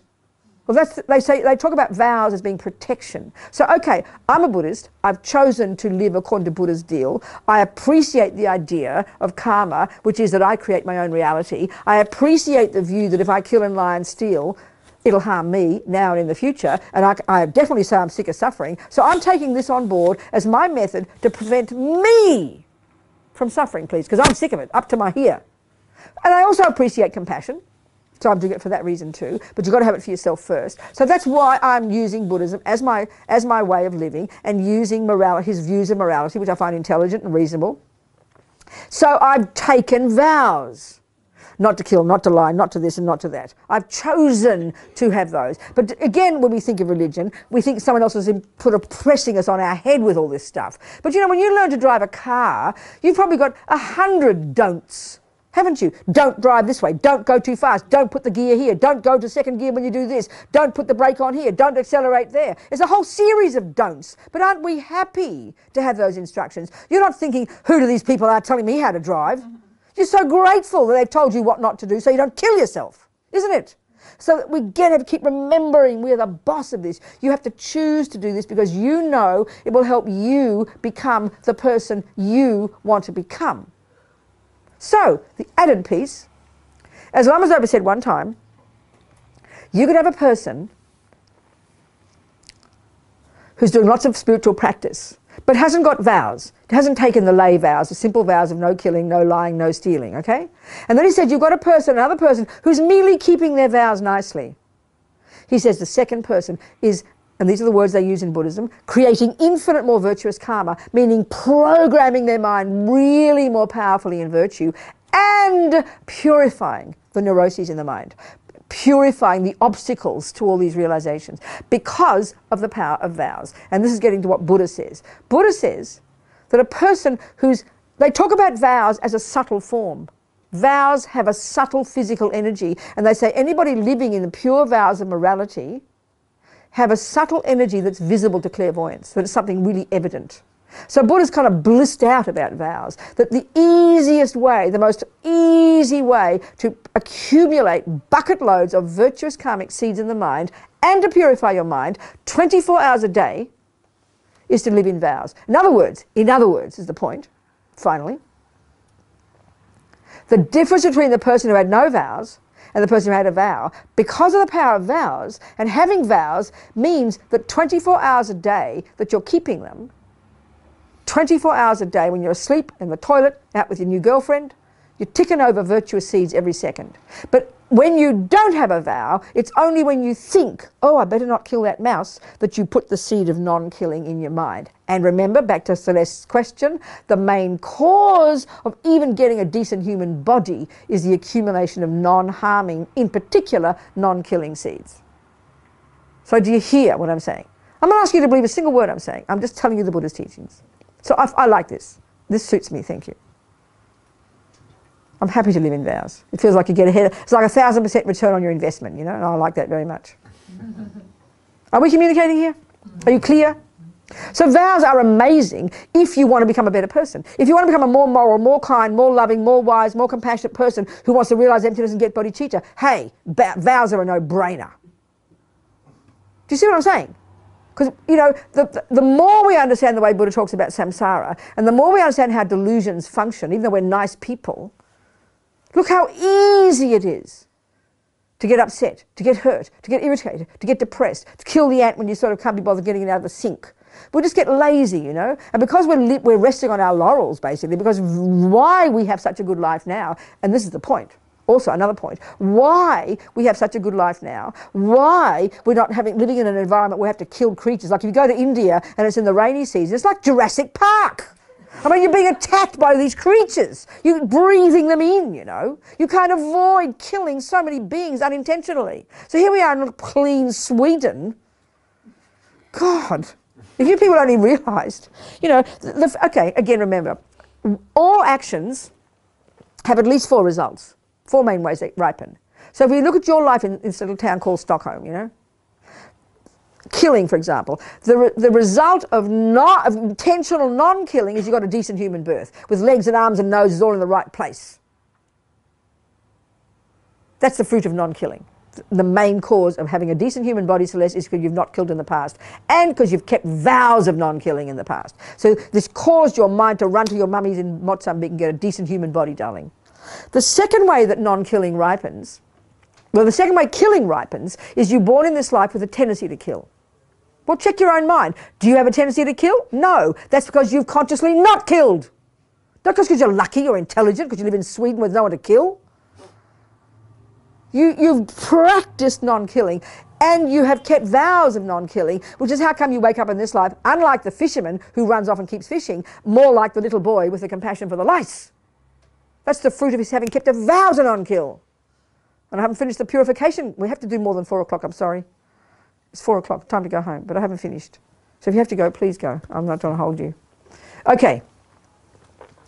So the one fruit of killing is to continue to kill, or the fact that you don't have a tendency to kill means that you've practiced a vow not to kill in the past. So you wake up in this life with no thought to kill. This is incredible. Look at the world. Everybody kills something, you know. The third one, experiences similar to the cause. The result of killing is that you get killed.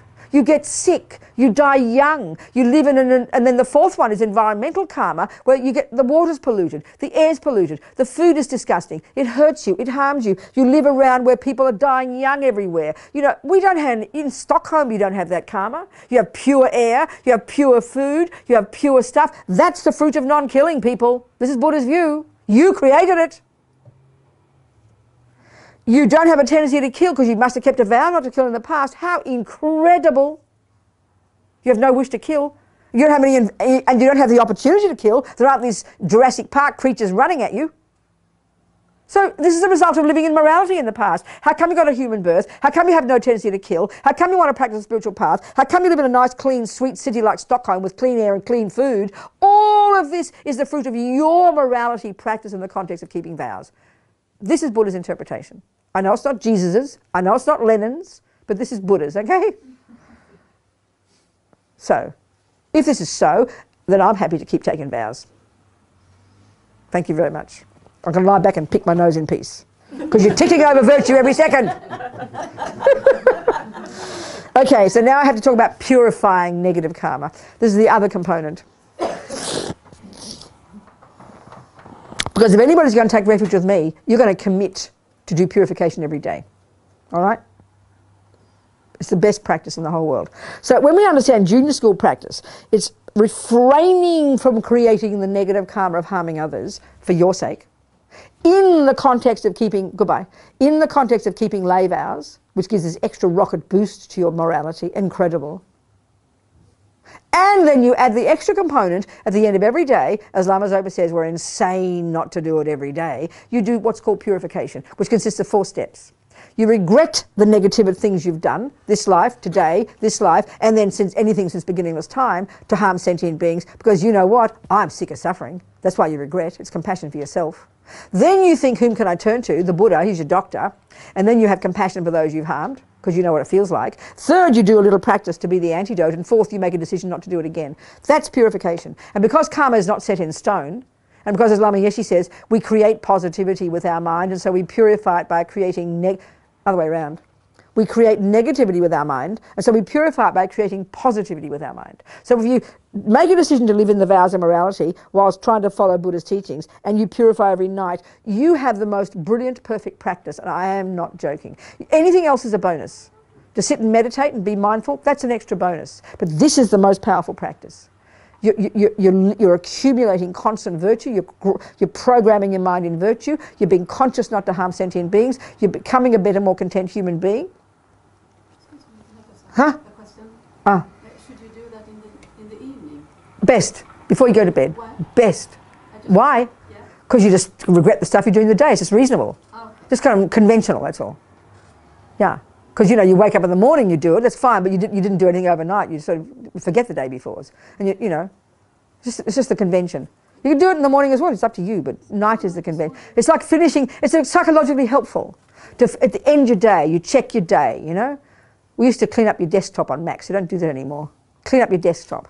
You sort out, you know, like 11 o'clock you kick the dog, and 12 o'clock you badmouth your mum, and at 3 o'clock you fought with your boss, and you come home all exhausted. You kind of clean up your act, you know. You sit down, oh God, what a mess. I regret this and this and this because I don't want suffering. I'm sick of it. And then you regret anything you've ever done since beginningless time because you're sick of suffering. Then you have compassion. Then you do a few mantras, and then you vow not to do it again. And you go to bed with a happy mind. It's very helpful. Psychologically, it's useful. Because this is a psychological process. And it's in the notes that you've got in your notes there, I think. It's done in very much the people who've got a Tibetan Buddhist practice. It's done in all with holy things and offerings and all that, but you don't need to do it this way. The way I've written it is just purely psychological, going through these 4 psychological steps. Bye, sweetheart. Bye-bye. So are we communicating here? Any questions, people? If someone, example, musician example. I used to see some. Is it about refuge and lay vows, darling? If it's not about refuge and lay vows, don't ask it. Because it's about, example, using animal skin to percussion, to the music instrument. What's the question? If this is a kind of promoting acting of killing. No, it's not. No, it's not. But what's the question though? Are you going to take the vows here though? You're not taking the vows, are you? So it's not real. Only listen, darling. We've got running out of time, Celeste. We can have a private talk later, darling. And anybody who wants, I'm the people who want to know about refuge and vows, who are preparing to take them. Any questions from you people? Okay, there's no more questions on that, so good. Let's finish then. How we finish? We haven't finished really. Have to come back next time. So any more questions about anything before we finish? I mean, there's no urgency. I'm happy to be here till midnight. Yes, Simon. Performing abortions. Yes. Performing, you mean being the doctor? Yeah. Or being the person who does it? What's the question? Is that breaking the precept of not killing? What would you think? What have you understood based on what we talked about? That term. So do you remember I mentioned briefly before about abortion? Yes, and I said, well, for Buddhism, Simon began at the first second of the egg and sperm coming together and staying together and in your mummy's womb. And what made them stay together is the entry of your consciousness into them. And that's the first second of Simon.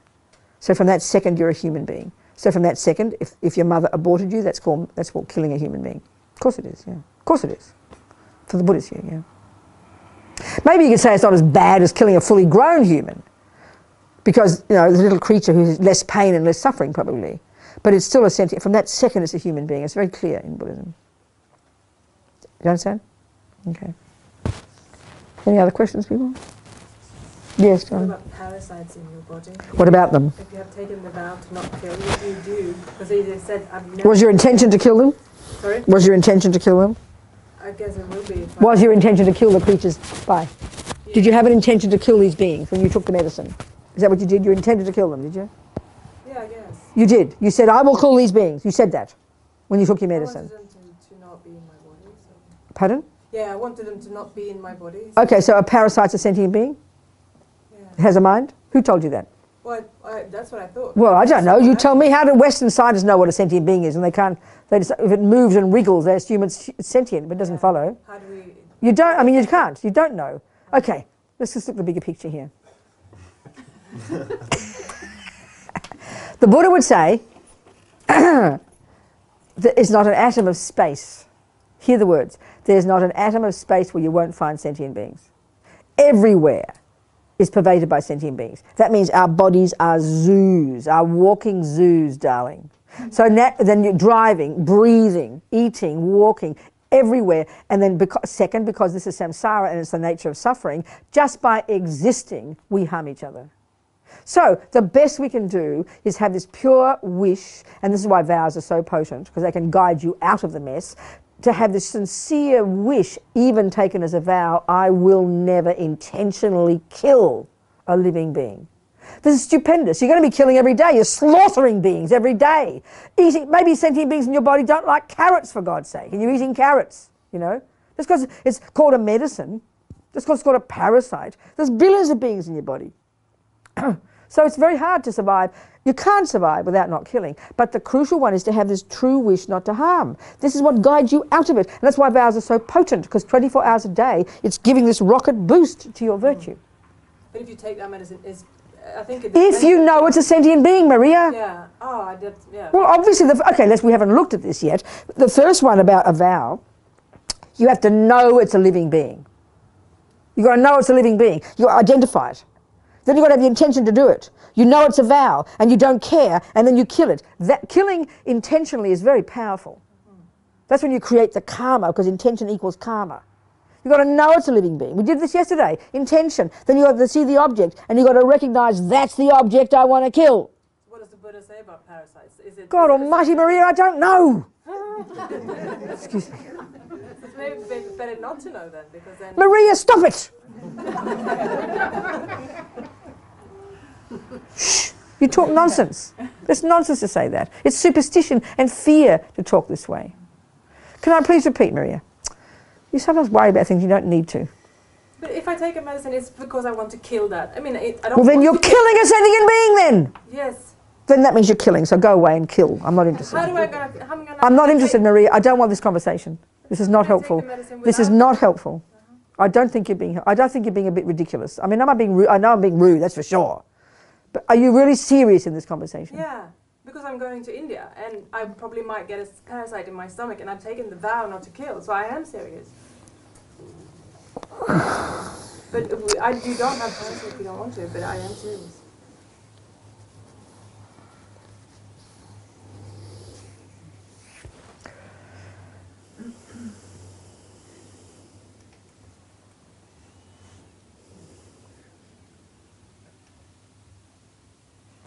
Killing is you know there's a sentient being there, a particular sentient being.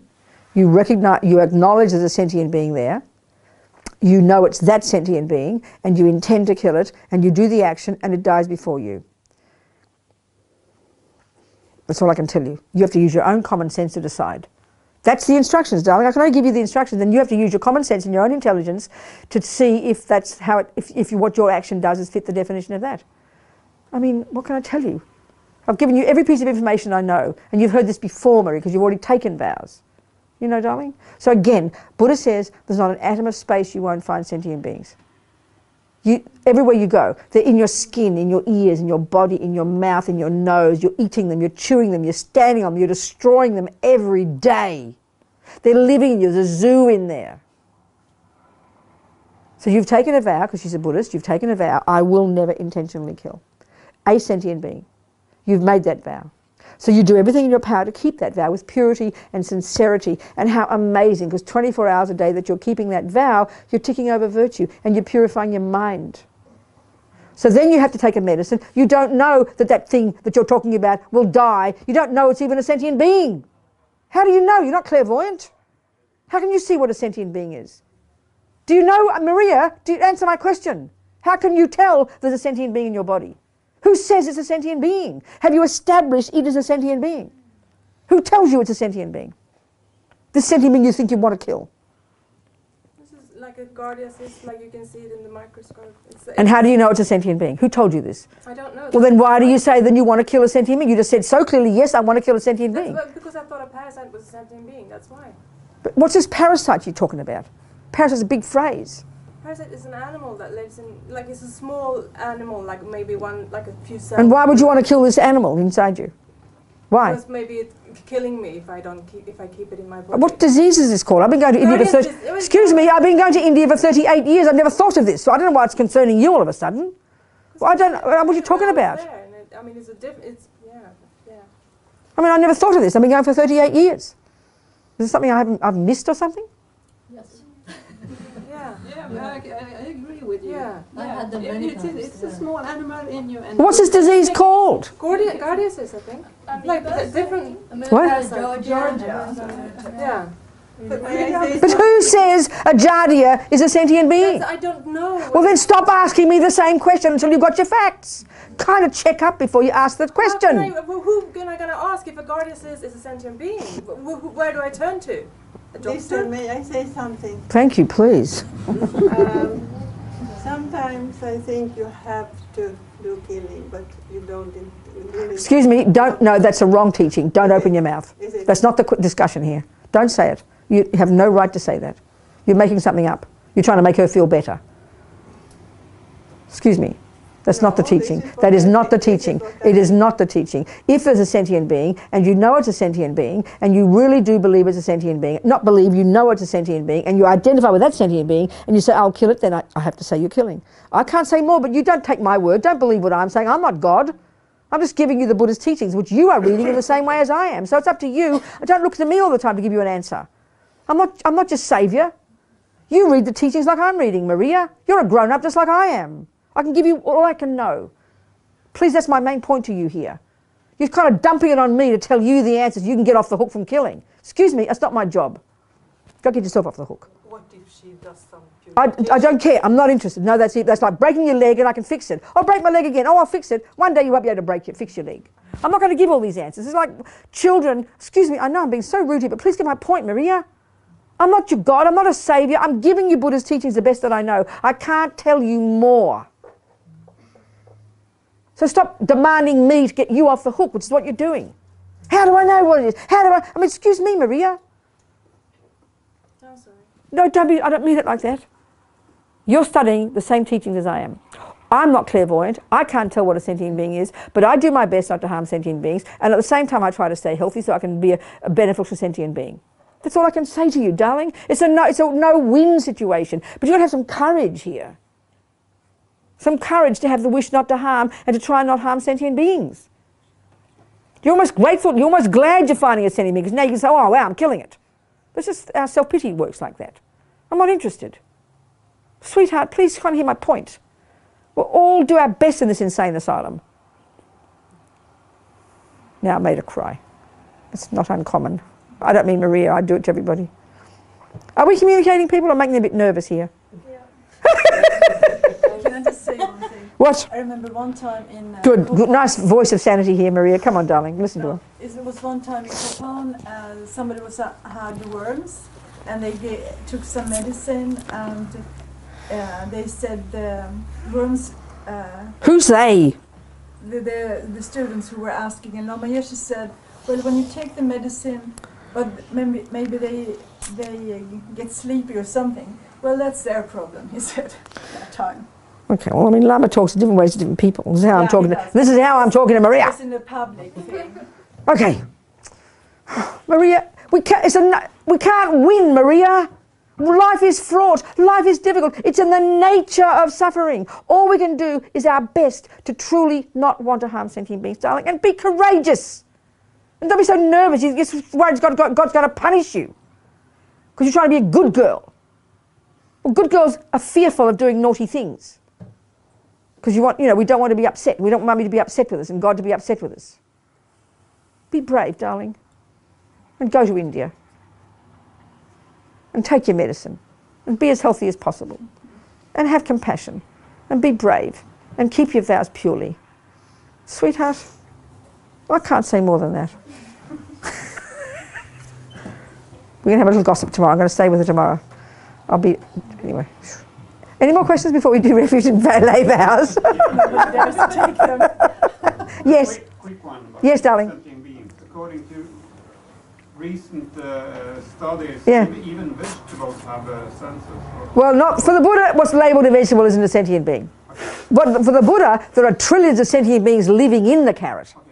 But the carrot is not the body of a sentient being in the sense that this piece of flesh is the body of a sentient being. That would be the difference in Buddha's view. There are sentient beings everywhere. Creatures in the air, in the carrots, in the fire, in the water. Everywhere there are elements, there are sentient beings. The Buddha's view would say. It's a very suffering, fraught situation.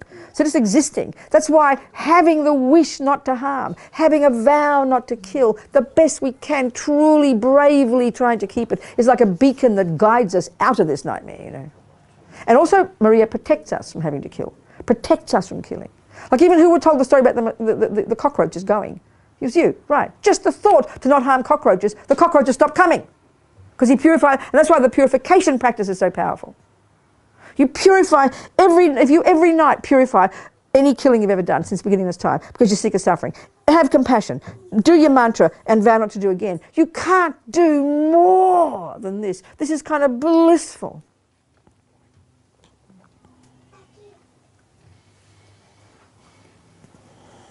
I mean, just sitting in a car we are killing if we're driving. Shh, enough. I just said all that. You're just repeating what I said. Okay, do you want to have a quick... Anyway, maybe we dedicate and we finish the day, the weekend, the nightmare. The suffering. I'm sorry, I'm not being rude. I'm ridiculous. Okay, we just finish, and those who want to stay for refuge and lay vows, who want to take your very or may, and anyone who wants to look as well, you may stay as well. But why don't we just finish our little business together, shall we? Shall we do? I'm going to read these verses again of Shantideva, which is altruism, Celeste. So you'll get some verses of altruism, darling. And I'll just read these as our dedication.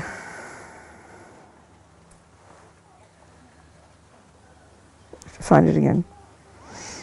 There we go. No, it's not there.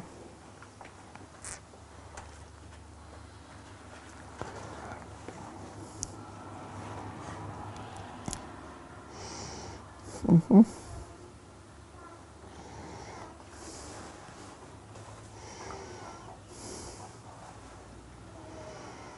Mm-hmm.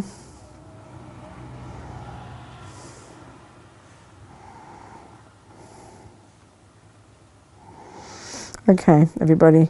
So we're thinking, we dedicate whatever seeds, virtuous seeds, we have planted in our mind since we began with Friday night.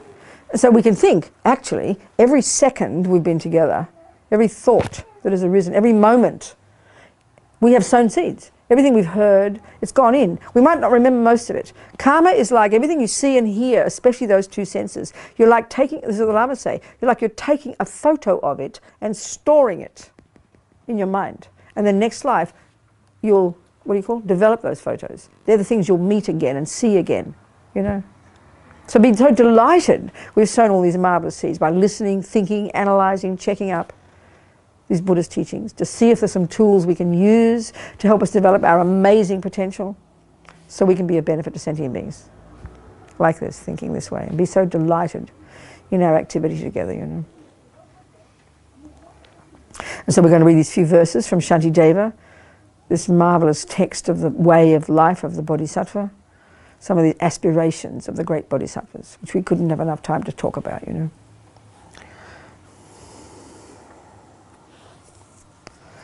So determined to obtain the greatest possible benefit, and I'll forget that one, for the sake of completing the welfare of all sentient beings. Without any sense of loss, I give up my body, enjoyments and wealth, as well as all virtues of the 3 times.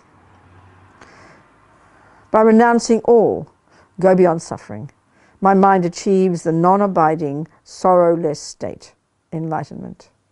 Once I gave up altogether, it's best to give away all for sentient beings. This is what I'm meaning. These words are so sweet, but so intense. This is harder than emptiness, believe me. Take them seriously. The great bodhisattvas think this way. I give up this body comfortably as they want, to all the sentient beings, however is comfortable for them to use, always killing, criticizing, beating, and so forth. Killing and criticizing and beating me, and so forth. Excuse me. It's intense. It's too much. I can almost read these words. They may do whatever they like with me. Sentient beings play with my body, ridicule and make fun of me. As I've already given it to them, why do I go against this? Let the sentient beings be allowed to do any action that doesn't do harm to them. Whoever encounters me, may it never be meaningless for them. Just by looking at me, anyone who gets angry or has a devotional thought arise, may that mind alone become the cause to accomplish all the welfare of those living beings. Any being who criticizes me, puts me down, or anyone who gives harm to me, like that, even making fun of me behind my back, may all become fortunate to achieve great enlightenment. May I become a saviour for those who are guideless, a guide for those who enter the road, a boat, a ship, a bridge for those who wish to cross over a great river to the dry land. May I be an island for those seeking an island, a light for those desiring light, bedding for those desiring a place to rest. Sentient beings who desire a slave, may I become a slave of all. And this is my point. To hear these words, can you imagine a victim hearing these words? It's like they'd sue you. So the only person qualified to think this is a highly evolved, egoless bodhisattva. Do you see what I'm saying? These are intense, So Pabonka Rinpoche says, these are the teachings from the Bodhisattva path, which we didn't get to talk about much, a little bit. That you need to be a suitable vessel to practice this level. And this is why we really misunderstand these teachings on compassion. It sounds so cute. Compassion sounds cute, It is beyond profound, the level to which Buddha says we can do it. So don't take it lightly. And if you're not ready for these teachings, don't read them. Go back to the wisdom wing. Work on your own mind. Control yourself. Get some confidence. Be comfortable. Be clear. Be courageous. Then we can get to this outrageous level. In Tibet, the teachings like this were kept secret. because they were said to be so intense. I know when I first heard these teachings, I thought these people were insane, speaking words with a straight face, this stuff, you know. At least I can say them now, hearing somehow the logic to it, knowing the path a little bit, you know, at least aspiring to become like this, but way to go. May I become the great elements, the earth, and like the forever boundless sky, may I become the cause of living of the innumerable sentient beings. Like that, towards the realms of sentient beings who equal the limit of the sky, may I become a cause of living always until the non-abiding, sorrowless state is achieved. As long as space exists, as long as sentient beings exist, may I too abide and eliminate the sufferings of sentient beings. So maybe have the courage, you know. Maybe have the courage to do this. This is like university level. We're at junior school level here. Control our body, control our speech, live in vows that can protect us from doing that, what creates infinite virtue and purifies our mind, makes it easy to create virtue, and then purify a little bit at the end of the day. This much alone is inconceivable. Then you can be guaranteed you'll die with a happy mind. You're programmed to take another teacher in life so you can keep on going, you know.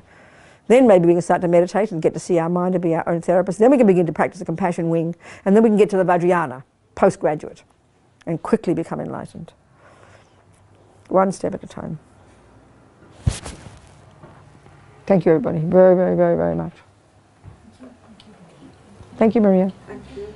Thank you, Celeste.